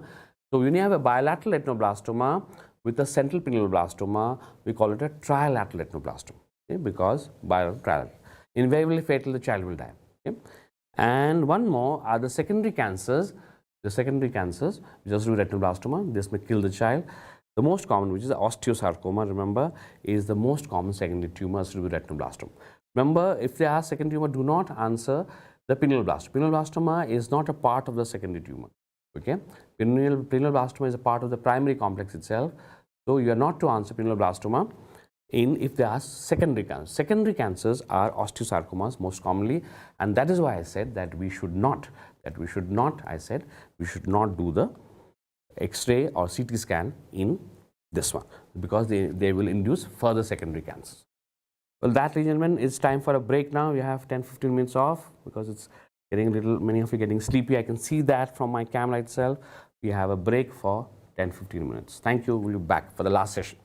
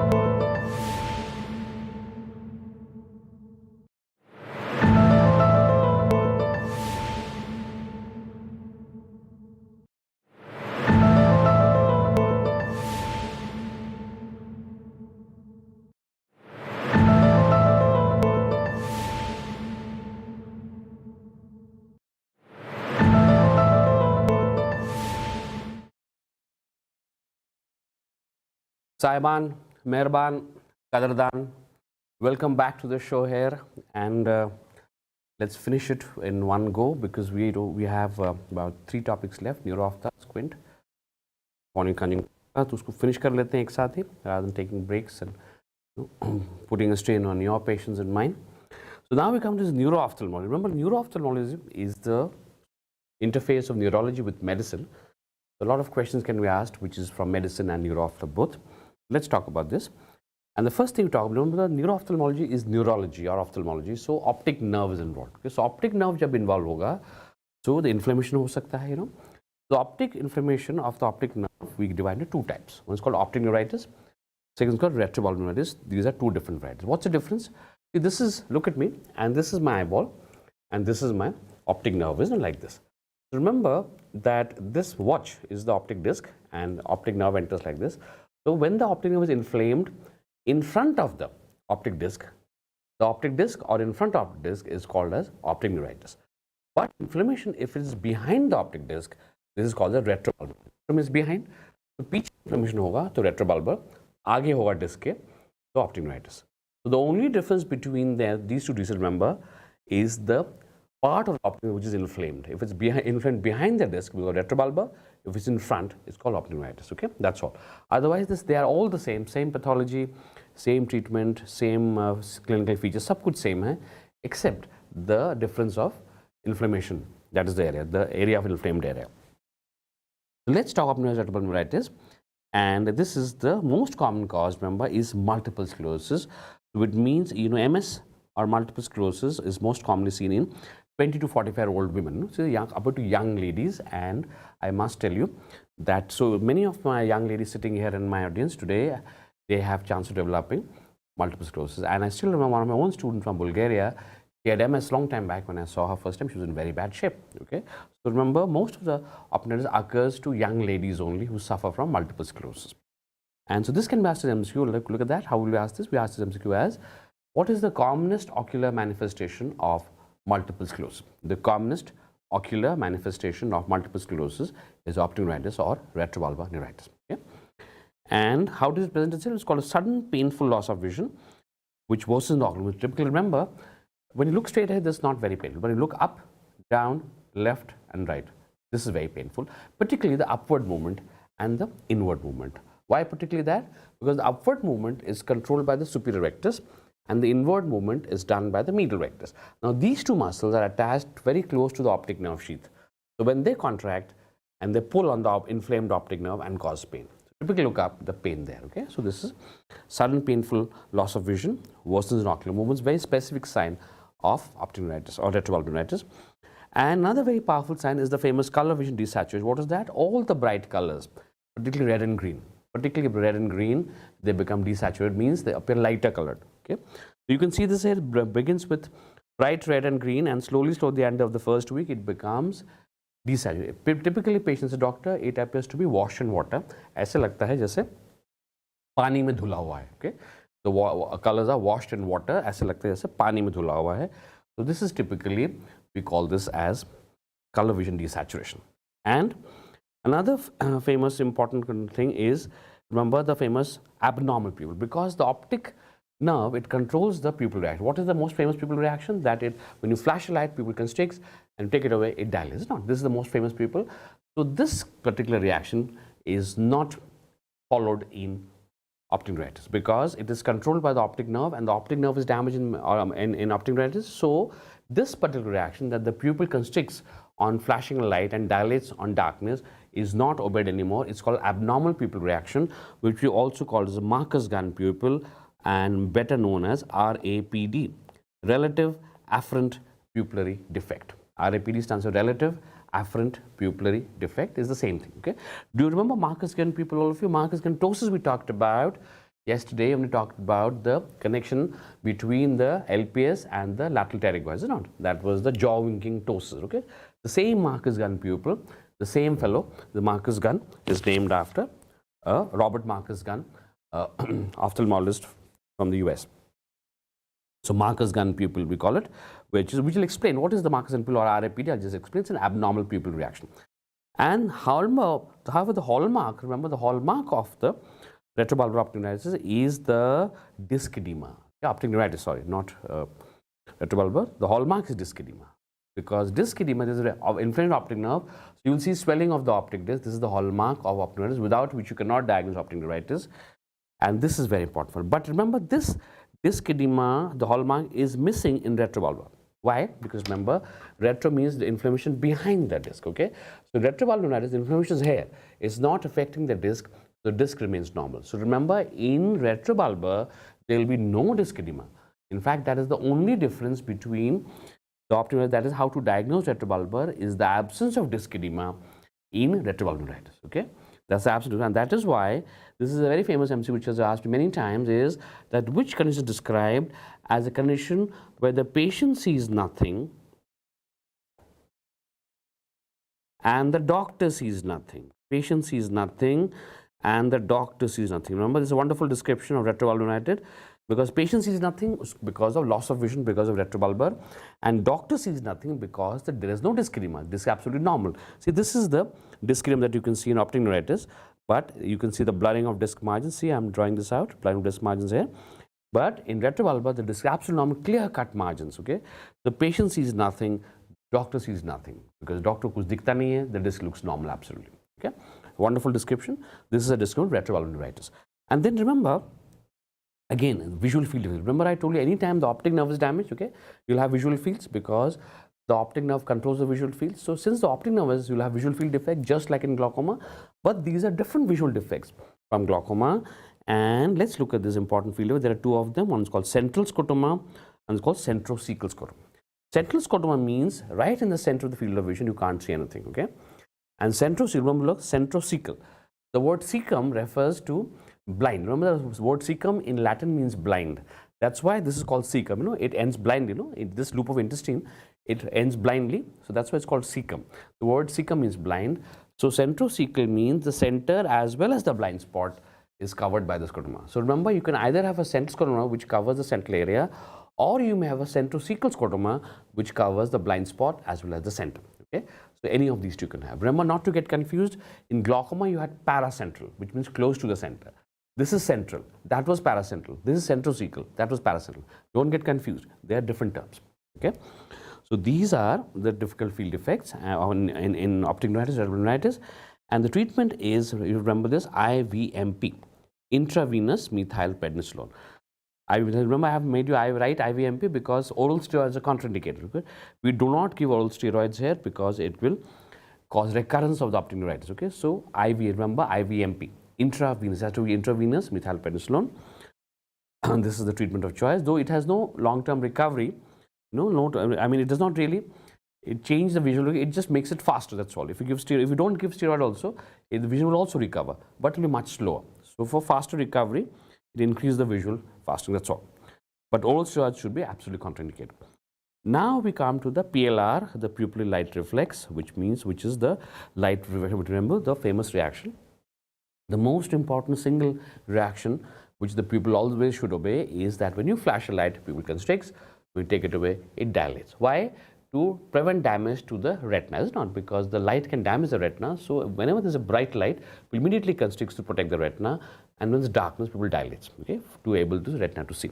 Now this is the famous PLR, we call it pupil light reflex, and it constricts pupil in response to light into retina. And so it has two components. Remember, it has two components. One is called the direct response, this PLR, and second is called the consensual. Direct and consensual. The direct means when you flash a light to one eye, whatever happens to that pupil, this is direct. It constricts or dilates. But when you flash to one eye, remember the reaction also takes place in the other eye also. This is called consensual. So whatever happens to the light, to the pupil under the light, it's called direct. What happens to the other pupil is called consensual. They always act together. You know why? Because remember the two eyes, they're connected together at the chiasma, isn't there? So this connected to the chiasma. So when you flash a light here, this also gets affected because they connect to the chiasma. So see what happens. So when I flash a light, constriction, constriction. When I take it away, dilation, dilation. Okay? This is direct, this is consensual. So what happens to the pupil under the torch is direct. What happens to the pupil away from the torch is consensual. So again, this is constriction, constriction. You take it away, dilation, dilation. This is the direct, this is consensual. Okay? So this is a normal pupil. Any pupil, this is a very specific reaction, and any pupil which does not follow this is abnormal. Which does not is abnormal. There is a normal balance between, as I said, sympathetic and parasympathetic. So look at this beautiful picture. We are flashing a light to this pupil. It is constricting, but you can see this is also constricting. You know, isn't it? Right? And they're constricting equally. It's not as if this is constricting more and this is constricting less, is it not? So this is a very powerful reaction. Remember, any pupil that does not behave, that is constriction on exposure to light and dilation darkness, is abnormal. Very well. Now therefore the next thing is, now we know the normal reaction called the pupillary light reflex, or the PLR. So now let's do the abnormal pupillary reaction, conditions where the pupil does not behave like this, which I've just told you. So what is that? One of the most famous is the Argyll-Robertson pupil. The Argyll-Robertson pupil, remember, is seen in neurosyphilis. You know, neurosyphilis is the third stage, the tertiary stage of syphilis. Syphilis has first stage, second stage, and finally it attacks the nerves, which is called late or tertiary syphilis or third stage syphilis, where it attacks the central nervous system, and that is why how the eye is also affected. What happens in neurosyphilis to the eyes? Remember, bilaterally. So both the pupils, when you look at the eye, you will find both the pupils are constricted and irregular. So they will not be round, they will be irregular. And you can see this picture, constricted, irregular, and bilateral pupil. This is the typical sign of neurosyphilis. But remember, there's one more reaction, which is, you see, because there are other pupils which are also constricted. You might confuse them with neurosyphilis if you didn't know the other reaction. For instance, like festoon pupil. You know, festoon pupil is in anti-uveitis. This is also the pupil is constricted also like this. This is also irregular. This is also irregular. How would you know which is neurosyphilis and which is festoon pupil? So this Argyll-Robertson pupil is a very important rule. We call it, when you flash a light, remember, it does not constrict. When you take it away, it doesn't dilate. Remember, light is negative. Okay, light is negative, but accommodation positive. That means, you see, so when you flash a light, the pupil will not react. Why it will not react? It will not constrict or it will dilate. Why not? Because the neurosyphilis has damaged the light center. The light center, which controls the light reaction, is located at the dorsal midbrain, okay? And that is being damaged by the neurosyphilis, so that's why the pupil does not constrict to light.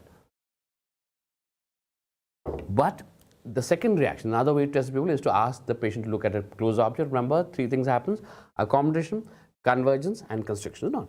The pupil, it accommodates, it converges and constricts. So in this case, this is maintained. When you ask me to look inside a closed object, the pupil does constrict because the accommodation and constriction, that center is intact. That is not yet touched by the neurosyphilis. So therefore, it's a very famous thing. We remember this as light negative and accommodation positive. So flashing a light, the pupil does not constrict or dilate, but accommodate, when I ask them to look at near object, it constricts. Okay. So it does not constrict to light, but to near vision. And this condition is often called as LND, which stands for light near dissociation. A light near dissociation means the light reaction and the near reaction, they are dissociated. That means light is not acting, the near is. Okay. And this you can memorize by a very famous one called ARP, which stands for Argyll-Robertson pupil. Argyll-Robertson pupil, and it's also for accommodation reflex present. That means it accommodates, but the light is negative. So this is called accommodation reflex positive. ARP, very famous. And remember, that's why very famous is called a prostitute's pupil. You know, prostitute's pupil. Why prostitute's pupil? Because the pupil behaves like a prostitute. Why? Because like a prostitute, it accommodates. See, remember what is this? Light negative or positive, is not. So light negative or positive. So that's why it's possible sometimes, because you might think it's because of neurosyphilis, which, and you know, prostitutes do have neurosyphilis. That's why sometimes we call it the prostitute pupil. But the better reason is it behaves just like a prostitute. How? Because just like a prostitute, it accommodates but does not react. Okay? So that is how it's proven. So please remember prostitute's pupil, Argyll-Robertson pupil. Then the second important pupil is the AD's pupil. AD's pupil is found in ladies. Easy to memorize. AD's is found in ladies. What sort of ladies? Young ladies. Remember, older women don't have AD's, and men also have less AD's. And typically, AD's pupil is found in young ladies. And what happens following a viral fever? Sometimes it can be idiopathic also. It could be idiopathic also, could be trauma also. But most of them is following a viral fever. One of the pupil dilates. One pupil dilates, and the other remains normal. You can see that here. Pupil is dilated here, and this is normal, isn't it? So one pupil dilates, the other remains normal. And why does this occur? Because you see, it's the viral reaction. So the virus attacks the eye, and just behind the eyeball there is a structure called the ciliary ganglion. You know that There is a structure just behind the orbit. It's called the ciliary ganglion, and it causes inflammation of the ciliary ganglion, which is called as ganglionitis, okay, ciliary ganglionitis. And so these nerves get inflamed, and amongst this nerve is the third nerve. The third nerve passes through many of these nerves, and third nerve carries the parasympathetic fibers, isn't it? So what happens is that when you have the viral fever, it causes ganglionitis, it damages the third nerve, which damages the parasympathetic fibers, because the parasympathetic fibers pass through the third nerve. Okay? So the parasympathetic fibers are damaged and they're not able to constrict. They're not able to constrict the sympathetic fiber, which is unbalanced now, it dilates that. You understand? This is the reason why this pupil is dilated, because the sympathetics are fine, the parasympathetics are damaged. So the intact sympathetic dilates the pupil. Okay? So this is why in this case pupil is dilated, that's the reason. And again, remember, just like Argyll-Robertson pupil, they also don't react to light. Again, there is light negative and accommodation positive. But remember, the reasons are different. In Argyll-Robertson, also similar, they react light negative, accommodation positive. That means you flash a light, does not constrict, you take it away, it does not dilate. Light is negative. But when you ask them to look at near object like this, the accommodation, they constrict immediately. Okay. This also happens in Argyll-Robertson, this is also ADs, but the reasons are different. Okay. The reasons are different. We don't have to go into them right now. So this also obeys light negative, accommodation positive. So, but then tell me something, if both Argyll-Robertson as well as ADs obey light negative, accommodation positive, then how will I know which is which? Well, remember, simple, when you see light negative, accommodation positive in both occurs, that's true. But remember, AD's pupil is dilated and unilateral, but Argyll-Robertson pupil is constricted and bilateral. So watch out for that. If you have a light negative, accommodation positive, look at the pupil. Is it constricted? It's Argyll-Robertson. Is it dilated? It is ADs. Is it bilateral? It's Argyll-Robertson. Unilateral? It's ADs. Okay, so that's how we differentiate. But as you kindly remember, the reasons are different for behaving like that. And then this, how do I diagnose this? How do I confirm this? I think that it could be ADs because a young lady whose pupil is not dilating, is dilated. Well, confirmation is by the famous pilocarpine 0.1 to 5%. Okay. So this is pilocarpine. What you do, you take a drop of pilocarpine. You all remember pilocarpine is a very powerful constrictor, isn't it? You take a very dilute solution, 0.1 to 5. Look at that. This is 0.1 to 5. Some of you who are following me, you might remember that we use the same concentration in a higher concentration, pilocarpine, 1.25% in testing for presbyopia. Remember, presbyopia new treatments I told you, pilocarpine 1.25%. This is 1/10 of that also. This is 0.125. This is essentially 1/8. So you take a very dilute solution of pilocarpine and put it on both eyes. You put it on both eyes, you will find that the normal eye will not constrict, but the abnormal eye will constrict. And if the abnormal eye constricts, it means it is the AD's pupil. Okay, so normal pupil does not constrict, but the AD's pupil does. But what is the reason? It's a constrictor, it should not constrict. So why does the normal pupil not constrict? Because you see, it's too diluted. Look at that. It's 0.1 to 5, it's 1/8. The pilo is simply too dilute to be able to constrict a normal pupil. But then why is it able to constrict the AD's pupil?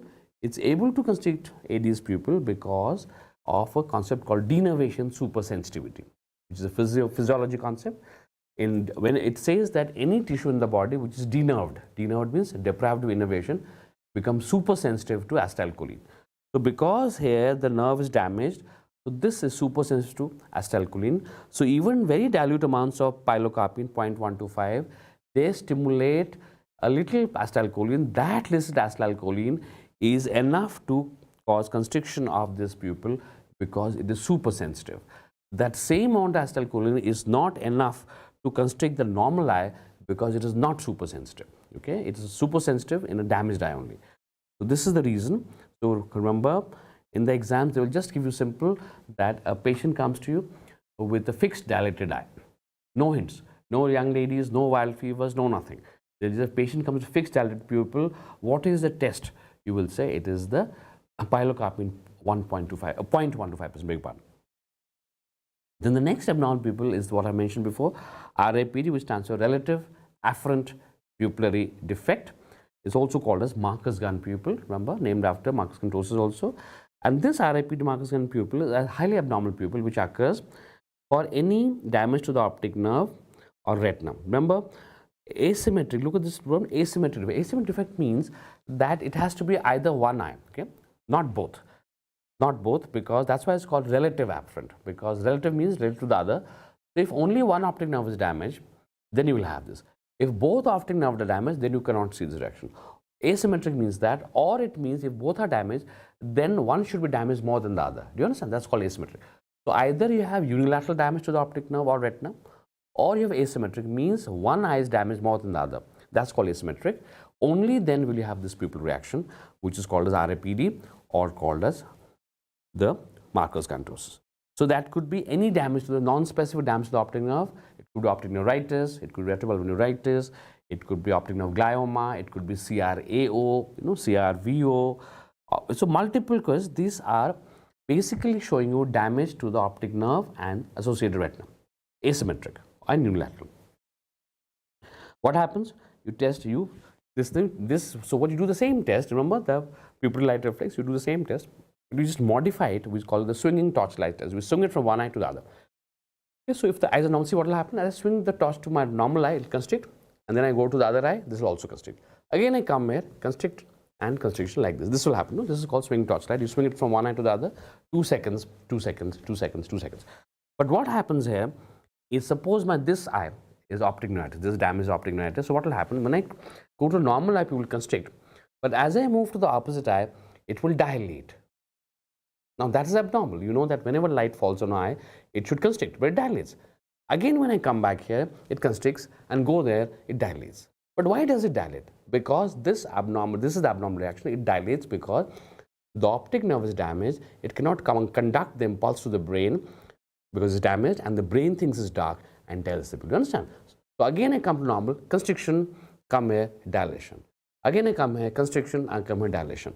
This abnormally dilating pupil, when it should have constricted on exposure to light, is the Marker's gun pupil, or RAPD, which so abnormal dilation of the pupil on exposure to light is the Marker's gun, or RAPD, which is the hallmark of optic nerve damage of any cause, by be it optic neuritis or retinal neuritis or optic nerve glioma or whatever. Okay, so normal pupils should constitute stimulation, and diseased pupil dilates abnormally like this, we know. But in this case, when the diseased pupil, it rather than constriction, it dilates abnormally like. So this is what you see here. We have pupil is dilated here. Okay, so we are seeing here, what we see here is actually a on flashing light is dilating, and this is the famous RAPD, which is also called the RAPD Marker's gun, which is a sign of abnormal optic nerve or retinas. Okay, so this is how it is. Very important thing to have. And therefore, the next thing is coming to be Horner syndrome. The next pupil, important pupil is Horner's pupil. Horner's pupil or Horner syndrome pupil जो है, उसमें क्या होता है? Remember, you have to memorize this by OSP. So oculosympathetic paralysis. That means the sympathetic, like the parasystem of the eyes are paralyzed. So for multiple reasons, बहुत सी reasons होते हैं. For multiple reasons, the sympathetic plexus of the eyes is damaged. Okay. And that's called oculosympathetic paralysis. That leads to Horner syndrome. And the famous triad of Horner's, the ptosis, meiosis, and anhydrosis. Okay, please remember PMA, not PMS, from which we have suffered enough, but PMA stands for ptosis, meiosis, anhydrosis. Anhydrosis means absence of sweating. Absence of sweating. Classic triad. These are the three things you require. Okay, we don't need more than that. There are many other things that occur in Horner's. We need only this. So this is ptosis, and you can see here in this picture, you can see the ptosis here and the meiosis here compared to this is the Horner syndrome. But why look at the ptosis? Why this is so small? Why the ptosis is not the entire ptosis? Because remember, the ptosis is due to the Mueller's muscle. Remember that we have 3 muscles to open the eyelid. The most important is the LPS, which opens it widely. The second muscle to open the lid is the Mueller's muscle, which opens the eyelid only 2 millimeters. And this is supplied by the sympathetic system. So when you have damage to the sympathetic plexus, is the Mueller's muscle which gets paralyzed. So it is not able to open the lid, and the ptosis only very little, because that is the little action of Mueller's, only it is able to open only 2 millimeters. So it's closed only 2 millimeters only. Okay, so remember, this is often asked, which muscle is responsible for the ptosis in Horner syndrome? Can you remember? It's the Mueller's. It's not the LPS. LPS would have severe ptosis. Okay, and anhydrosis, PMA, anhydrosis, absence of sweating. Remember, this is congenital Horner's. So we have this Horner syndrome, and we have two types. We have one called congenital Horner's, we have acquired Horner's. Yeah, acquired Horner's is the one that I've just told you, ptosis, meiosis, and hydrosis. In congenital Horner's, which is from birth onwards, remember there's one extra feature. That extra feature is called as heterochromia. Okay, so remember, if you have extra feature of heterochromia, then this comes in congenital Horner's. What is heterochromia? Hetero means different, chroma means color. So remember, the two iris are of the different colors. That's called heterochromia. If you have heterochromia, that means you have congenital Horner's. But you can see here they are the same color. They're the same color, no? So this is not a congenital Horner's, it's acquired Horner's. Acquired Horner's has the same iris color. So if you have different colors, then it becomes heterochromia. And so why do we need to know whether it's congenital Horner's or acquired Horner's? Remember the different causes. Acquired Horner's, the most common cause, can you remember, is Pancoast tumor, the tumor of the lung apex. If we have a tumor of the apex of the lung, how does it have Horner's? Because remember, it damages the sympathetic part of the brachial plexus. Remember, the sympathetic component of the brachial plexus looping from the apex of the lung like this, and the tumor, it damages the sympathetic part of the brachial plexus, and that's why it leads to Horner syndrome. Okay, so Pancoast tumor is a very important, one of the most common cause of Horner syndrome. So remember, we can diagnose a life-threatening condition by looking at the iris. Internal carotid artery dissection. Remember, this is a very painful Horner's. When you have painful Horner's, so typically there is an internal carotid artery dissection. That means it ruptures. And you know that around the internal carotid artery, there is a sympathetic plexus, no? If the artery ruptures, so the sympathetic plexus is damaged, so it leads to painful Horner's. So remember, normally Horner's is not painful, but if it's painful Horner's, that means it is caused by internal carotid artery dissection. Okay, so two important causes of acquired Horner's. In congenital Horner's, the extra heterochromia I just mentioned, and the reason is due to birth trauma. Okay, remember birth trauma. So what is that? During delivery of the child, birth trauma suffered by the child, not with the gynecologist, who also suffer from birth trauma sometimes. So in birth trauma, when you are, suppose there is an obstructed labor, and you are using forceps to deliver the child. As you put the clamp, on this, sometimes the clamp clamps the shoulder, and the pressure of the clamp, which is very powerful, it damages again the sympathetic component of the brachial plexus. So again, the child has oculosympathetic paralysis, leads to Horner syndrome. You might want to ask why you have heterochromia. Heterochromia is because there is no, when in child what happens, why does the iris look brown in color to us? Because of the deposition of the pigmentation on the iris by melanocytes. So shortly after birth, remember, the melanocytes, they migrate to the iris and deposit pigment, melanin, which causes the brown colored iris. But this, remember, this migration of the melanocytes to the iris is controlled by the sympathetic plexus. Now this poor baby, from birth onwards, because of the oculosympathetic paralysis, what has happened? The sympathetic plexus is damaged, so there is no migration of the melanin to the iris, the melanocytes to the, because they are controlled by the sympathetic. So sympathetic is damaged, so it stops the migration of the melanocytes to the iris, and that is why there is no deposition of melanin onto the iris. It remains lighter colored, it becomes heterochromic. Okay, so that's the reason. And the confirmatory test, the powerful cocaine test. Remember, cocaine is one of the most powerful mydriatics on the Earth's surface. Okay, it dilates all pupils, but the one pupil it does not dilate, it cannot dilate, is the Horner syndrome. This is the only pupil it cannot dilate. So suppose you suspecting Horner syndrome, you take one drop of cocaine. You take one drop of cocaine and put it on both eyes. Okay, put it on both eyes. You will see the normal eye will dilate within 1 hour 10 millimeters. 1 घंटे में pupil dilate हो जाएगा 10 millimeters. Okay, but this is the Horner's pupil. It will not dilate. Okay, this is the only pupil which is not dilate with the cocaine syndrome, cocaine, and that is the test that tells us that this is a Horner syndrome. The only problem is that obtaining cocaine, because cocaine is highly addictive in its potential, and even we as doctors are sometimes not able to get cocaine because the pharmacist just refuses to give us unless he is convinced of the fact that I'm a doctor. So many times it's happened that I have been asked for cocaine and the pharmacist looks me up and down like this. And he says, "You're a doctor, आप doctor हो?" I said, "No, मैं गुब्बारे बेचता हूँ." So he sees me every day and yet he behaves like this. Can't blame him because cocaine is so highly addictive. Okay, right. So we have got 4 important pupils. Can you remember to summarize? Now these are very important pupils. You will encounter these questions not only in medicine and ophthalmology but many others. So can you remember? Argyll Robertson seen in neurosyphilis. मैं summarize कर रहा हूँ. I'm summarizing. Argyll Robertson pupil in neurosyphilis. And both bilaterally constitute irregular pupil, light negative, accommodation positive, prostitutes pupil. Okay. And ADs pupil, young ladies after viral fever, one pupil dilates, the other remains normal. Post viral fever damages the parasympathetic plexus of the third nerve, so it cannot constrict. So the sympathetic, which is undamaged, will dilate the pupil.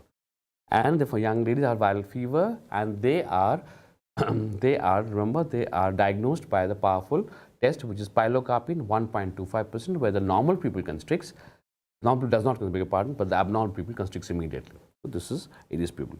Marcus gun or RAPD is seen in one of the optic nerves is damaged, or even if both are damaged, there should be asymmetric. That is, one is damaged more than the other, or the optic nerve. So any optic nerve damage, be it optic neuritis, optic nerve gliomas, optic nerve tumors, meningiomas, whatever it is, if the damage are one optic more than the other or the retina, lead to RAPD, or called the Marcus gun, where when you flash a light, pupil dilates. Rather than constricting, it dilates. This is RAPD. It's a non-specific sign of optic nerve damage.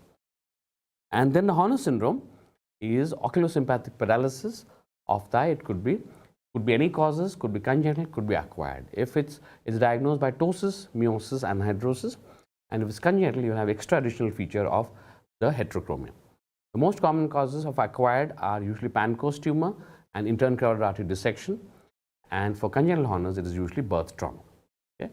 And to confirm your Horner syndrome, you have to do the cocaine test, which the Horner's pupil is not able to dilate. The Horner syndrome pupil will not dilate with the cocaine. The other normal pupil, every other pupil dilates with cocaine. Okay? So this is what 4 important pupils we have. And therefore, this is what is going to be. Now we're going to a quick one on papilledema. I hope we are all awake. No, it's those who are watching me live here. You're all awake. It's slightly hot here in the studio here with all these lights here. I don't know if you are awake or a bit. Give me some more time and we'll finish this soon. So papilla, look at this word called papilledema. Papilla means disc, edema is swelling. So this is disc swelling. Okay, it's a very short topic. So there is disc swelling, but what is the difference between disc swelling of papilledema and disc swelling of optic neuritis? Remember, there is swelling of disc in both. Well, remember, papilledema is very specific because it means disc edema with raised intracranial tension. Remember, not intraocular pressure, intracranial pressure. Okay. So whenever the cranial pressure increases, if it leads to disc edema, that is what is called as papilledema. Kindly remember, the normal ICT is 50 to 180 millimeters of water. It's a range of normality. 50 to 180 millimeters of water. Remember, we measured millimeters of water, not mercury. Okay. And so if it is more than that, so in adults, if it is more than 200 in children and more than 250 in adults, 180 is cut off. So if it's more than 200 in children and more than 250 in adults, this leads to raised ICT, and this causes disc edema, which is called papilledema. So remember, papilledema, you can only use the term where it is raised ICT for whatever reason. So one of the most common causes are the traumatic brain injuries, TBIs. That means you get hit in the head with an accident, as it often happens after a bike accident. Okay, so you get hit in the head, and post-traumatic, this bleeding occurs. So this bleeding occurs, and they will increase the pressure of the cranium. So pressure will rise, and this increased pressure will be transmitted to the disc, will become edematous. Okay. So traumatic brain injuries, or ICSOLs, which stands for intracranial space occupying lesions. Okay, intracranial space. That means this is a better term for brain tumors. Brain tumors scare the patients when you say intracranial spinal lesions. These are brain tumors. Again, raise the pressure, and subarachnoid hemorrhage, where there is bleeding inside the brain. Subarachnoid hemorrhage takes place, and again raises the ICT. So these are multiple causes. There are many causes. In all these causes, because the pressure rises, they are transmitted via the optic nerve to the disc, and you have disc edema. So this is called, remember, the most important thing here, how to differentiate from disc edema optic neuritis, is that is bilateral disc edema. It's not. You can see the disc edema here, because it's a raised ICT, it will be transmitted to both the discs. So papilledema is always bilateral, except in very rare cases, and optic neuritis is always unilateral. Okay? That is how it differentiates. That's the best way. Another thing that happens in papilledema is because raised ICT, it often compresses the sixth nerve. Sixth nerve is a very long nerve. Okay, it's one of the longest under the arachnoid mater, and because it transmits a long way, so the raised ICT, what it does, it pushes the brainstem down. As it pushes the brainstem down, the herniating brainstem, it pulls on the sixth nerve. The sixth nerve is trapped in the Doyle's canal, and as the brainstem goes down a little bit, it pulls on the sixth nerve like a plucked guitar string, and the sixth nerve gets paralyzed.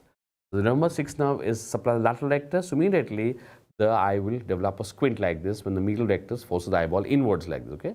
Lateral rectus is gone, so medial rectus will force the eyeball inwards like this, eye becomes like this.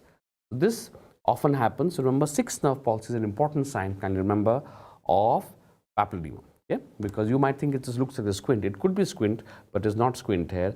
It's because of the sixth nerve paralysis caused by papilledema. And the earliest sign, remember, it can be either blurring of nasal disc margin, okay? So of what happens, suppose this is the nasal area, this is the temporal area. So usually it is the nasal disc margin which occurs blurred first, okay, in papilledema. This is the first sign, but an even earlier sign than that is the loss of spontaneous venous pulsation, okay?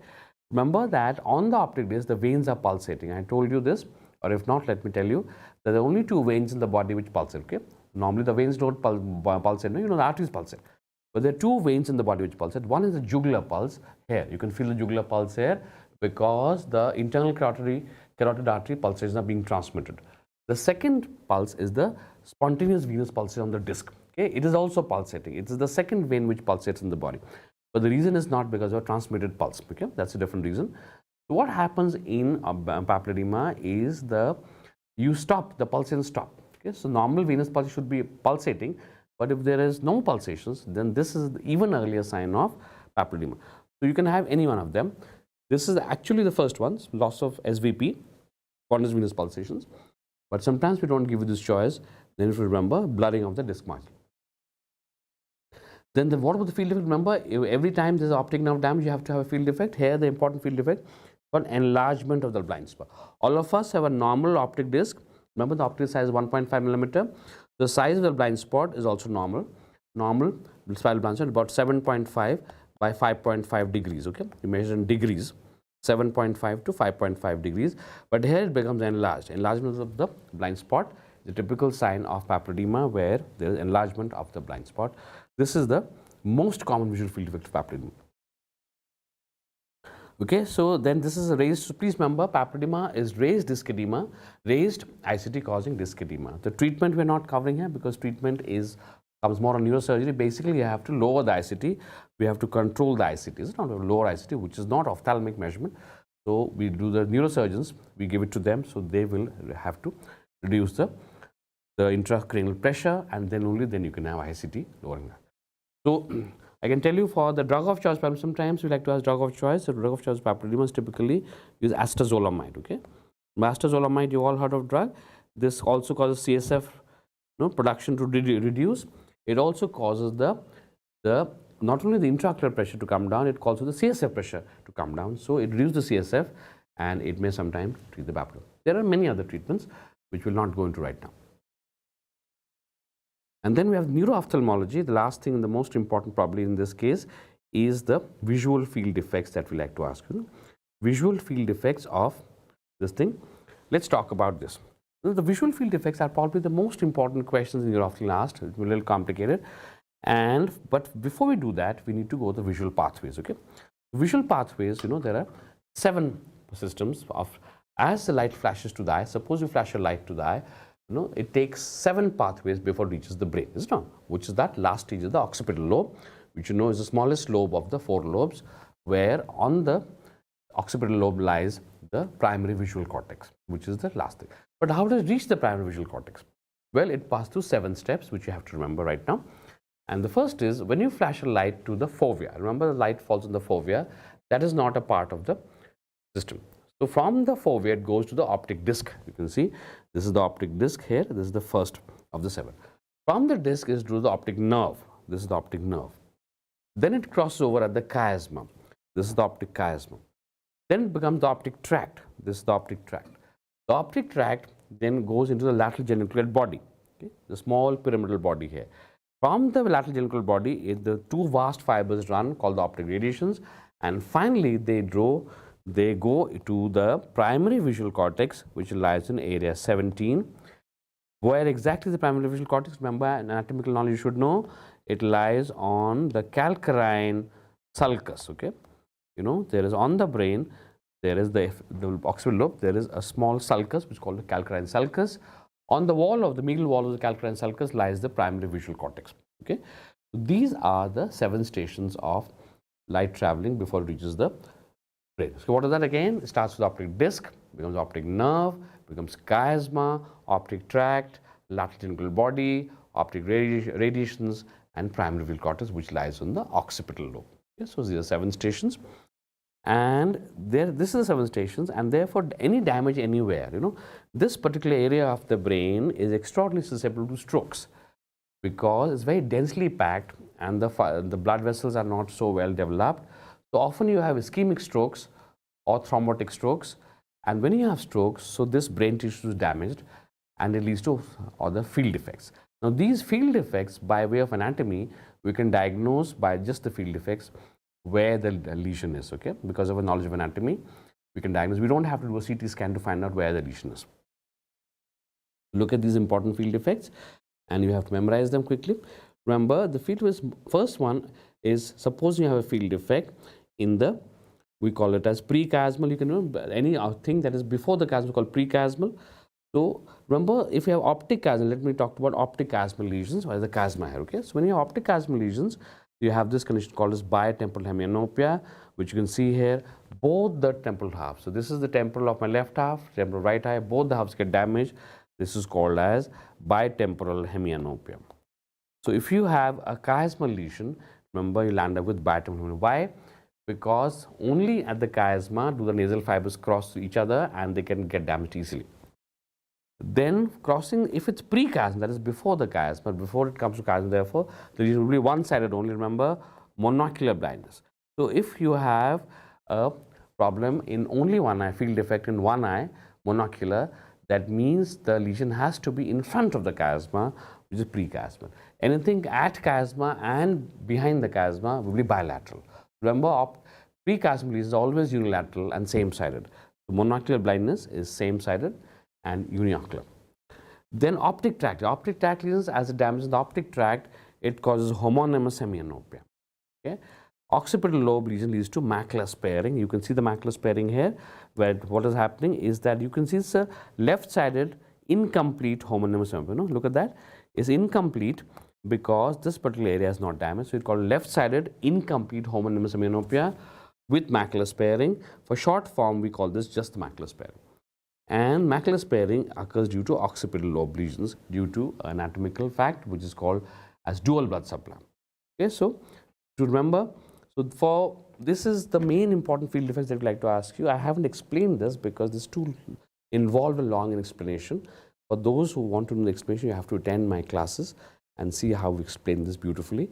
This is a very conceptual topic. So again, to summarize, remember, if you have a pre-chiasmal lesion, which is before, somewhere here, before the chiasm, the damage is here, then you have a same-sided blindness, monocular, same-sided, and it is always unilateral. Okay?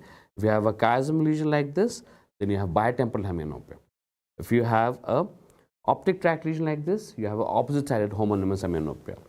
What about genital body lesions? Genital body lesions, remember, are very rare. They are vascular and they're very rare, so they don't work, so we don't ask you. Optic tract lesions, you have a pie in the sky, a pie on the floor, and occipital lobe lesions, finally, we just talked about, is the sparing, the macular sparing field defect. Okay, so these are the most important field defects that we need to know. Most commonly asked questions are usually bitemporal hemianopia, and now there's macular sparing also. With that, we finished our neuro-ophthalmology, and now we go to the squint.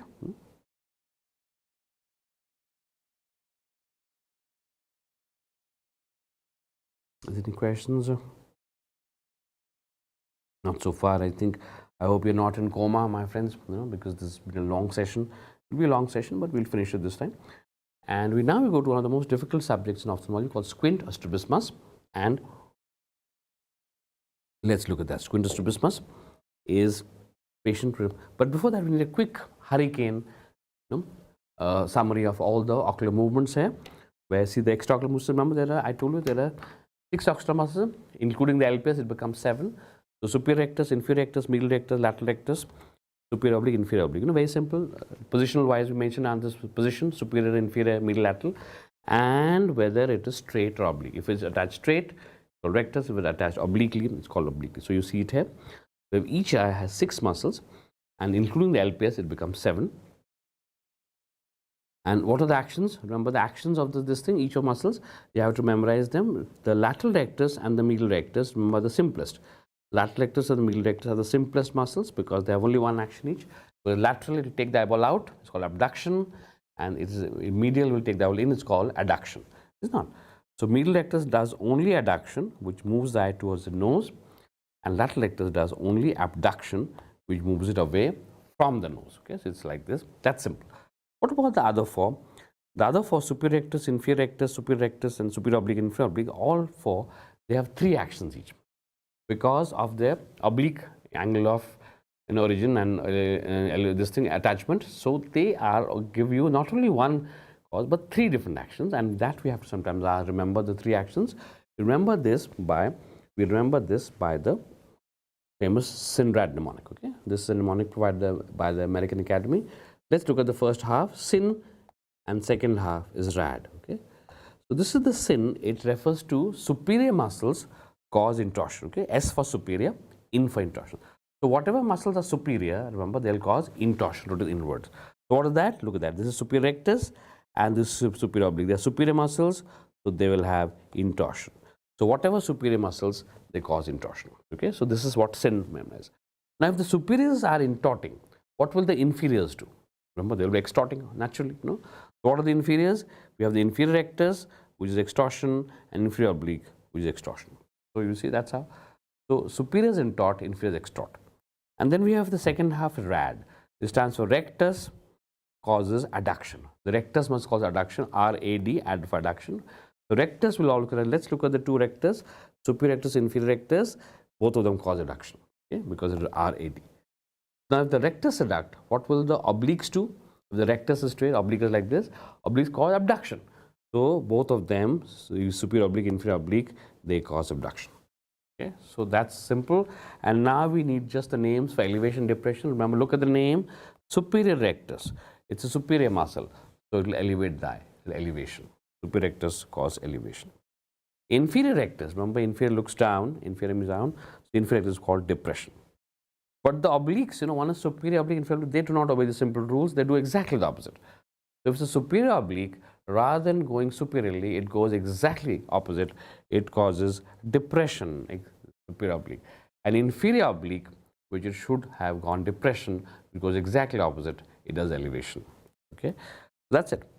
This is, we can remember the SYN-RAD mnemonic, simple to remember. Superiors intort, rectus adduct. That's what it is. Superiors intort, rectus adduct.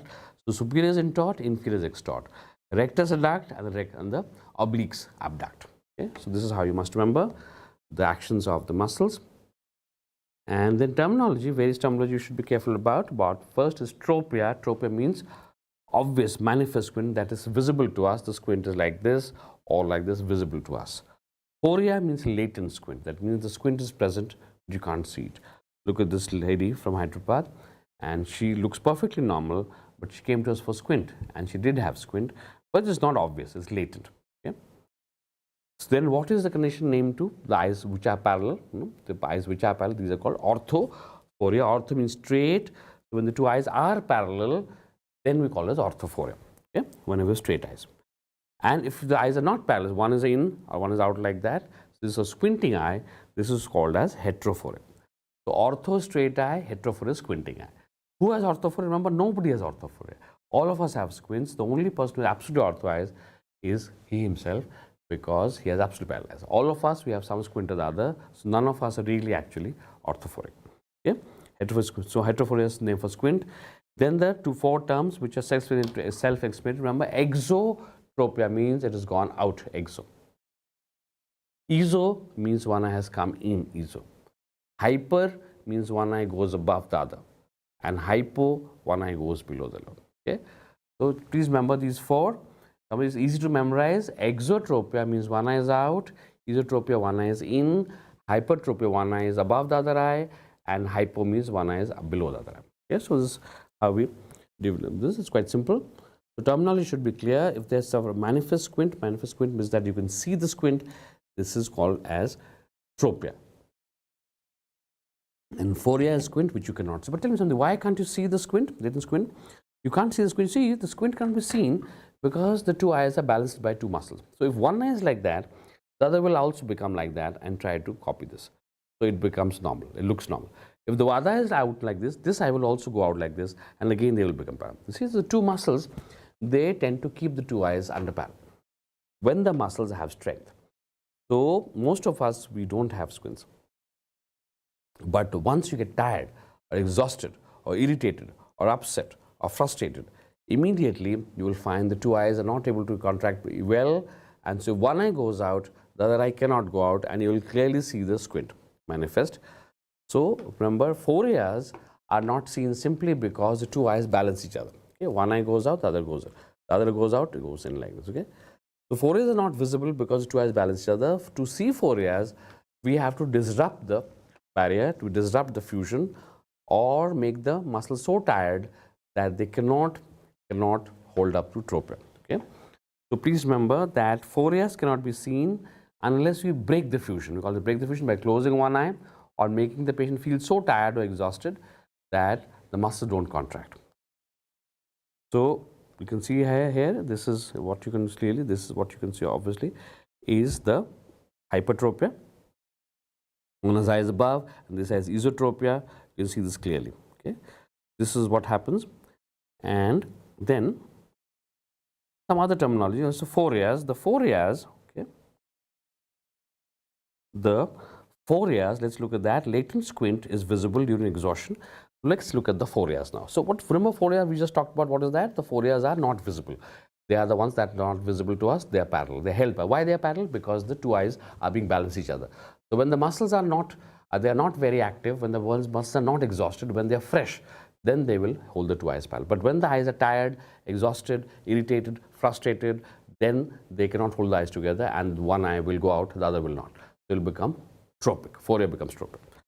So when latent vision is visible during exhaustion, remember whenever you are tired and exhausted, which is happening to most of you, so if you look at your own eyes, you will be drifting off to sleep, or you will have to squint also, or fusion disrupted. Fusion means the two eyes fuse each other, that is disrupted when you're exhausted. Symptoms of forias, what are they? How do you know? Eye strain, okay, and asthenopia, because the two eyes are not parallel. No? So the effort of trying to maintain them, the effort of trying to maintain the parallelism creates eye strain, headaches, and eye fatigue, which was the basic strain of foria. So often patients come to us and say, doctor, I am feeling exhausted and tired and headachy and all. What is the reason? This is because of the poor fusion that they have. Okay, so they have the poor fusion they have. So this we have to know about. Then this is the cover test. We have these cover tests we have to know. For the cover test, you have to know, called the two important tests I want to tell you, called the cover tests. One called the cover. What do? You cover one eye and look at the other. Okay, see what happens. So suppose one eye is, this is called cover test. When you cover one eye, look at the other eye. Okay, and then you cover this eye, look at this eye. This is called the cover test. What does it do? It detects the tropias. Okay, it detects the tropias. Okay, so what happens? Supposing I have a squint like this. Okay, one eye say goes out like this. Now you want to detect the squint. When you cover this eye, what will happen when you cover this eye? This is squinting out, no? This, and you ask the patient to look at a torch like this. So the torch, when the patient flashes, when you look at the torch, the patient looking at the torch, the normal eye, the right eye, looking at it, but this eye has squint, let's say. It's a tropia, no? Because it's manifest. So while looking at torch, suppose you cover this eye of the patient. When you cover this eye, immediately this eye moves in, okay, to look at the torch. Okay, because you have to instruct the patient to look at the light. So normally it's squint, because this is squinting outward, but when you close one eye and he has to look at the light, this eye moves in to look at the light. So this movement is detected, and this movement tells us that he has a tropia or a manifest squint. So you close one eye, look at the opposite eye, is the test called the cover test. Okay, this is for tropia. Now how to detect forias? For forias, which are the ones that are not visible, remember, we do a cover-uncover test. Okay, what is that? You cover one eye and uncover other. Okay? You cover and uncover and look at the same eye. Okay, remember cover test, the first one. I cover this eye, look at the opposite eye. In the cover-uncover, I cover and uncover this, and you look at the same eye which was under the cover. Okay? So this will detect phorias. If you have movement of the eye under the cover, it means it is a phoria. If you have movement of the opposite eye, that means it is tropia. Okay? So cover test specifically tests for tropias, cover one for detection of phorias. Okay?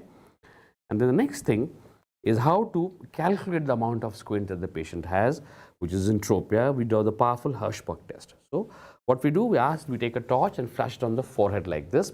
Okay, ask the patient to look at the torch. Look at the torch like this. Okay. Now, if the two eyes are parallel, what will happen? The light will reflect off the cornea. Then remember, the two corneas behave like highly polished convex mirrors, you know. So when you flash a light, the light bounces off the cornea, and you can see the reflection of the light exactly in the center of the pupil if the two eyes are parallel.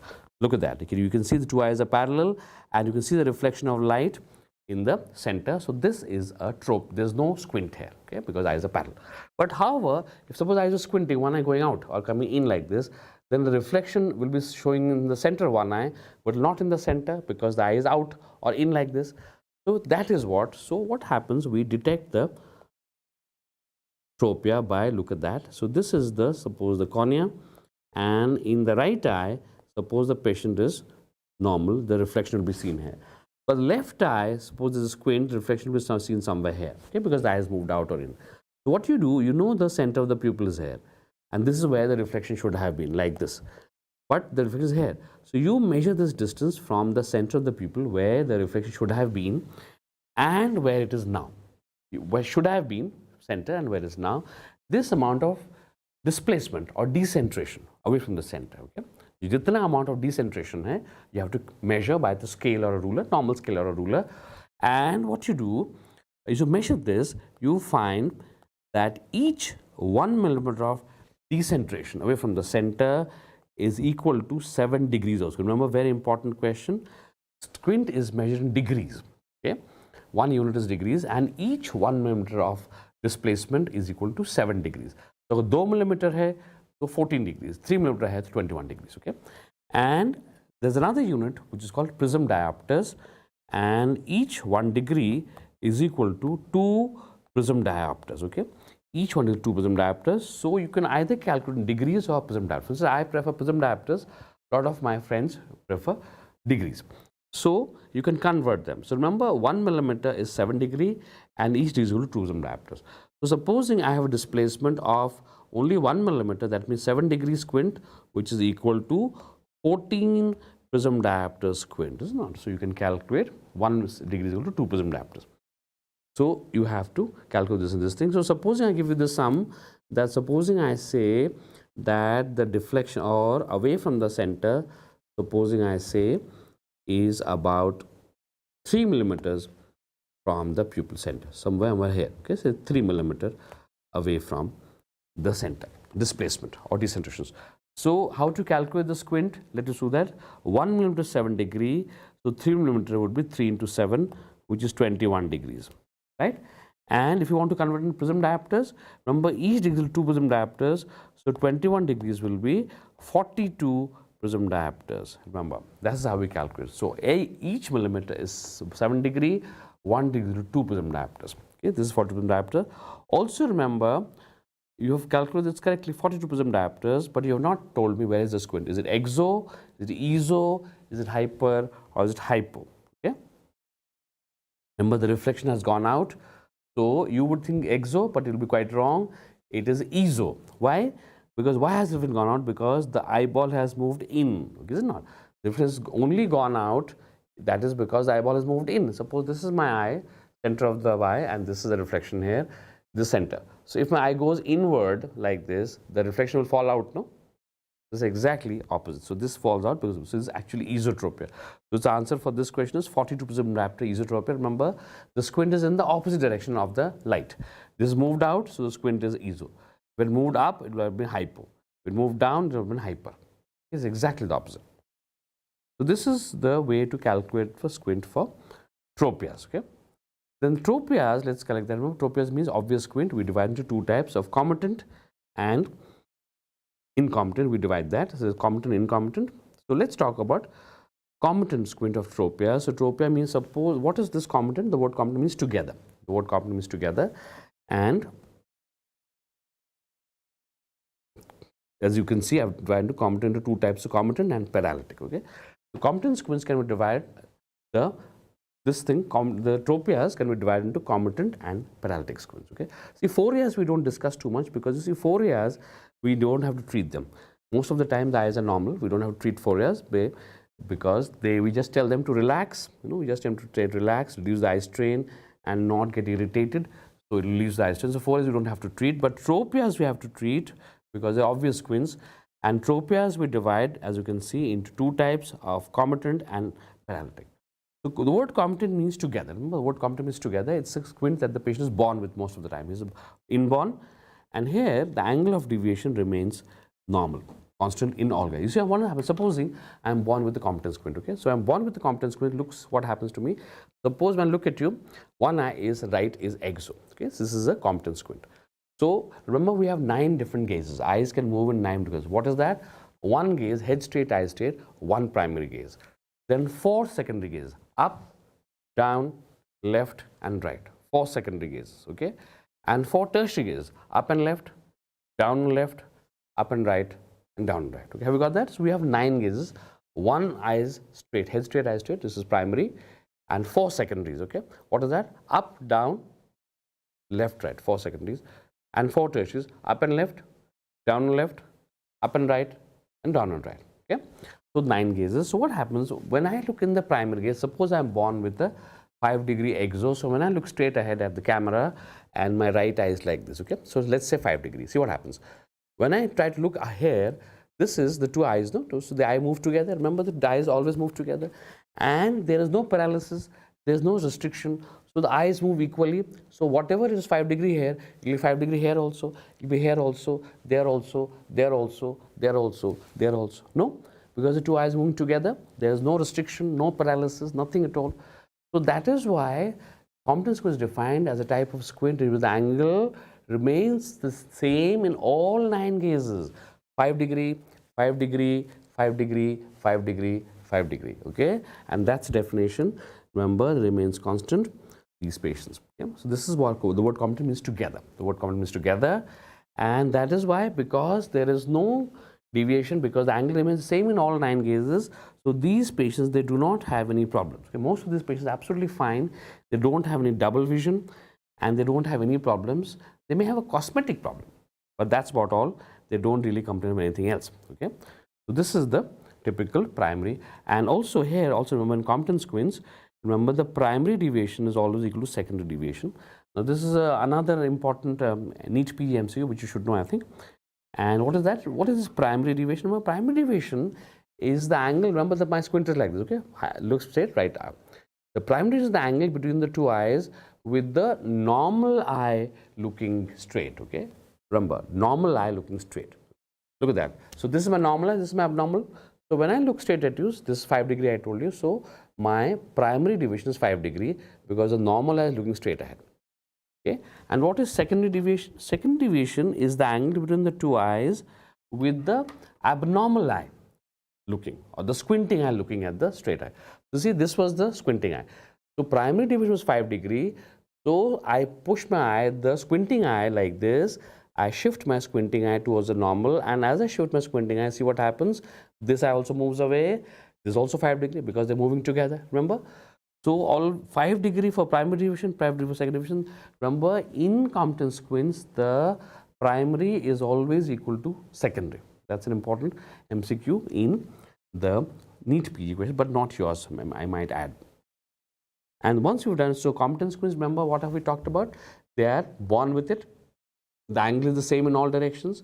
They have no problems. There's no diplopia, no abnormal, no problem coming at all. Only have a cosmetic problem, and the primary is equal to secondary deviation. There are 2 different types of comitant squints. 2 different types. One is called accommodative. The other is called non-accommodative. Called accommodative and non-accommodative. Let's look at that. Accommodative, non-accommodative squints. What's the difference? Accommodative means it is due to uncorrected refractive. Remember, they told you uncorrected refractive error. So this today only we talked about this, that if you don't wear glasses in hyperopia, I told you, you develop a convergent squint. Remember? So when you have refractive error which is not corrected, which means you're not wearing glasses, so this will cause a accommodative squint where excessive accommodation causes excessive convergence and it causes a convergent squint, and uncorrected myopics will have a divergent squint. You know, we talked about this. So if you don't wear glasses, it will go to divergent squint.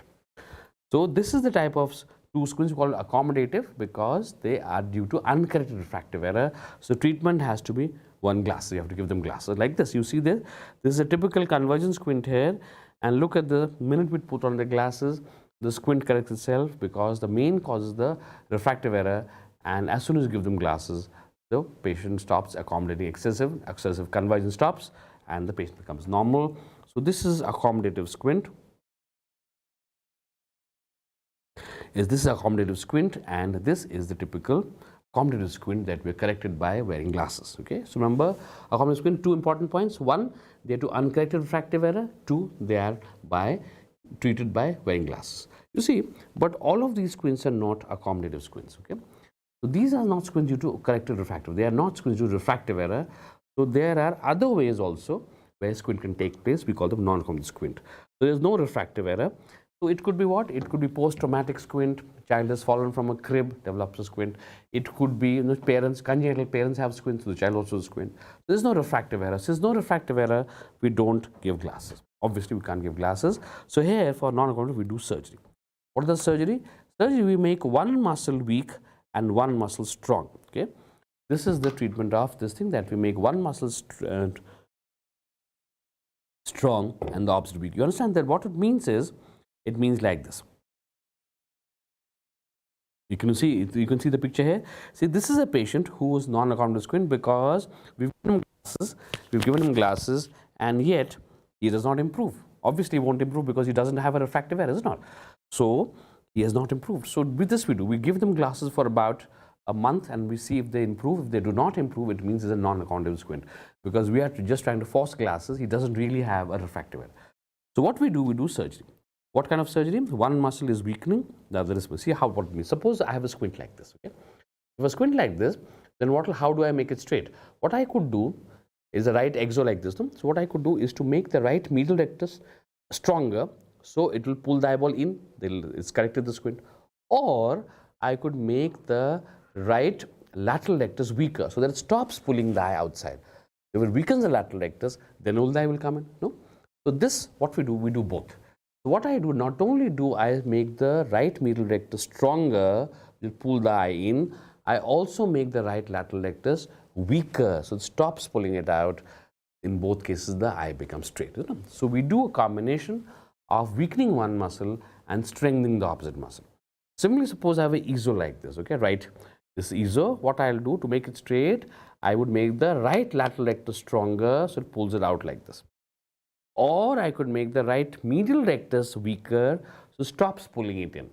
In both cases, the eye will become this, is not. So in this case, see what happens? I strengthen the lateral rectus and weaken the medial rectus, eye goes out and becomes balanced. So this is a combination of weakening and strengthening muscles, which needs to be done for surgery as non-accommodative squints. So kindly remember to summarize: accommodative squints are uncorrected refractive error, non-accommodative squints, no refractive error. Accommodative squints need glasses, non-accommodative means surgery. What surgery? Recession one muscle, resect one muscle, but remember to be careful to treat the correct muscle. Do the wrong muscles, the squint might worsen. This was about, so we did about tropias, and remember tropias we divide into two types. What are the two types? Is comitant and comitant we have just done, which means that we have done. Now it's due to the paralytic squints. Paralytic squints. So paralytic squints, it means that there is paralysis of the eye. Okay, the paralysis of the eye, and this paralytic squints, remember, so the eye can be like this or like this, is some paralysis, and these are not congenital, they are acquired squints. That means they come after birth. And the most common cause of paralytic squints are uncorrected, the systemic disorders like diabetes, blood pressure, and cholesterol. So these are patients who are suffering from typically very high blood pressure, high cholesterol, or high diabetes, and they have no idea. We call them vasculopathic causes. This leads to paralysis of any of the muscles, superior rectus, inferior rectus, medial rectus, lateral rectus, and lead to paralytic squint. Okay, it's called paralysis. In this case, see, the definition of paralytic squint is that the angle changes in every gaze, depending on the direction of gaze. Look at that. What does that mean? Supposing I say that my right sixth nerve is damaged. Okay, remember paralytic squint means it can be paralytic squints are either damage to the nerve or the neuromuscular junction. Any of the nerves, what nerves? Could be third nerve, fourth nerve, sixth nerve, any of them could be damaged. Okay, any of them could be damaged. And neuromuscular junction could be anything of the neuromuscular junction. So this is how paralytic squint occurs. Paralysis of the third, fourth, sixth nerve or neuromuscular junction could be myasthenia gravis. Why should paralysis occur? I told you paralysis occurs because of uncontrolled diabetes, blood pressure or cholesterol, which we call as vasculopathy causes, okay. And let me show you, suppose I have a sixth nerve pulse, okay. Suppose I have diabetes and I hope not, and sixth nerve suppose is damaged, okay. So look what happens. Suppose my right sixth nerve is damaged, so that means lateral rectus is gone. So lateral rectus is gone, what will happen? The medial rectus will pull the eye inwards, no? Because this is paralyzed, the medial rectus unopposed will pull the eye like this and my eye will become this condition. When I look at you in the camera, eyes like this, okay? And you can see it here, this looks at the right sixth nerve. This lady also suffers from the same thing. Right sixth nerve paralysis, the lateral rectus is gone, so medial rectus force the eyeball in. Now see what happens. So it likes it. So when I want to look that side, see what happens. I can take this eye like this. Suppose this is 5 degrees, okay? So when I look here, this eye moves fully, right? Because it's free, but this can't move. There's no space. Remember, it's hitting against the nose. So this eye is already like this. This eye moves 5 degrees. This is not moving at all. So the angle changes. Okay? The angle would remain the same only if the two eyes are moving equally. It's not. Both are moving equally, then the angle will remain the same as in Compton squint. But here, because one eye is paralyzed, the other is free. So sometimes this is moving more and this is moving less, obviously. So when I look like this will not move. Lateral is gone. When I look here, middle rectus, there's no space because it's hitting the nose. So because this eye, these two eyes are not moving equally, like in Compton squints, so in paralytic squints, the angle changes in every gaze. Okay, it will become 5 here, 10 here, 15 there, 20 there, 25 there. Why? Because this is not moving. It's very little. So the angle between the two keeps changing because this eye is moving very little and this eye is moving all the time. Okay. So this is the definition of the squint, that it changes in every gaze. Okay, and it depends upon the direction of gaze. And then what about, remember in Compton squints I had told you that we have secondary and the primary deviation are equal, but here in the paralytic squint the secondary deviation is more than the primary. What is that? Look at that. Suppose I have a squint like this, we took 6 nerve, no, like this. So when I look at the primary deviation, primary means when the normal eye is looking here and this like this. Remember this angle say is 5 degrees, okay, when the normal eye looking. But what is second deviation? Second deviation means that the angle of two eyes with the paralyzed eye looking, the squinting eye looking. So see, since the eye is paralyzed, I have to make a huge effort to move the eye like this. Okay, this huge effort has to make the eye to move the eye look straight, and this effort by Hering's law will be transferred to the other eye. No? So as I make this huge effort to take the eye out to look at the prime, this eye will also move and this angle changes. Okay, so it will move like this. Okay, so it will move like this. And now the angle will be much more. This is only 5 degrees, but because the effort is so much to move it out, this effort will convey to the other eye, it will become 10 degrees. So the secondary deviation, remember, is always more than the primary deviation because the effort required to push the paralyzed eye into fixation is too much, and it creates movement of the other eye because the movements are distributed both, and this angle is always more than the primary deviation.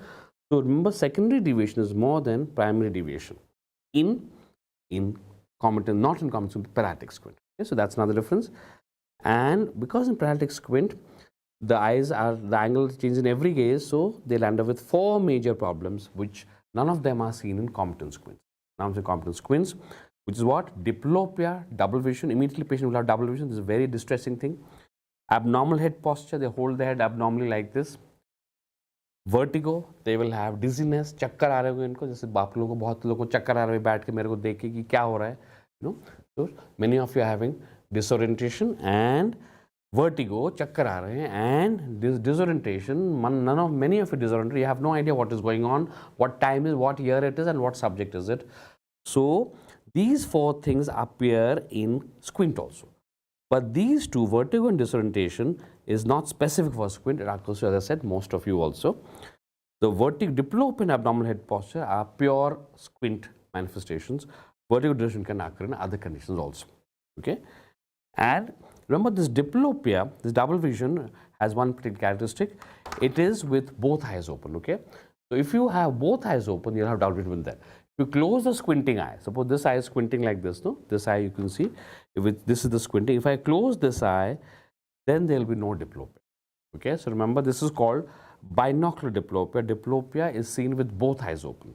If it is with one eye open, then this is the cause is not squint. Okay, so this is binocular diplopia is required with both eyes open, and this is about diplopia. And the second is abnormal head posture. What is abnormal head posture? Remember, the abnormal head posture, as in this case, you see the eyes like this, no? So because the patient is having double vision of like this, so often the patient moves the eye like this or like this, trying to avoid double vision. And you can see here, this child is holding his head tilted like this. It's called head tilt, which is seen in paralytic squint. Remember, there are three kinds of abnormal head posture. You can have a face turn. Okay, the face turns to one side like this or like this to avoid diplopia. Second, you can have a chin lift or a chin depression. The chin lift or the chin lift up like this or chin depress like this. Okay, again to avoid diplopia. Or third, you can have a head tilt. Head tilt, the head tilts over one shoulder like this or like this. Remember, they have different interpretations. The face turns like this, the face turn like this is when any of the horizontal muscles are paralyzed, like the lateral rectus and the medial rectus. That's why they move the head like this to avoid diplopia. The chin lift like this or like this, it is due to any of the vertical muscles get paralyzed, which could be the superior rectus or the inferior rectus. Okay? Again, trying to maintain in diplopia, trying to suppress diplopia. And head tilt, the third one, like this or like this, which you see here, it tells us one of the oblique muscles are paralyzed, either supraoblique or inferior oblique. Okay? So remember, the head tilts tell us, you have to watch out these tilts very carefully and decide. Face turns means horizontal rectus muscle paralysis. Chin lift, chin depression means superior rectus or inferior rectus, and head tilt means it is superior oblique or inferior oblique paralysis. Then paralytic squints. Remember this I just mentioned, face turn, the horizontal rectus muscles are paralyzed. This is the interpretation, it's like this or like this. And chin lift or chin depression is vertical muscle paralysis, either superior rectus or inferior rectus. And head tilts means oblique muscle paralysis, superior oblique or inferior oblique. And the abnormal head posture depends on which plane of the muscle is paralyzed. So that's a very important thing. You can see this diplopia, horrible double vision. Look at the time, वक्त को देखिए. अगर मेरे को time ऐसे दिखा तो मेरे को लगेगा कि मेरा टाइम आ चुका है. Okay, isn't it? So diplopia is terrible to have. Everything is double. It's a very scary thing for a patient to have diplopia.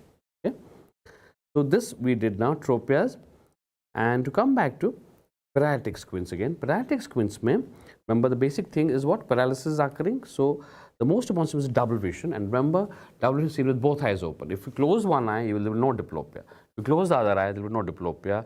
With both eyes, you will have double vision.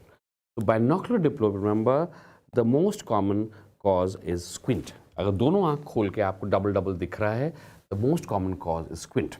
Okay, and also remember basic principle of squint in the underaction of the muscle in the field of action. That means what? Muscle underact karega. See, lateral rectus paralyzed. Lateral rectus, what is that? It takes the eye out, no? So it will not, if it's paralyzed, so it cannot take the eye out. It's called underaction.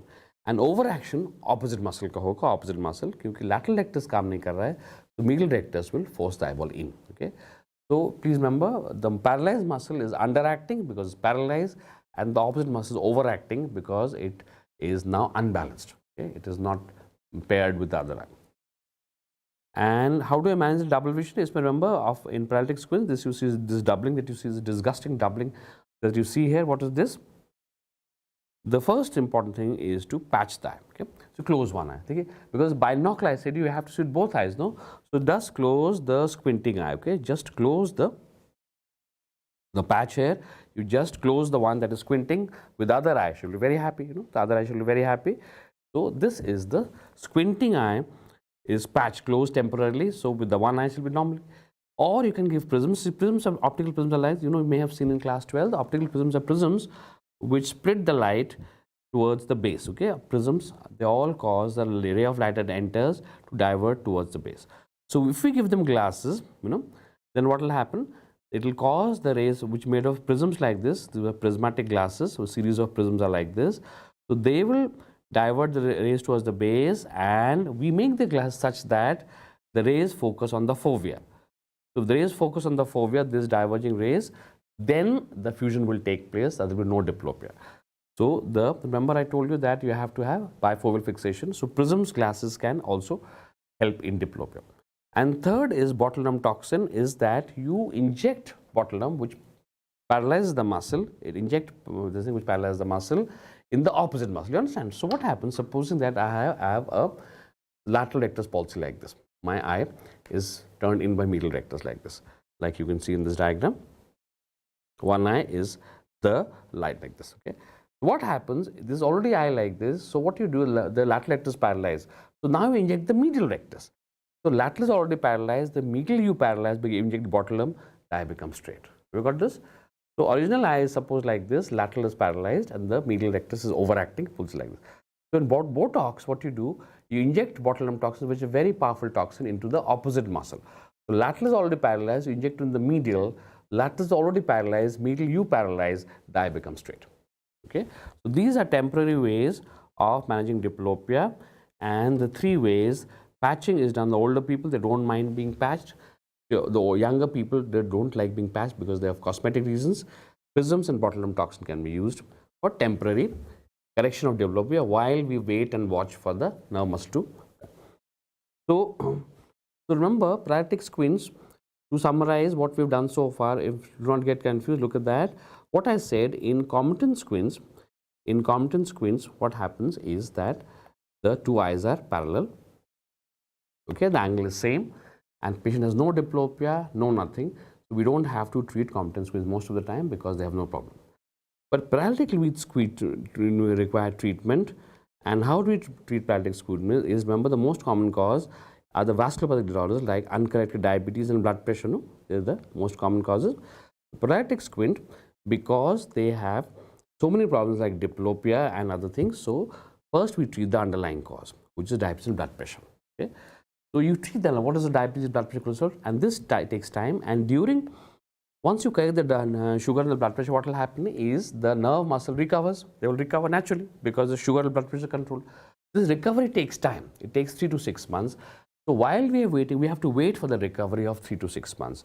But while we are waiting, we have to correct the diplopia, because remember, patient cannot tolerate diplopia for 3 to 6 months. So this, I told you how to correct the diplopia by patching or prisms botulinum toxin. Okay. So this is the principle of paralytic squints. First, correct the underlying disorder, wait and watch for 3 to 6 months. Meanwhile, correct the diplopia with prisms, with patching, or with Botox. Okay? And within 3 to 6 months, the patient will be absolutely okay. Okay? Because the diabetes and blood pressure is now treated.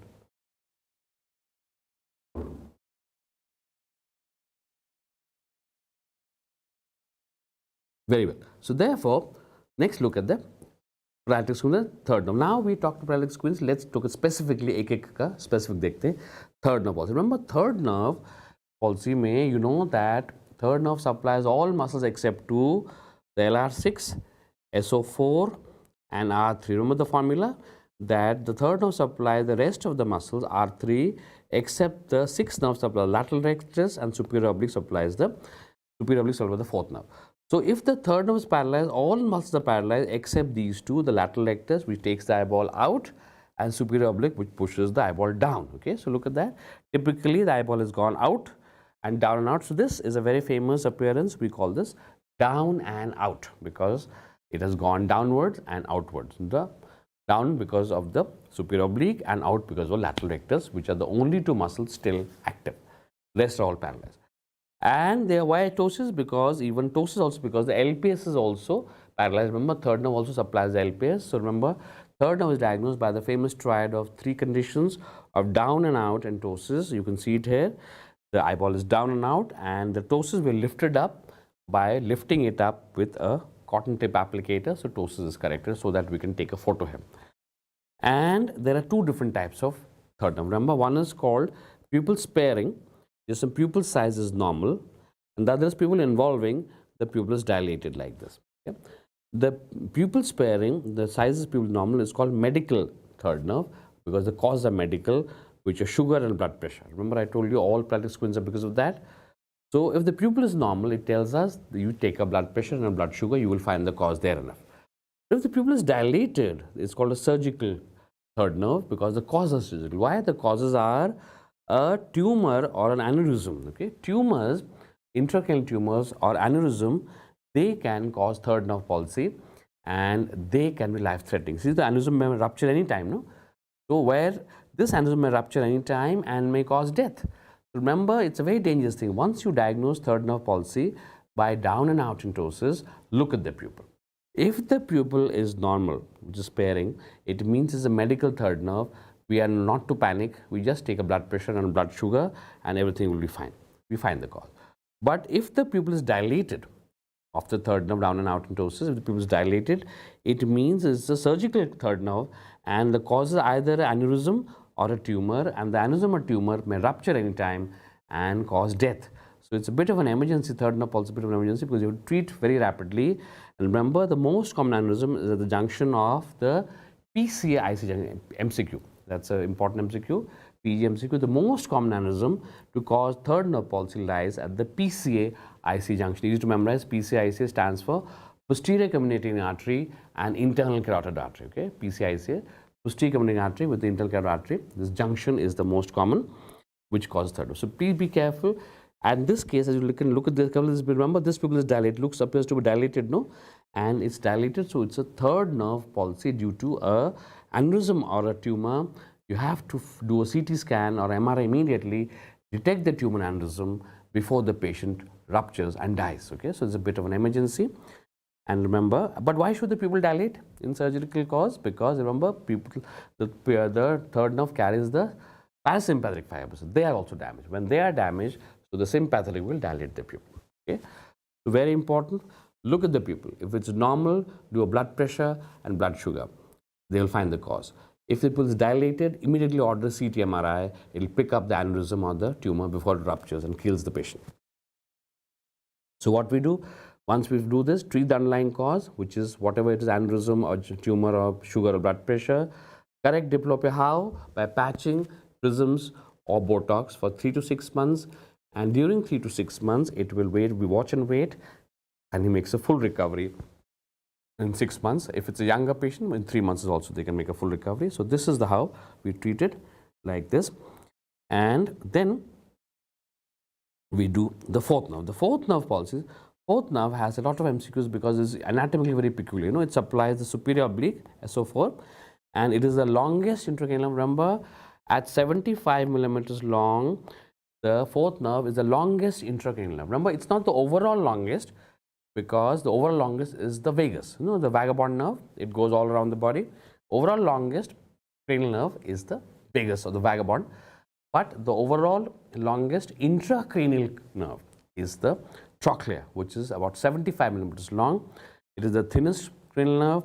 It is the first, that is why it is the first to be damaged in trauma, and the only one to cross over from one side. Remember, the fourth cranial nerve supplies the left superior oblique, unique. Left fourth nerve supplies the right superior oblique, okay? So it crosses over like this. So it is not ipsilateral, it's contralateral. The right superior oblique, the right cranial nerve, fourth cranial nerve supplies the left superior oblique, and the left intracranial nerve supplies the right superior oblique. Okay? It's like this. It's the only one to do that. So remember, because of his trauma, so the most common causes of fourth nerve palsies are not usually sugar and blood pressure, but traumatic.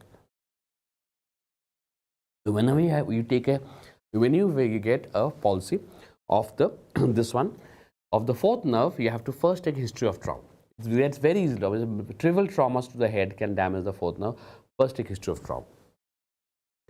Then, because the fourth nerve is a very powerful depressor, so what happens is pupil, it goes up, you know, and typically it causes diplopia in this particular moment. When you look down inward, so downward inward like this, you will see diplopia. So when you read a book, look at this.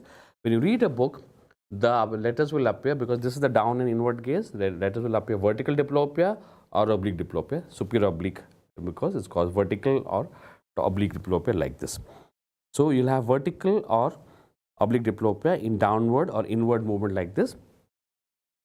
While, and what is the most common? Is reading, because reading is what gives us this downward inward. Also, the other one is walking downstairs. Remember, a typical MC was asked last year that patient comes to diplopia while walking downstairs. What is the nerve damage? Is the fourth nerve damage, okay? And typically, because the fourth nerve is the very powerful depressor, the superior oblique, the very powerful depressor, so the eye moves upward like this. So typically, in down and out and ptosis, you had third nerve here, the eyeball moves upward like this, and there's a head tilt on the opposite shoulder like this. Okay, why? Because you can see it here. Look at the upward eye movement has gone up like this, because it's a depressor is paralyzed, so the opposite muscle pulls it up like this. So one eye moves upward, and the head tilt on the opposite shoulder. Why head tilt? Because remember, it's a superior oblique, so head tilt. And why opposite? Because they cross over. The fourth nerve crosses over. So therefore, kindly remember, the fourth nerve palsy, we've all got a lot of MCQs. First, remember, it's the longest, the thinnest cranial nerve. It is the first to be affected in trauma and is the only nerve to cross over. Second, you'll have vertical diplopia or oblique diplopia in palsy, particularly in reading and walking downstairs, because the gaze affected is the downward and inward. And on examination, eye goes upward and head tilt on the opposite shoulder. And in this, you can see it here.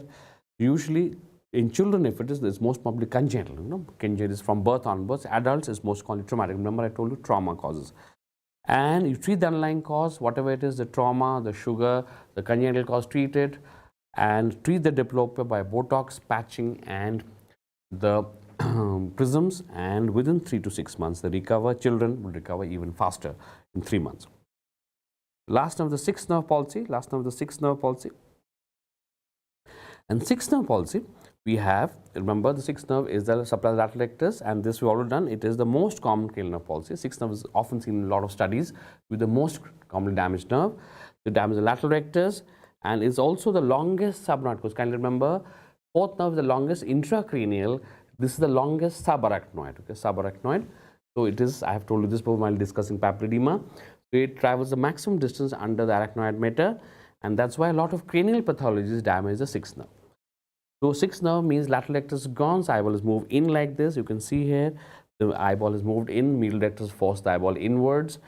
So you have horizontal diplopia, double vision like this, esotropia you can see, and the face moves out. Remember, it is the face in, face out I was telling you. So you have the face turn here. So trying to eradicate diplopia, eliminate diplopia, the face turns out because the eyeball cannot turn out. So typical position, they'll have horizontal diplopia like this, one pen showing them, they will appear like this, two pens, and one eye is moved in, so the face will move out. Eye in, face out, we call it. Children in sixth nerve is most common. It could be serious sixth nerve, it could be pontine gliomas, because these are tumors of the pons.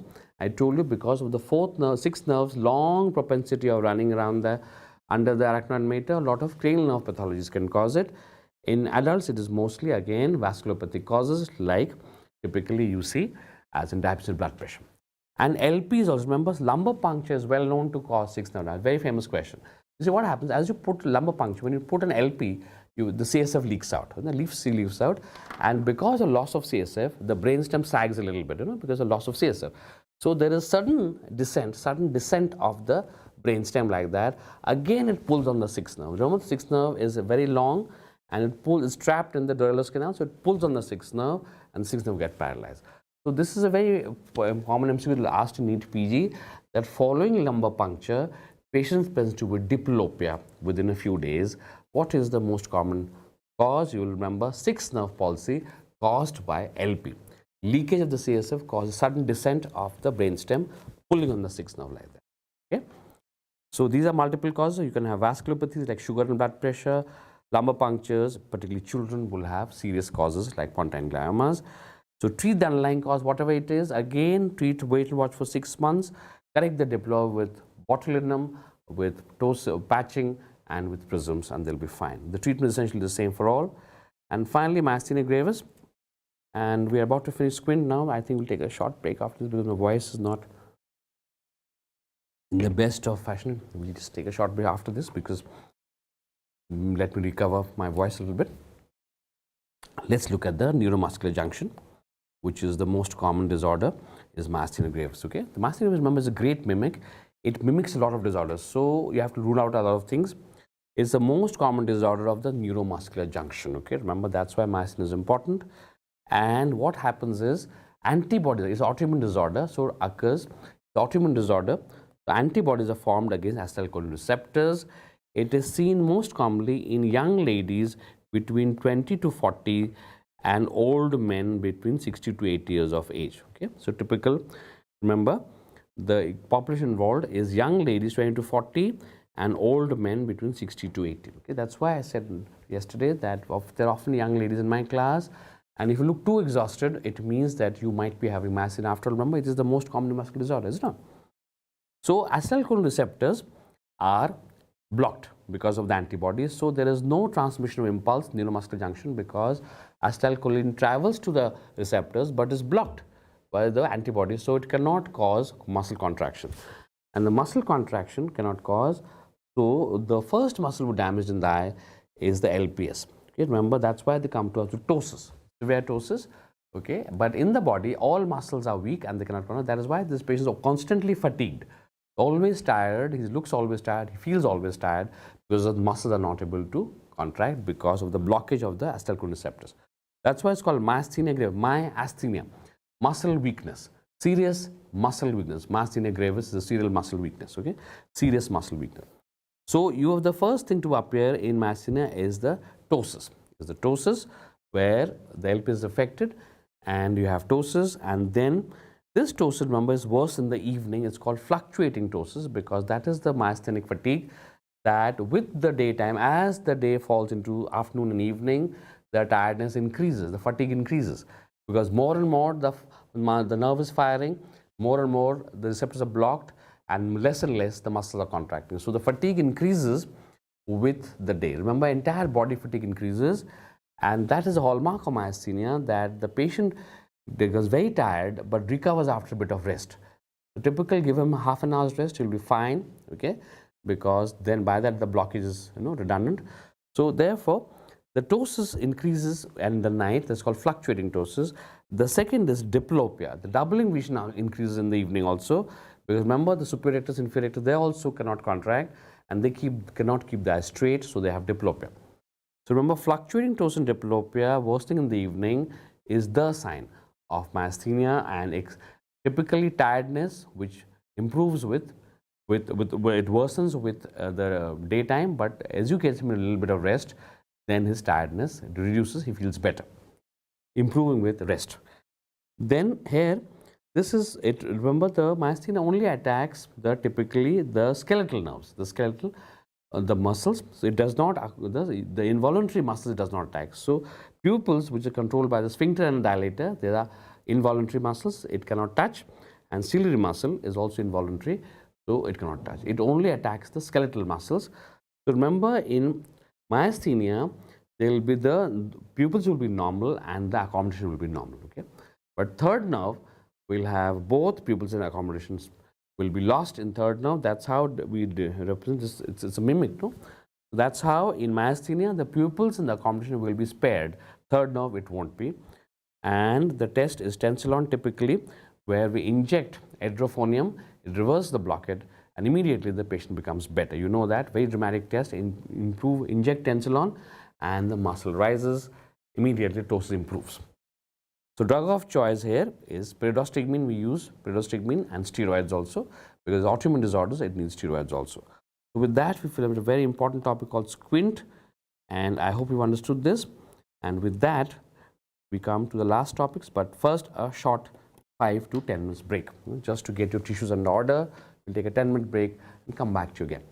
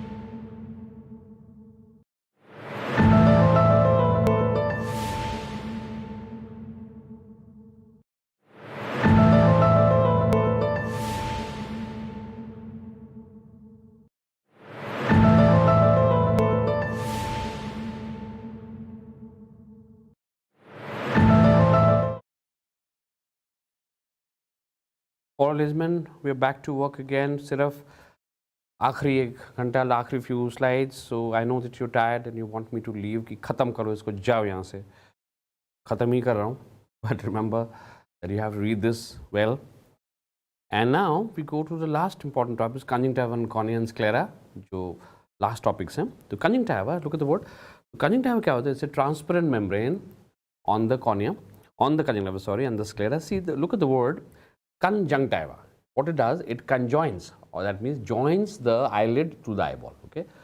So conjunctiva is the only tissue which connects the eyelids with the eyeball, and it connects this on reflects on the sclera, and then reflects from the back surface of the eyelids also. So once it covers the sclera, see what it goes back and reflects from the undersurface of the upper eyelid, and it goes like this and it reflects from the lower side from the of the lower lid also. ऐसे करके जाता है this way, and other it goes like this.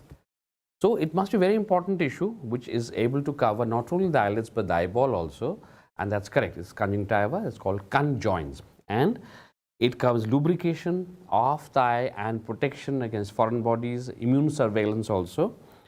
And the most important function of the conjunctiva is that conjunctiva produces goblets. It has this cells called goblet cells, and these goblet cells produce mucin, which are very important for tear film stabilization. So now we'll talk about the tears.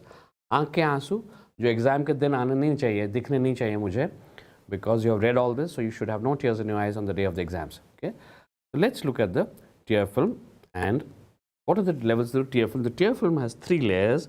Remember, it's called the tear film because it is so thin, and it has 3 layers like this. Okay, it looks like this schematic diagram mein. And the topmost layer, this is the topmost layer. The topmost layer is the outer layer called meibomian glands. Called meibomian glands, and what it does, it produces mebum. It produces mebum. This is an oily layer which causes prevention of evaporation because the lipid, so it prevents evaporation of the tear film because it's so hot that you go out within a few minutes the tear film would evaporate. The second layer is the most important, called the aqueous layer, and this is produced by the lacrimal glands. Look at that, the word lacrimal means tears. I told you that lacrimal means tears, and these are 2 huge glands. We talked about this when drainage, and lacrimal glands are present on the outer surface of the lipid hair, supratemporal area, and it produces the main tears of the eye, and it contains all the things that we require. What is that? This lacrimal fluid contains the oxygen, the glucose, the electrolytes, and a very powerful enzyme called the lysozyme, which is required to fight bacterial organisms. Okay, and the inner layer, the innermost layer, is the mucin layer, which I said is produced by the goblet cells, which is for stabilizing the tear. Stabilize करना का मतलब क्या? Mucin layer, all the tears would keep flowing down all the time. A very irritating condition down the lower lids. Okay, so absence of any of these layers, or all of these layers, produces a condition called as dry eyes, also called as keratoconjunctivitis sicca, KCS. It's called the same, keratoconjunctivitis sicca is dry eyes. And what are the common causes of dry eyes? Why should they not produce these tears? Well, remember advanced age. As we go older, above 60, particularly the female patients, they develop more dryness. Okay, remember, why the females only? Why not the males? Because after 50, the females get hit by a thunderstorm, which is called as menopause. Okay, as called menopause, and menopause does not allow, so there's no estrogen, so there's no further tear secretion. So females suffer from dry eyes quite a lot. Males also, but not so much because males have testosterone which compensates for that. So elderly females, that is our mothers and grandmothers, all have dry eyes.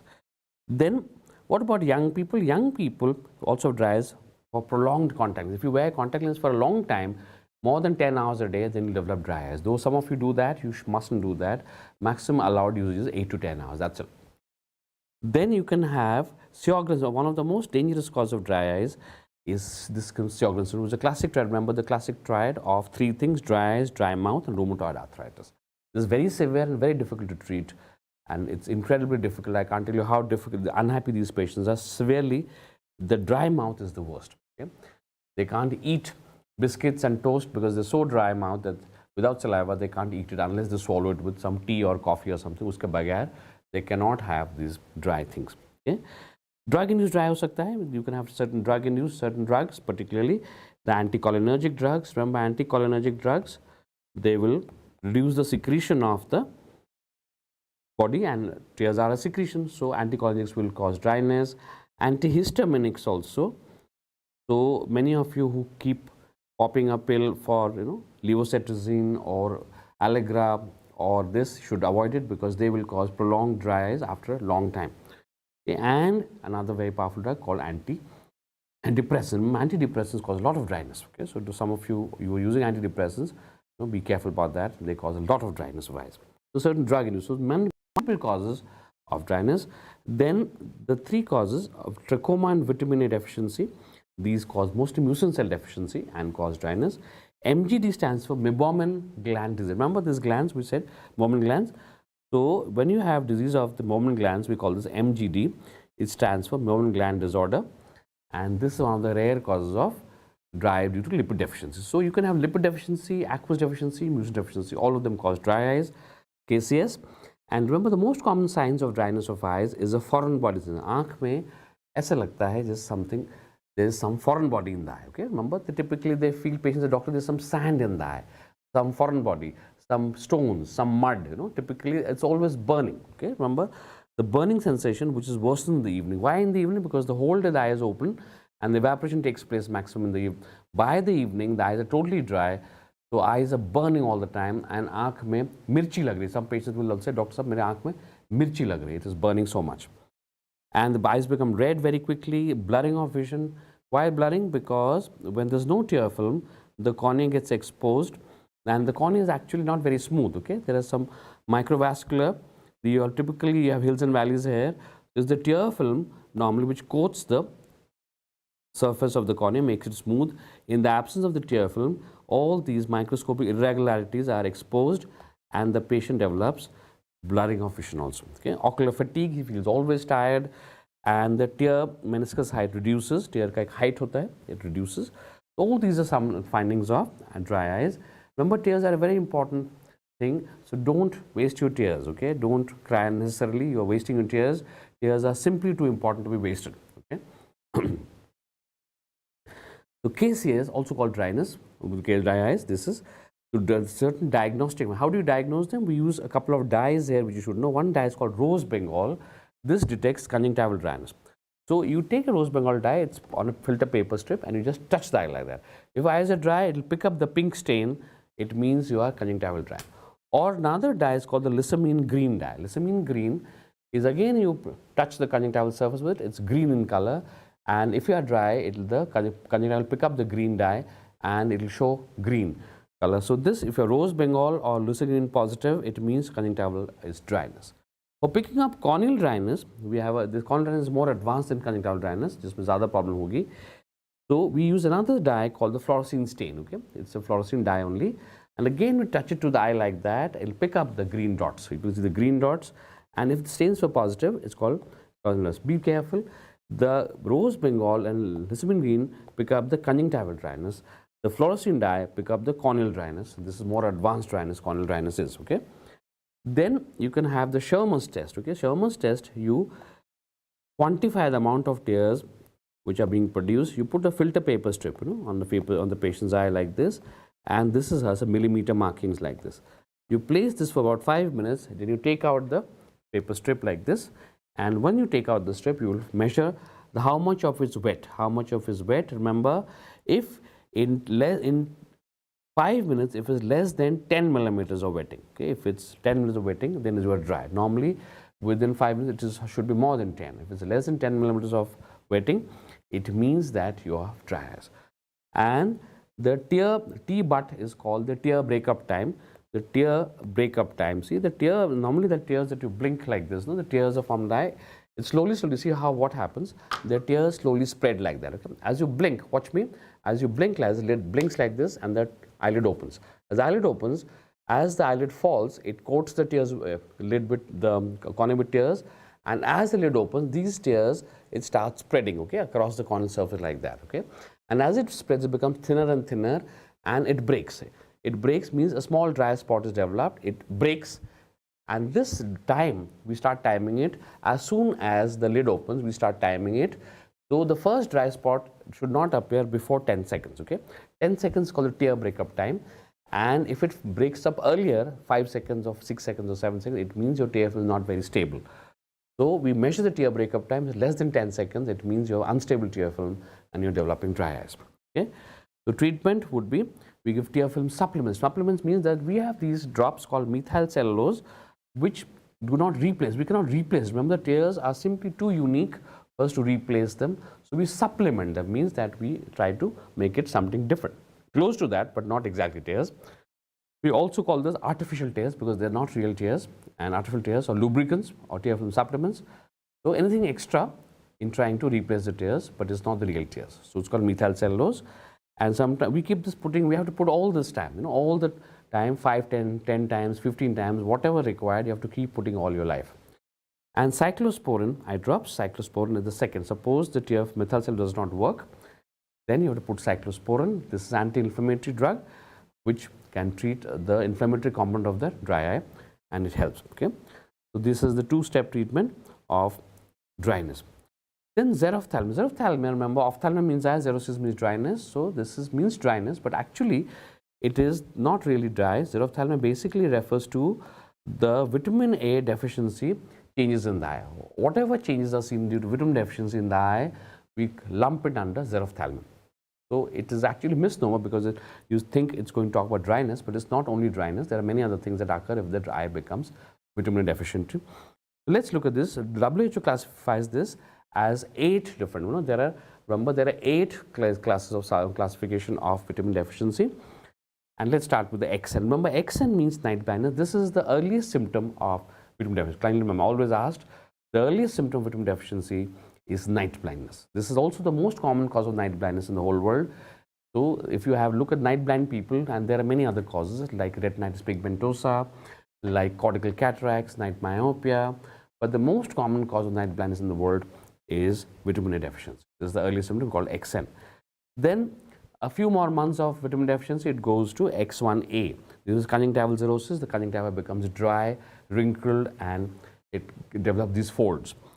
A few more months, X1B called Bitot spots. Now you develop these foamy white spots on the conjunctiva, which looks very, look like soap bubbles. This is called Bitot spots.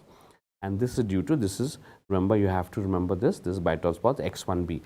Then still no vitamin A deficiency, still no vitamin A, and your X2 now goes from conjunctival dryness to corneal dryness. I told you corneal dryness is more advanced. Now the cornea develops dryness and your vision starts blurring. Your vision starts blurring, and then it goes to X3A. From corneal blurring, corneal dryness, it goes into more severe conditions where you develop small corneal ulcers. These ulcers develop like this, so oval, shallow ulcers like this. This is because the collagen is melting away. Remember, collagen requires vitamin A, and vitamin A is missing, so collagen is not formed. It starts melting away, so it develops small ulcers, and a disastrous condition occurs called keratomalacia. Cornea melts away. Where entire cornea melts away due to absence of vitamin A, and X3A is less than 1/3 of the cornea melts away. X3B is more than half. So this, where the cornea just literally melts away, it liquefies, and everything comes out, all the contents of the eye. That means the iris, the lens, the retina, the vitreous, everything comes out, the eyeball is lost. It's over, the game is over, entire eyeball is lost, because remember, cornea sclera is the basic layer of protection. Everything comes out. X3B, keratomalacia, patient becomes blind, okay, more than half. But, and then sometimes, miraculously, most of the time the game is over, but sometimes miraculously, even without the vitamin A, the cornea starts healing, okay. It's an amazing condition of the human body that everything heals ultimately. It takes some time, everything heals ultimately, and sometimes even the cornea starts healing, it forms a corn scar, XS, and finally we go to XF, the 8th stage, where it's been now almost 2 years of vitamin A deficiency. Xerophthalmic fundus develops, okay, XF, where you get golden white spots, golden brown spots on the retina, patient becomes blind, okay. So this is the 8 stages of vitamin deficiency. So remember, starting with XN, night blindness, X1A, conjunctival xerosis, X1B, Bitot spots, X2, corneal xerosis, then X3A, oval ulcers, and joining together from keratomalacia, corneal melting. Less than 1/3 is X3A, more than half is X3B, excess corneal scarring, and XF, xerophthalmic fundus. And the treatment is vitamin A. We have to give vitamin A. The dosage, remember, we have this dose, entire dosage, but I would be happy if you remember this particular dosage for people, for children more than, to anybody more than 12 months, okay, particularly children, we have to give them 3 doses of 0, 1 and 14. What does that mean? 0, 1 and 14 means that on the first day, the 0, day 0, when they first present to us, we give them 200,000 international units of vitamin A. 200,000, 2 lakh, 2 lakh rupees nahi. We don't have so much money, you know, ophthalmologists are very poor people, you know. We don't have 2 lakh rupees to give them, but 2 lakhs, 2 lakhs, 2 lakh international units we give them. On day 1, we give it. Second day, the mother has been taught how to give it, and the 14th day, the second week, they again come, we give it. So 2 lakhs, 2 lakhs, 2 lakh international units are given by mouth for children above 12 months of age. I've given other doses also, it just becomes half. From 6 to 12, it becomes 100,000, and less than 6 months, it becomes 50,000. So 200,000 ka half karo, 100 ka half karo, that's 500, no, 50,000. So this is the dosage you have to remember, we have to give, because serum levels require to be at least more than 20 micrograms per deciliter. 20 micrograms per deciliter is the dose required in vitamin deficiency. So this is usually asked, some question will be there, remember, because vitamin deficiency is very common in the world, particularly in our country, we need to know about vitamin deficiency. The ophthalmos is managed. Then what about conjunctival degeneration? Conjunctival degeneration occurs to patients who are exposed. You know, there are many degenerations. The first one, the one we need to talk about most, is pterygium. Pterygium kya hota hai? Pterygium is very important, very commonly seen by us, because it causes a, the word pterygium means a wing-like growth. You know, so over the cornea like this, you will see this is the pupil. The conjunctiva climbs up in the time of a triangle like this. Okay, it looks like a triangle. It climbs up, and looks like the bird's wing. That's why it's called pterygium. The word pterygium means like the wings of a bird, and it climbs over the cornea like that. Why it does? Because this is exposure to sunlight. So these are patients who are exposed to UV light.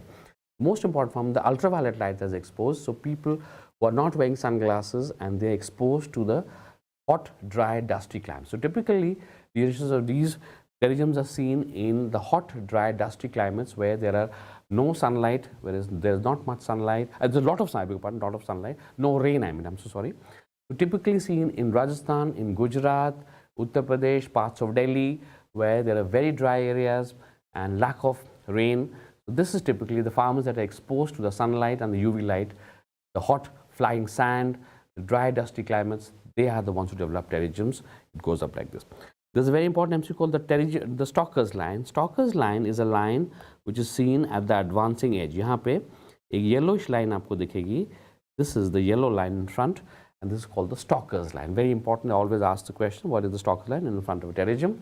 Multiple symptoms of redness, photophobia, watering, lacrimation, unable to wear contact lenses. You know, they're there, but there's no pain. It's not a painful condition, but it looks pretty bad. It looks horrible, and remember that it causes loss of vision also. 2 reasons. One, which is the more common, is astigmatism, because it pulls in the cornea and creates flattening, so it causes astigmatism. This is a more invisible cause of loss of vision.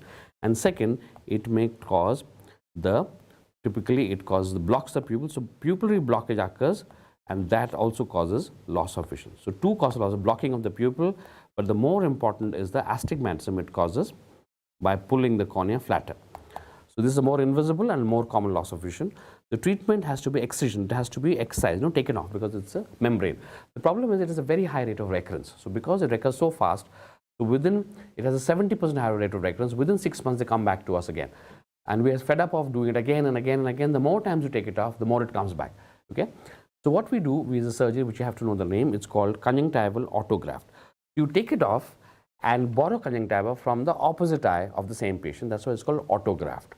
Autograft does not mean कि आपने nearest auto वाला से उसका conjunctiva लिया. Not that. You borrow the conjunctiva from the opposite eye of the same patient, and when you have taken it out, excised, you stitch it back again. This kind of little bit of strip of conjunctiva stitched back with either stitches or glue, and this does not allow the pterygium to go back again. So remember, the surgery is often asked, what is the best surgery to prevent recurrence? The best way to prevent recurrence is to do excision with conjunctival autograft. Okay? So this is the pterygium we need to know. And then we need to know about conjunctiva, the inflammation of the conjunctiva, and because conjunctivitis, the conjunctiva gets inflamed, and it is typically, there are 2 different types of conjunctivitis. Remember, one can be infective, or which means it can spreads, it can be non-infective. If it's infective, it can be the most common cause of viral condition. Remember, the most common conjunctivitis cause of viral conjunctivitis, and the most common virus is the famous adenovirus. Okay? Please remember, these are infective, so they can spread, and the most common is viral, and the viral most common is adenovirus.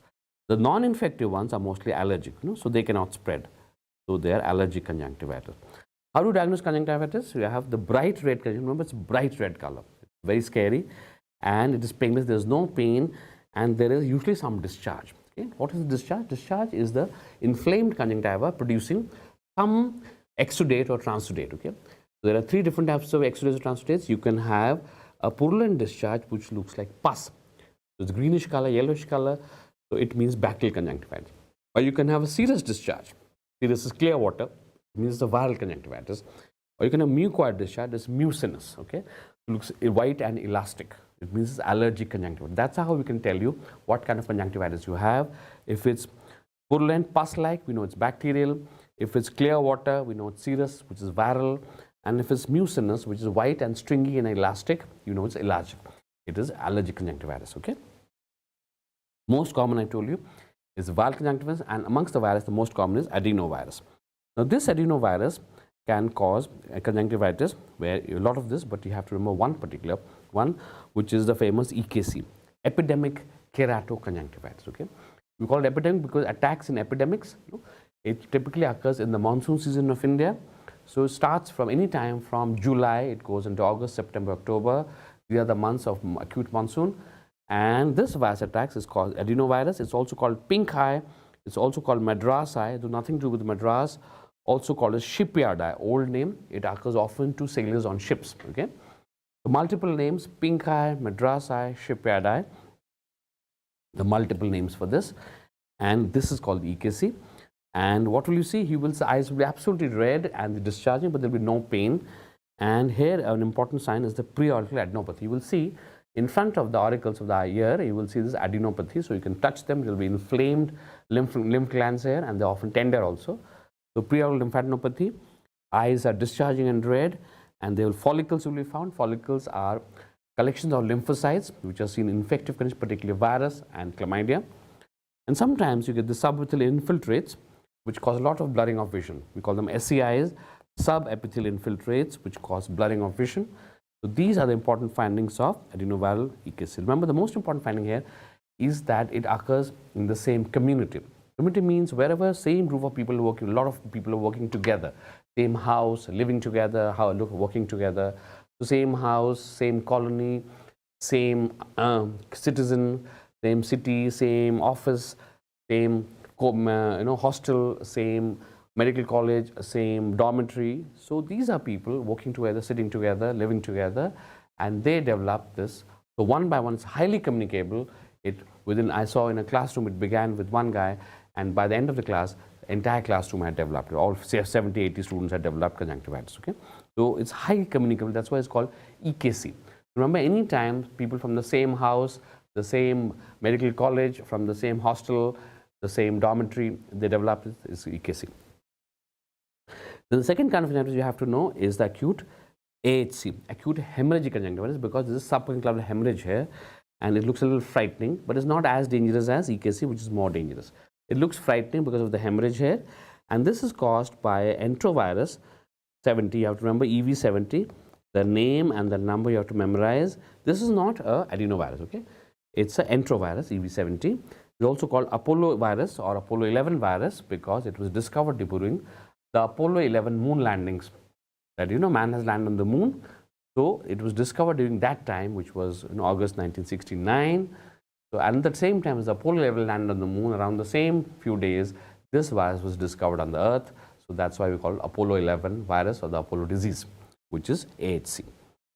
Treatment for both of them, these are viral conjunctivitis. There's no treatment. We just have to wait it out for immunity to kick it out. Meanwhile, give you some cold compresses, give you some antihistaminics, trying to stop the discharge and make the patient a little more comfortable. But there's no pain per se, and within 1 week to 10 days, it usually goes off. Then about the chlamydia trachomatis. Chlamydia trachomatis causes conjunctivitis, which is called chlamydia, and it's caused by A, B, BA, and C. Okay, remember trachoma, it has 3 conjunctivitis syndromes, of which the most important is trachoma. Okay? The trachoma is caused by chlamydia trachomatis A, B, B, and C. ABAC, we call the ABAC serovas. They all cause trachoma. But from D till K, D, E, F, G, H, I, J, K cause another conjunctivitis called adult inclusion conjunctivitis. Okay? This is by D till K, and from L1, L2, L3 causes lymphogranuloma venereum, of which the most important is the trachoma, okay, which is A, B, B, A, C. Okay? Let's quickly do trachoma, because trachoma is very commonly asked questions. It is caused, as we know, by chlamydia trachomatis A, B, B, and C. ABAC, remember that. Okay? This is caused by this. And this is the most infectious cause of blindness. If you remember, I told you that yesterday the commonest cause of blindness is cataract, followed by glaucoma, but the most common infectious cause of blindness is trachoma. It's the only infection that causes blindness. I mean, there are others, but this is the most common. And what are the risks? Why would you develop conjunctivitis? Trachoma, because of endemic areas which you have, lack of hygiene, overcrowding, poor water supply, poverty. Remember, it's a disease of poverty. So wherever there are a lot of slums, okay, a lot of people living together in a two-room flat, there are 10 people staying, okay. The lack of water, lack of sanitation, lack of toilets. So people, they are basically the disease of poverty, and you have endemic areas of trachoma. So anybody living in those areas is bound to develop trachoma. Remember, in the world, the most common trachomas are found in the area that is South Asia, the Middle East, and North Africa. Okay, these are the areas. North Africa, which means the countries around, you have typically have Algeria, Somalia, you have Tunisia, you have some Morocco, around the Mediterranean Sea. They have North Africa, Middle East, all the Middle East, Saudi Arabia, Iraq, Iran, Bahrain, you have UAE, whatever it is, full of trachoma. South Asia are our favorite countries because they are the maximum population. India, Pakistan, Bangladesh, Sri Lanka, everything is full of trachoma. Okay, they are the most crowded. Why particularly these areas? Because they're very crowded, overcrowded, lack of opportunities. So poor people staying in overcrowded areas. Okay, their typical symptoms: redness, photophobia, and watering. The same symptoms as any other conjunctivitis. Trachoma symptoms are no different from any other conjunctivitis like EKC or AHC. But it is the victims which are very typical. First, the children, and second, the women. The children are the most affected by trachoma, followed by women, because women are surrounding the children. Children and women in contact with children, but the number one victims are children. And the hallmark is the segograin follicles. Remember, I told you the follicles, which are lymphocytes, and we call them segograin, which is called sabudana. You know what sabudana is? They look whitish, sabudana.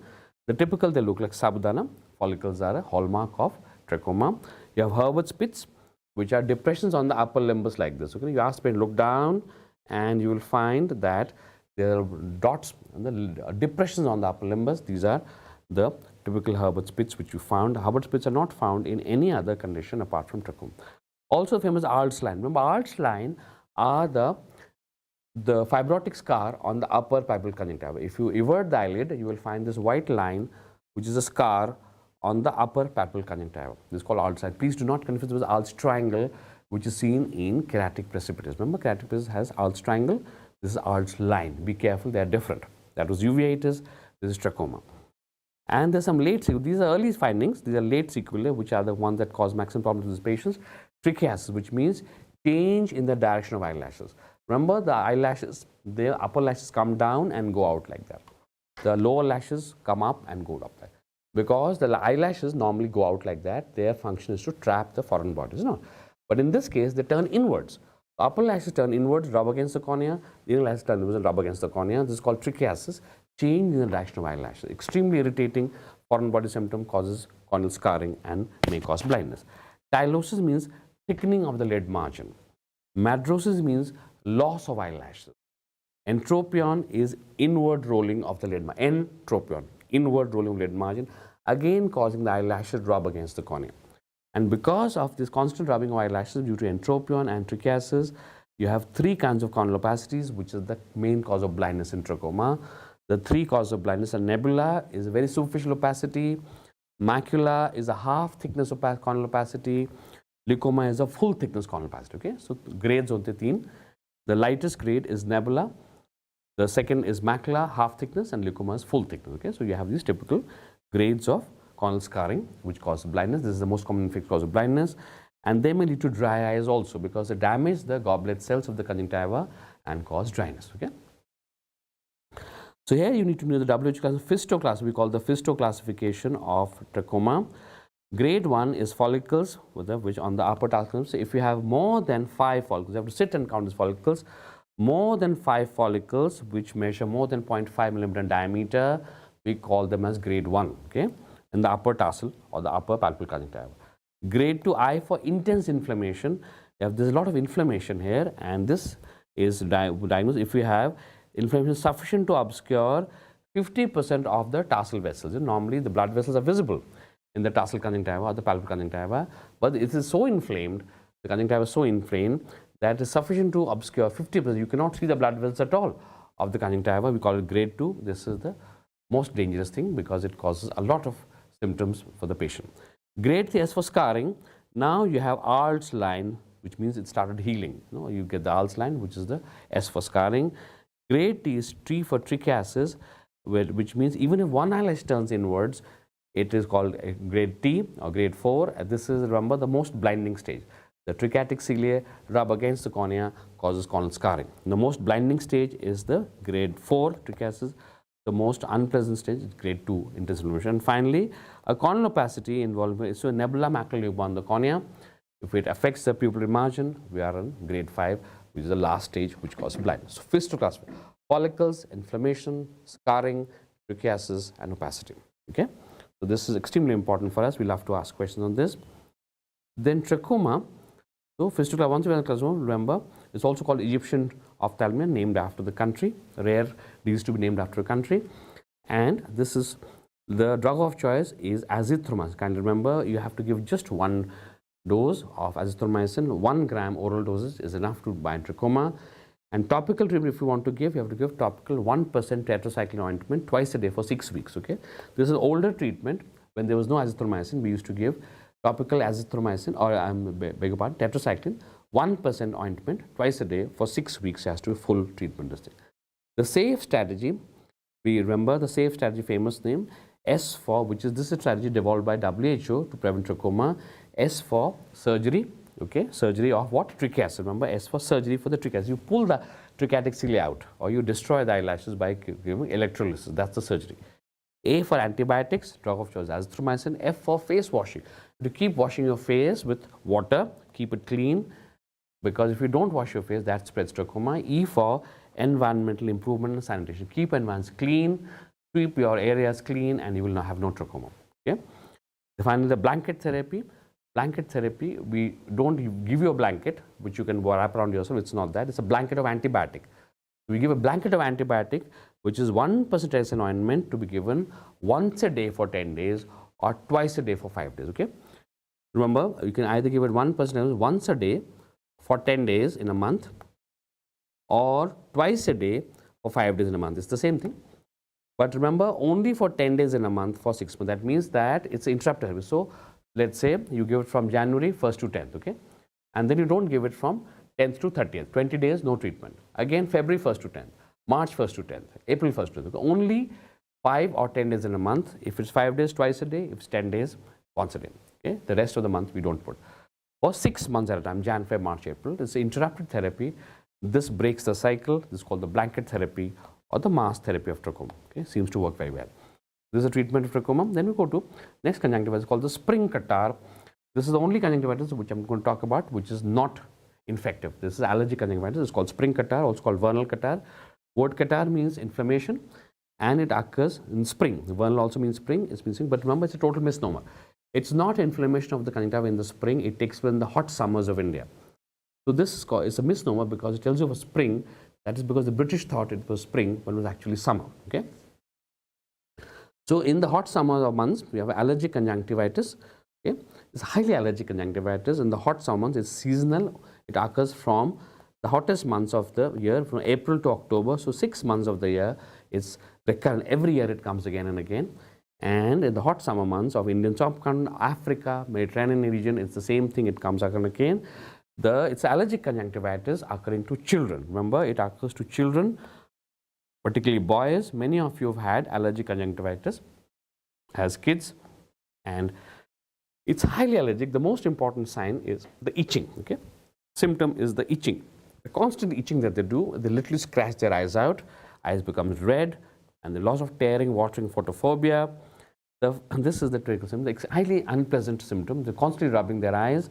The famous hallmark is the cobblestone papilla. Remember, papillae are flat-topped elevations of the conjunctiva. They are flat, they are redder, they are smaller, they are more velvety, but they are flat. Okay, and this is the sign of, this is the typical sign. We call them papillae. In any allergy, we'll have papillae, but here we have cobblestone papillae because they look like giant flat stones. These are cobblestone papillae, which are hallmark of the spring catarrh here, right? Then another important find is the famous Horner-Tranter spot. Remember, these are these white dots that you see on the limbus. As you look down, these are collections of eosinophils, so white dots, because this is allergy, so you'll have eosinophils. So these are called Horner-Tranter spots, and a very famous ulcer called the shield ulcer. The ulcer looks like a dhal or a shield, okay? A dhal or a shield like that, and very important is a shield ulcer are not seen anywhere else apart from spring catarrh, okay? So these three findings. Treatment is mast cell stabilizers, which contains allergy, so we keep them from January to, from April to October. It controls the itching, and next season again it comes back again. But mostly we have to resort to topical steroids because it's not enough. Mast cell stabilizers, sodium chromoglycate are not usually enough. It controls the itching, but most of the times we have to resort to topical steroids for a couple of weeks because these children are scratching their eyes out, okay? So sodium chromoglycate is the first line of treatment followed by topical steroids if it doesn't work. But remember, steroids are only to be given for a week or two because it may cause cataracts or glaucoma. So watch out for cataract and glaucoma in young patients. It means that they have had prolonged treatment with steroids, which has caused the cataract or glaucoma. Remember, very commonly asked, spring catarrh is always asked in your MCQs. Be careful about that. Okay. What about Vision 2020?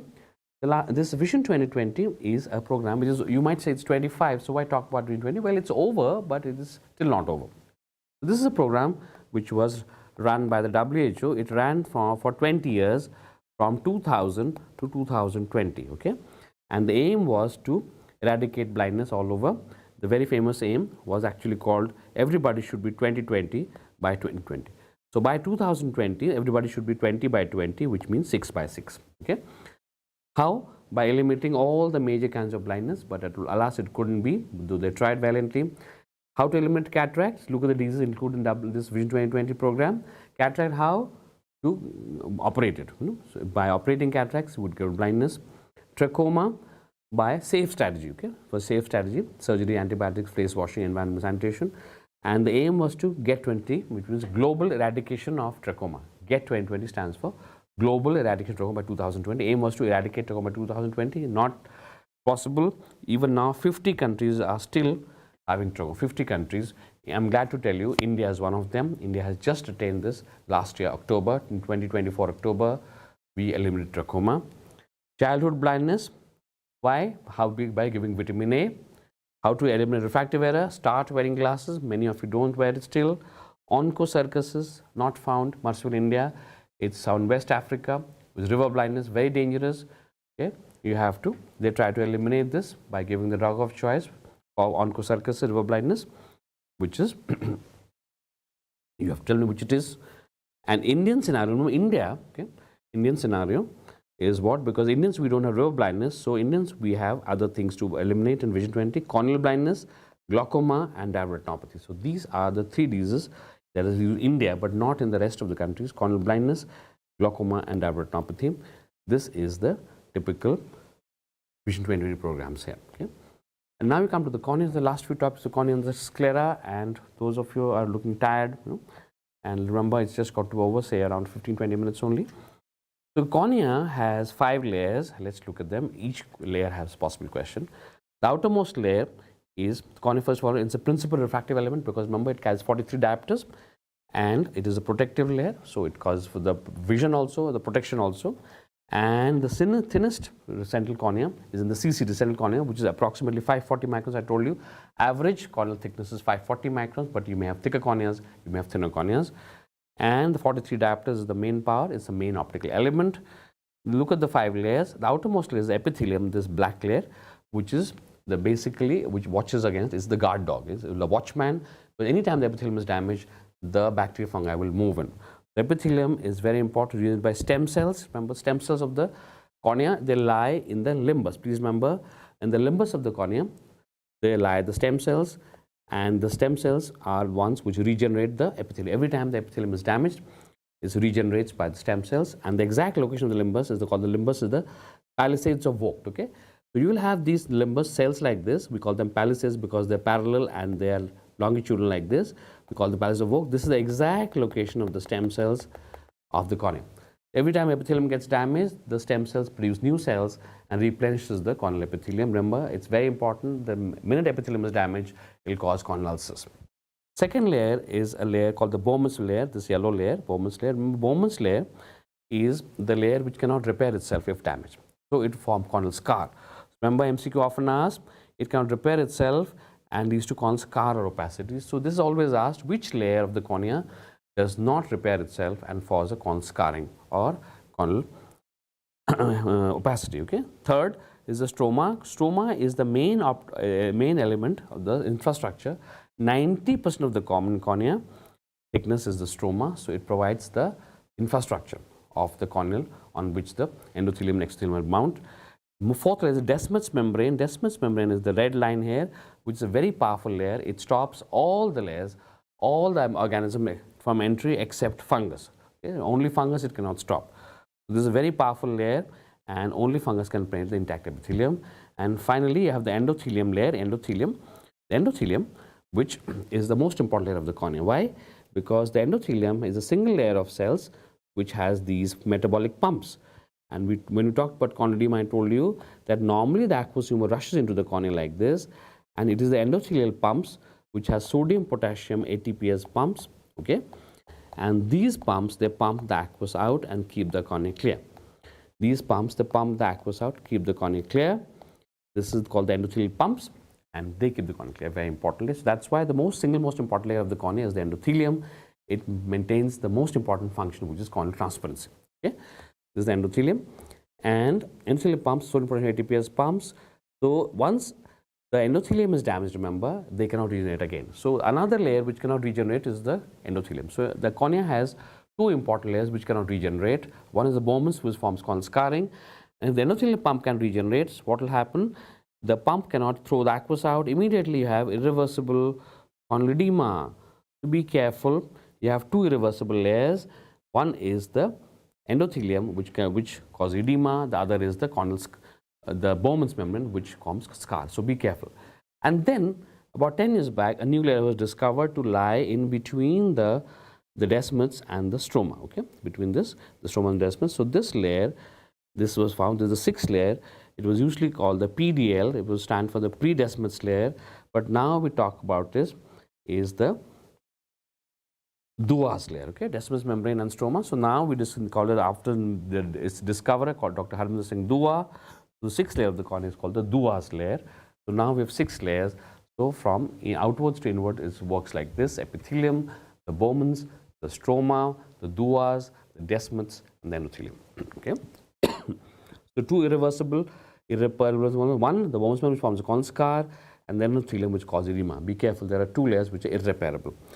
And you have to remember the endothelial count, the number of cells that are there, 3,000 cells per approximately 3,000 cells per square millimeter. You have to remember this. Why? Because the number of cells, endothelium sodium pumps, the sodium potassium pumps, they depend on the cells. So more the number of cells, more the number of pumps. So 3,000 cells per square millimeter is the average count of normal adults, anything between 2,500 to 3,000 cells. Okay, and you have to remember that each year we lose a certain number of cells due to aging. So this one important cell count we have to memorize this, called 500 cells per square millimeter, which is called critical density. So if the number of cells keep on reducing from 3,000, slowly it comes down. So if the number of cells required now are less than 500 cells per square millimeter, by less than 500 cells per millimeter, this is called as critical density. Why? Because less than 500 cells, the aqueous cannot be pumped out. Less than that, it cannot be pumped out immediately. You will have corneal edema, irreversible corneal edema. So this we can ask you, what is the minimum number of cells required to keep the cornea clear? Remember, it's at least 500. We need at least 500 cells to keep the cornea clear. That's called critical density. And for corneal donation, remember that we need at least 2,000 cells per square millimeter. If you want to donate your corneas and you have less than 2000 cells, we cannot accept your corneas. Okay, so be careful. For donation, we are at least 2000 cells per square millimeter. So 3 important counts to memorize: normal count 3000 cells per square millimeter, normal count, critical density 500 cells per square millimeter, and corneal donation at least 2000 cells per square millimeter. Okay. Then now the next condition is what happens if number of cells keep falling less than 500, then what will happen? Then the aqueous humor would immediately rush into the cornea because they cannot be pumped out anymore, and irreversible corneal edema will occur. So the cornea will become hazy, you can't see anything. So since the endothelium cannot be repaired, the only way to manage irreversible corneal edema due to endothelial damage is to do a corneal transplant. So we do corneal transplant, which is called keratoplasty. So there are 2 types of keratoplasty. One you call penetrating keratoplasty, which is called PK, which means full thickness, all 6 layers are transplanted. The second is called LK, lamellar keratoplasty, which is partial thickness keratoplasty. Partial thickness, which means that the innermost 3 layers of the cornea of the patient is maintained, the outermost 3 layers are donated. So it means you donate your epithelium, your Bowman's, and your stroma, but the patient has her own endothelium, her duas, her descemets, and her duas there. It's called partial thickness. And remember that out of all the transplant rejections in the body, out of all organ transplants, the most successful are corneal transplants. These are most successful. Almost 90 to 95% of corneal transplants are successful. Why? Because cornea is avascular, cornea does not have any blood vessels or any lymphatics, so the chance of rejection are very few. Of the 2, remember the LK is more, PK and LK, kindly remember, there are rejections in between also, but the most successful is LK. Why? Because LK, you have only given the outermost 3 layers, and the maximum rejection takes place against the endothelium. Can you remember MCQ? There are rejections sometimes. Of the 6 layers, the maximum rejections take place against the endothelium. Very important questions. So since in PK, you have also donated your endothelium, so PKs can still reject. But LK, there is no endothelium donation, so there is no rejection. A patient cannot possibly reject against his own endothelium. No? The endothelium is the patient's own. So LKs are most successful, but PKs can reject. And the most common indication of keratoplasty, what is that? Is a condition called as PBK, pseudophakic bullous keratoplasty. That means while implanting an IOL for cataract surgery, suppose you damage the cornea, pseudophakic, okay? Remember, you have to slide the IOL like this, and while implanting the IOL, suppose you damage the corneal endothelium, which is the innermost side, then tomorrow morning, there will be no pumping of action, the endothelium is lost, and all that goes to rush in, causing corneal edema. This is called a pseudophakic bullous keratopathy because the edema takes place shape of small bullae of vesicles of fluid, okay? This is bullous keratopathy, or it is the world's most common cause. In India, we have corneal scarring and non-healing ulcers, okay? So India, non-healing ulcers, which just don't heal, the perforate, we have to do them, or could be called scarring, as in trachoma, okay? So these are the other indications of keratoplasty in India. And there's another keratoplasty called therapeutic keratoplasty. What is that? It is not to give you vision. Remember, cornea has 2 functions. First, it protects the internal structures, and second, it gives you vision. So if you do the keratoplasty for vision, we call it optical keratoplasty. If you do to protect the internal components so that they don't come out, the cornea ruptures and everything comes out. So if you want to do that for protection of the internal organs or the internal structure of the eye, then it's called therapeutic keratoplasty for treatment. And this is done for active infection or repair struggle. Sometimes it is active infection. The corneal ulcers just you cannot repair them, and the entire cornea perforates, everything comes out, you've lost that. So we do a keratoplasty to remove that infection and repair the structural defect. This is called therapeutics. Therapeutics are not meant for vision. We're trying to save that. The most common indication of therapeutic is a myasthenic keratitis, where the infection, the ulcers are just not able healing, and everything perforates, everything comes out. So this is the most common indication for keratoplasty, a non-healing ulcer, which is myasthenic keratitis. So then what about corneal donation? Remember, corneal, anybody can donate. There is no age limit for donation. So even children can donate, but corneas less than older people, we have a limit of less than 75. We can take corneas for 90 years away also, but the is not so healthy, the endothelium is damaged usually, but less than 75 is the best. But remember, there is no contraindication, we can take any corneas. Age is not a contraindication. It has to be taken within 6 hours of death, okay? Because after 6 hours of the death, the endothelium starts getting damaged, so there's no point taking an endothelium which is damaged. Endothelial count has to be at least more than 2000 cells per millimeter square, beg your pardon, because I told you less than that we cannot take corneas. Why do you preserve them? We preserve them in a media which is called the MK media. This is the most common media in India. It's called Macquarie-Kaufman media, which preserves it for maximum of 4 days. But if you want a longer media, which is more expensive, we call it Optisol GS, which can preserve the eyeball for 7 to 14 days. So, India mostly we use MK media. Worldwide, we often use Optisol GS or Cornisol. This is a better media which will preserve the eyeball for almost 2 weeks. Okay? And are there any corneal donation? Yes, there are. If you cannot donate corneas, if you are suffering from highly active infectious disease which may transmit to the recipient, or if you have some tumors which may cause metastasis or seeding of the eye. Remember, if you suffer from HIV, hepatitis B, rabies, septicemia, Creutzfeldt-Jakob disease, retinoblastoma, head and neck cancers, some lymphomas, leukemias, and particularly death of unknown cause, then we cannot take your corneas. Okay? Highly infectious diseases, certain tumors like retinoblastoma, lymphoma, leukemia, head and neck cancers, and remember one more, death of unknown cause. If you don't know what the cause of death is, we cannot take your corneas. Okay?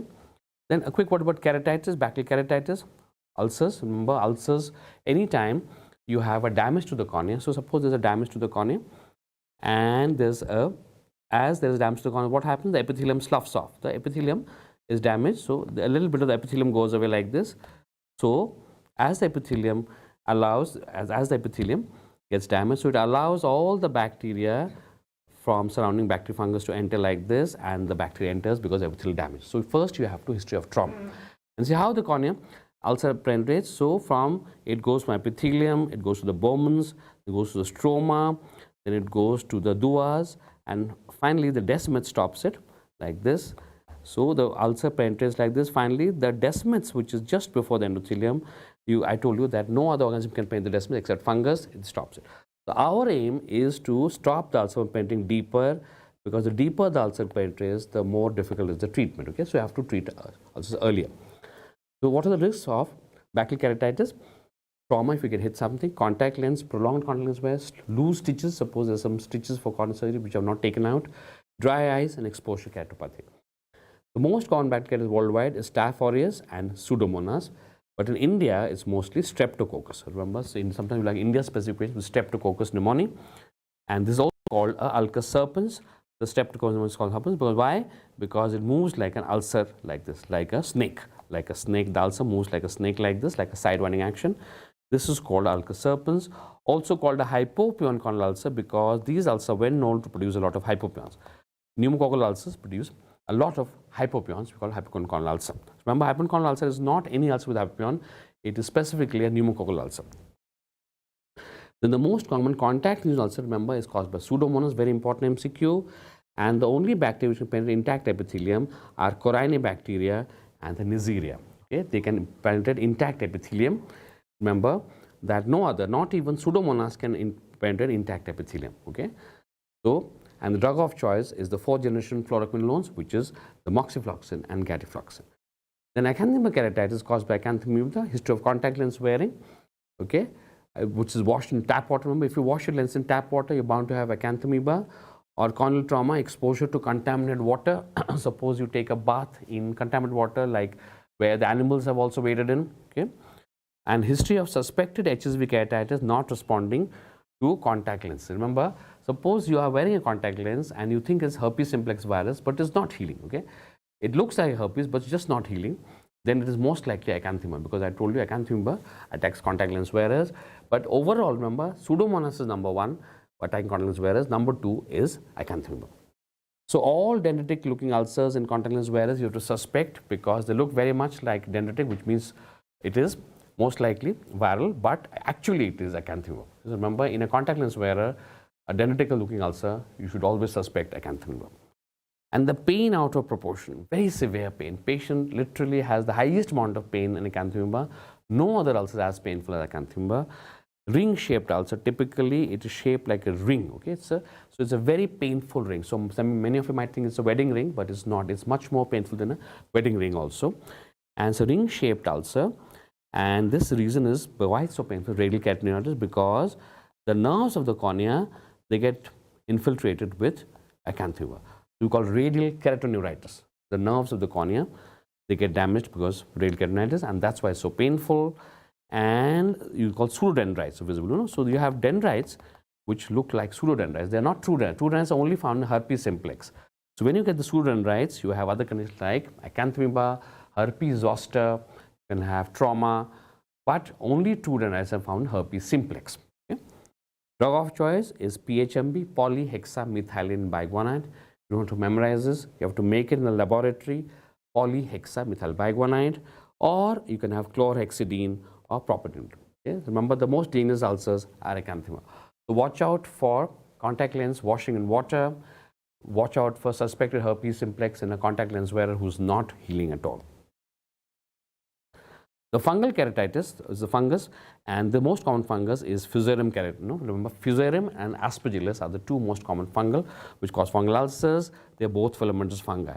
The predisposing causes are injury with organic matter. You get, a scratch with a leaf or a bark of a tree, the branch of a tree.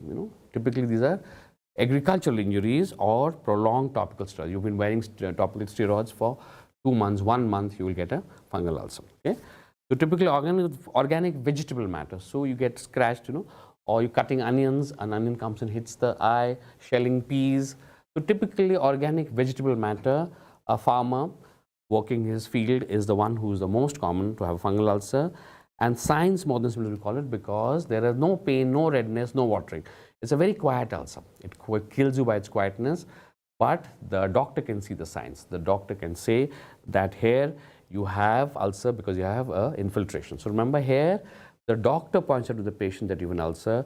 The patient has no symptoms. It's a very quiet ulcer. Fungal ulcers are deceptively quiet, and that's why they are more dangerous, because the patient doesn't come to us till late. So how to diagnose? Finger-like projections. Typically you will see the finger-like projections like this with feathery margins and the famous satellite lesions, which are small nodules of ulcer surrounding the main ulcer. Okay? This is satellite lesions. Drug of choice is natamycin. Stop all steroids. Remember, the steroids cause it, so stop all steroids. Drug of choice is natamycin. The last ulcer is the viral keratitis, where the virus attacks. Typically, it's the herpes simplex virus which attacks you, and these are type 1 herpes, which is the most common. It can be primary or reactive. Reactivated means you've already had herpes sometime before. It's reactivated due to lack of immunity, sunlight exposure, contact lens wearers, stressed, particularly stress and trauma and contact lens, particularly stress. A lot of stress, it may precipitate your secondary reactivation of the herpes. And herpes are epithelial. It can attack the epithelium of the cornea, or stromal or endothelium. They are totally different. Okay?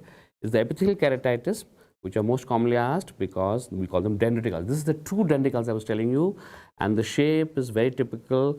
They look like the branches of a tree. Okay, this is the typical. It's called true dendrites. Remember, only HSV has true dendrites. The rest of them has pseudodendrites. So that's seen in herpes zoster, in acanthamoeba, and many other things. So this is the only true dendrites, shaped like branches of a tree. Remember, that is that. And loss of consciousness is a very important sensation. It's called loss of conscious sensation. This is the only ulcer which damages the nerves, which is the typically trigeminal nerves, and they cannot feel sensation. So sometimes when you cannot pick up the herpes because of the shape, we test the sensation, we touch the cornea, compare the sensation with the two eyes with the corneal pledget. If he says he can't feel one eye, but he can feel the other eye, then that is really herpes simplex. Okay? And treatment is topical acyclovir. So remember that shapes are important of all viruses. So her virus, HSV, is dendritic shaped, fungus is satellite lesions with finger-like projections, bacteria is, you have bacterial ulcers, you have the typical ulcus serpens, and acanthamoeba, you have the ring-shaped ulcer. Okay? These are the 4 types of ulcers we have done, and then the other type of herpes which we like to ask you, the other type of herpes that we like to ask you is the famous herpes zoster ophthalmicus, a cousin of the herpes. But remember, it's not the same herpes. It is caused by the virus which causes the chicken pox, okay, which is the varicella zoster. Varicella zoster, chicken pox, remember, so it occurs only to those people who had chicken pox. Remember, so some of you have had chicken pox, you can have zoster. Those who have not had chicken pox, you cannot have it, because it's the chicken pox virus which is reactivated again, okay. It is healed, the chicken pox is healed, but it is resting in your dorsal root ganglia. It's resting in dorsal root ganglia and resting in it, and again it rises like Kumbhakarna after many years when you're immunocompromised. It gets reactivated, okay? So Kumbhakarna is sleeping peacefully for 20-30 years, and as you become immunocompromised, it rises again to attack you as herpes zoster. Usually the older patients, because you become immunocompromised when you become old. And young patient, remember, is a very important sign of HIV. Be careful, young means less than 50 here. And anybody of you who develops a zoster, we need to test for HIV, because HIV is the most common immunocompromised condition in the younger patients nowadays. Okay? And you typically have the painful vesicles along the dermatome of the 5th cranial nerve. It will never cross the midline, it's always one-sided. And the famous Hutchinson sign, which means if the tip of the nose is affected, the eye will also be affected. Okay? So this is very important. Watch out the tip of the nose, because both of them are supplied by the same branch of the nasociliary nerve. And treatment has to be started within 72 hours, otherwise the risk of PHN, post-herpetic neuralgia, is very high. This is a very, very severe pain after surgery. That's why post-herpetic neuralgia. Okay? The treatment is a massive dosage of almost 4 grams of acyclovir. 800 milligrams 5 times a day means 4 grams of acyclovir per day for at least 10 days we have to give them, because it's a very, very severe problem, herpes is. Then, I know, ladies and gentlemen, we are about to finish now, about another 10 minutes, I think, and we are all done. I know you are all collapsing, all about dying, but just give me 10 minutes and we're all done. Okay? I know it's tough for you, but then so is medicine, is it not? Keratoconus, what is that? A condition where the cornea is conical and thin. Remember, keratoconus has 2 things. Not only it has to be like a cone, it has to be also very thin. Okay? If only it is conical, it's not keratoconus, it has to be thin also. So it's a non-inflammatory, it's not inflammation, bilateral, both eyes usually, progressive corneal ectasia with central. Ectasia means thinning. Okay? It becomes protrudent more and more with central thinning of the cornea. The main risk is that you keep rubbing your eyes. Okay? So many of you are allergic and you keep rubbing your eyes. That is the main cause of keratoconus. If you rub your eyes, it has to very gently with the palm of the hand, not with the knuckle, not like this. You have to palm it very gently. Okay? And it occurs early adolescence, so it starts say around 15-16 years of age and keeps on thinning and thinning and thinning till the mid-30s. Mid-30s, from 15 to go to 35, it keeps progressive thinning of the cornea keeps on taking place and cause blurring of vision because of the corneal curvature. The cornea is conical, no? So you have curvature myopia, so it jumps by 6 diopters. So frequent change of glasses. So these are often young ladies, anytime from 15, 20 years of age till your age group 30. They come in a frequent change of glasses. Every 6 months they need to change their glasses, which is surprising because normally change glasses once a year.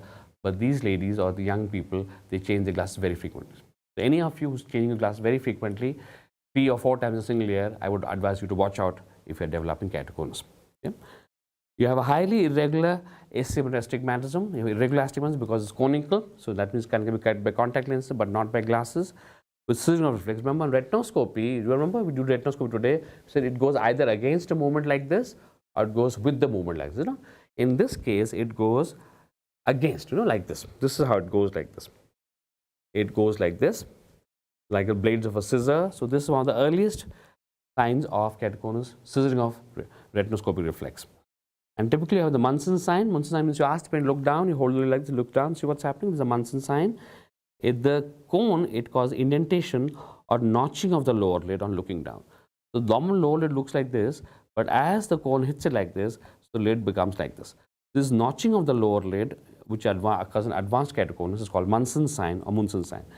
Vogue stripe, these are vertical folds on the corneal stroma, like this, vertical folds called Vogue stripe. Now there are 2 striae in ophthalmology. One was the Hab striae, which is in ophthalmos.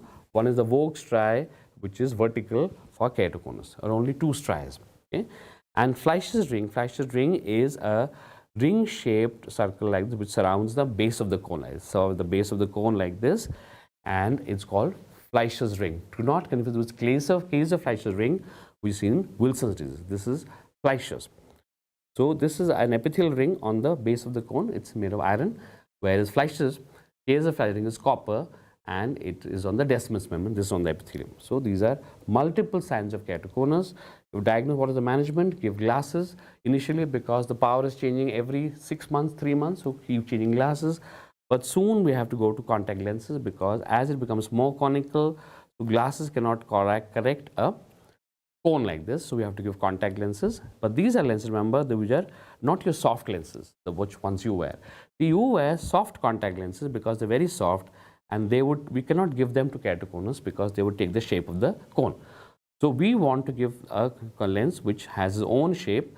So we have to give them this lens is called RGP, which is rigid gas permeable, which will take its own shape. It will not take the shape of the cornea. RGP lenses. And finally, we can do keratoplasty. Remember keratoplasty, because of the cornea. Suppose it ruptures, it's a very severe. Suppose it's a very, very progressive cone like this. One day it will rupture. As it ruptures, the cornea, the stroma becomes edematous because the aqueous flows out. It's caused corneal scarring or corneedema. So then you cannot place a contact lens because there is a central scarring here. So we have to do keratoplasty. And nowadays the latest treatment is called C3R, or called as corneal CXL, corneal cross-linking. So what we do, we radiate ultraviolet light. Remember, it's UV light. Okay? Don't confuse infrared. UV light on the cornea along with riboflavin drops. Okay? Riboflavin drops. This combination of UV light with riboflavin, it creates extra collagen bonding. It creates bonds in the collagen, so the cornea becomes very stiff. So it cannot cause further coning. So it will not flatten the cone, but it will stop the cone from progressing further because very stiff cornea. So this stops the progression, which is also pretty good. Okay. So this is the latest treatment for keratoconus. Now the last topic is sclera, and inflammation of the sclera is the scleritis. Okay. So scleritis is a very painful sclera, often is with systemic disorder. Remember, it is often with systemic disorders like autoimmune disorder, particularly most common is rheumatoid arthritis. It's a rheumatoid arthritis, but you can have SLE, you can have Sjogren syndrome, you can have other things, which is vaginous granulomatosis. Okay. But the most common association, can remember MCQ, of scleritis is with rheumatoid arthritis, mostly in women in their older age, 50s, 60s, 70s, or 80s. Look at the typical deep boring pain. Scleritis is very painful. Okay, it looks like somebody is taking a nail and is boring into you, digging the nail into you. It's a very deep-seated pain and worsen with the ocular movement. When you move your eyes, it worsen. And typical, look at the color. It's a bluish color. Okay, it's typically bluish because very deep vessels. So it's not a bright red color. It's a violet bluish color, and you'll have sclerodema. So you see the color. It looks bluish, isn't it? Because of the deeper swelling of the cornea, of the sclera, and you have very painful and this characteristic bluish violet color, which is best seen in a torch, not in torchlight but sunlight. Okay, with edema, you have anterior posterior scleritis. We divide if the anterior sclera or posterior. If it is posterior to the insertion of the recti, superior rectus, inferior rectus, middle rectus, if the sclera is inflamed, posterior to that is called posterior scleritis, okay, which is rare but difficult to treat. And anterior is anterior to the insertion of the rectus.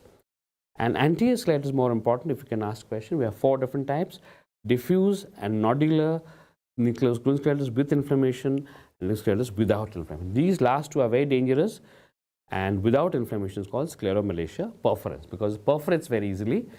Because without inflammation, the patient doesn't come to us, there's no pain, so it perforates very easily. The diffuse and nodular are more simple to treat, where we need, these are the 2 most common. Diffuse scleritis is usually the most common, where again there's pain and redness, bluish violet, but they can be treated. We usually treat them with systemic steroids. Remember, topicals don't work here. Systemic steroids, we start treatment then. And the one that we want to talk about mostly is the one which is the rarest one, necrotizing scleritis with inflammation.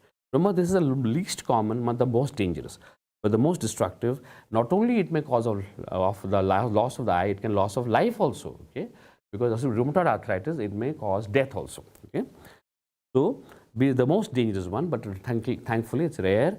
So associations are rheumatoid arthritis and vaginous granulomatosis. Okay, remember now the new name for vaginous granulomatosis is GPA. Granulomatous polyangiitis is the new name of vaginous granulomatosis, GPA. These are the 2 most common associations of necrotizing scleritis. Intense pain, and see the white area surrounded by thing. You see the intense pain and the white area. Look at the white area here. So this is what tells us that it is white avascular surrounded by inflamed sclera is the intense pain. This is the most dangerous thing of all scleritis. It may cause death also. You have systemic steroids and immunotherapy, because you cannot give steroids for more than 3 months. Remember, the side effects are so much. Immunotherapy means you can give some drugs like cyclosporin, or you can give methotrexate, azathioprine, which are immunomodulating drugs. And the last one of the inflammation is the scleromeria perforans, which is basically scleritis without inflammation. Okay? So these are elderly women who have rheumatoid arthritis, chronic rheumatoid arthritis.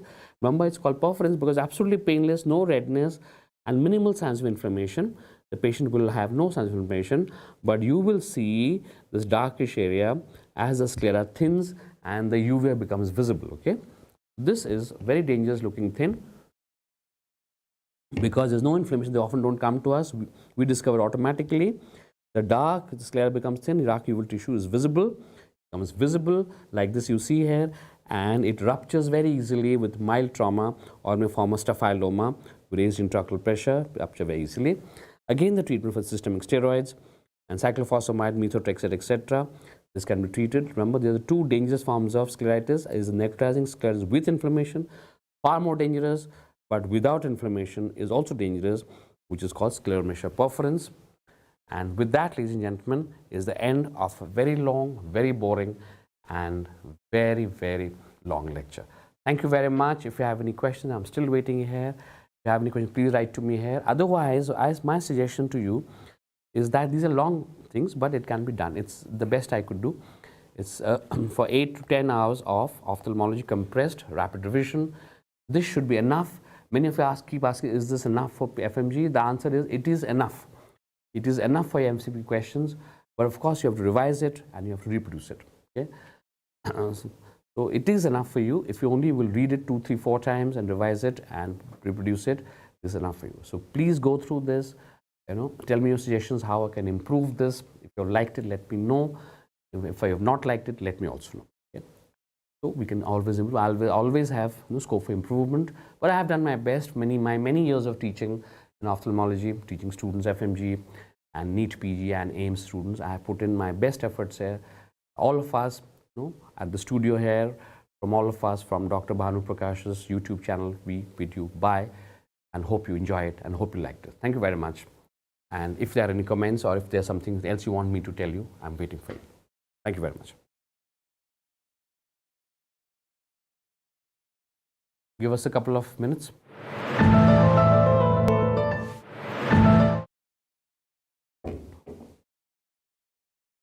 I think they've probably collapsed, most of them have probably, the long lectures, most of you have probably collapsed.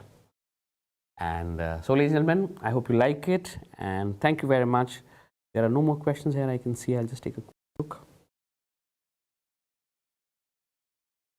So, to answer Priya Kadam's question, how long will today's session? It's long enough and it's finished.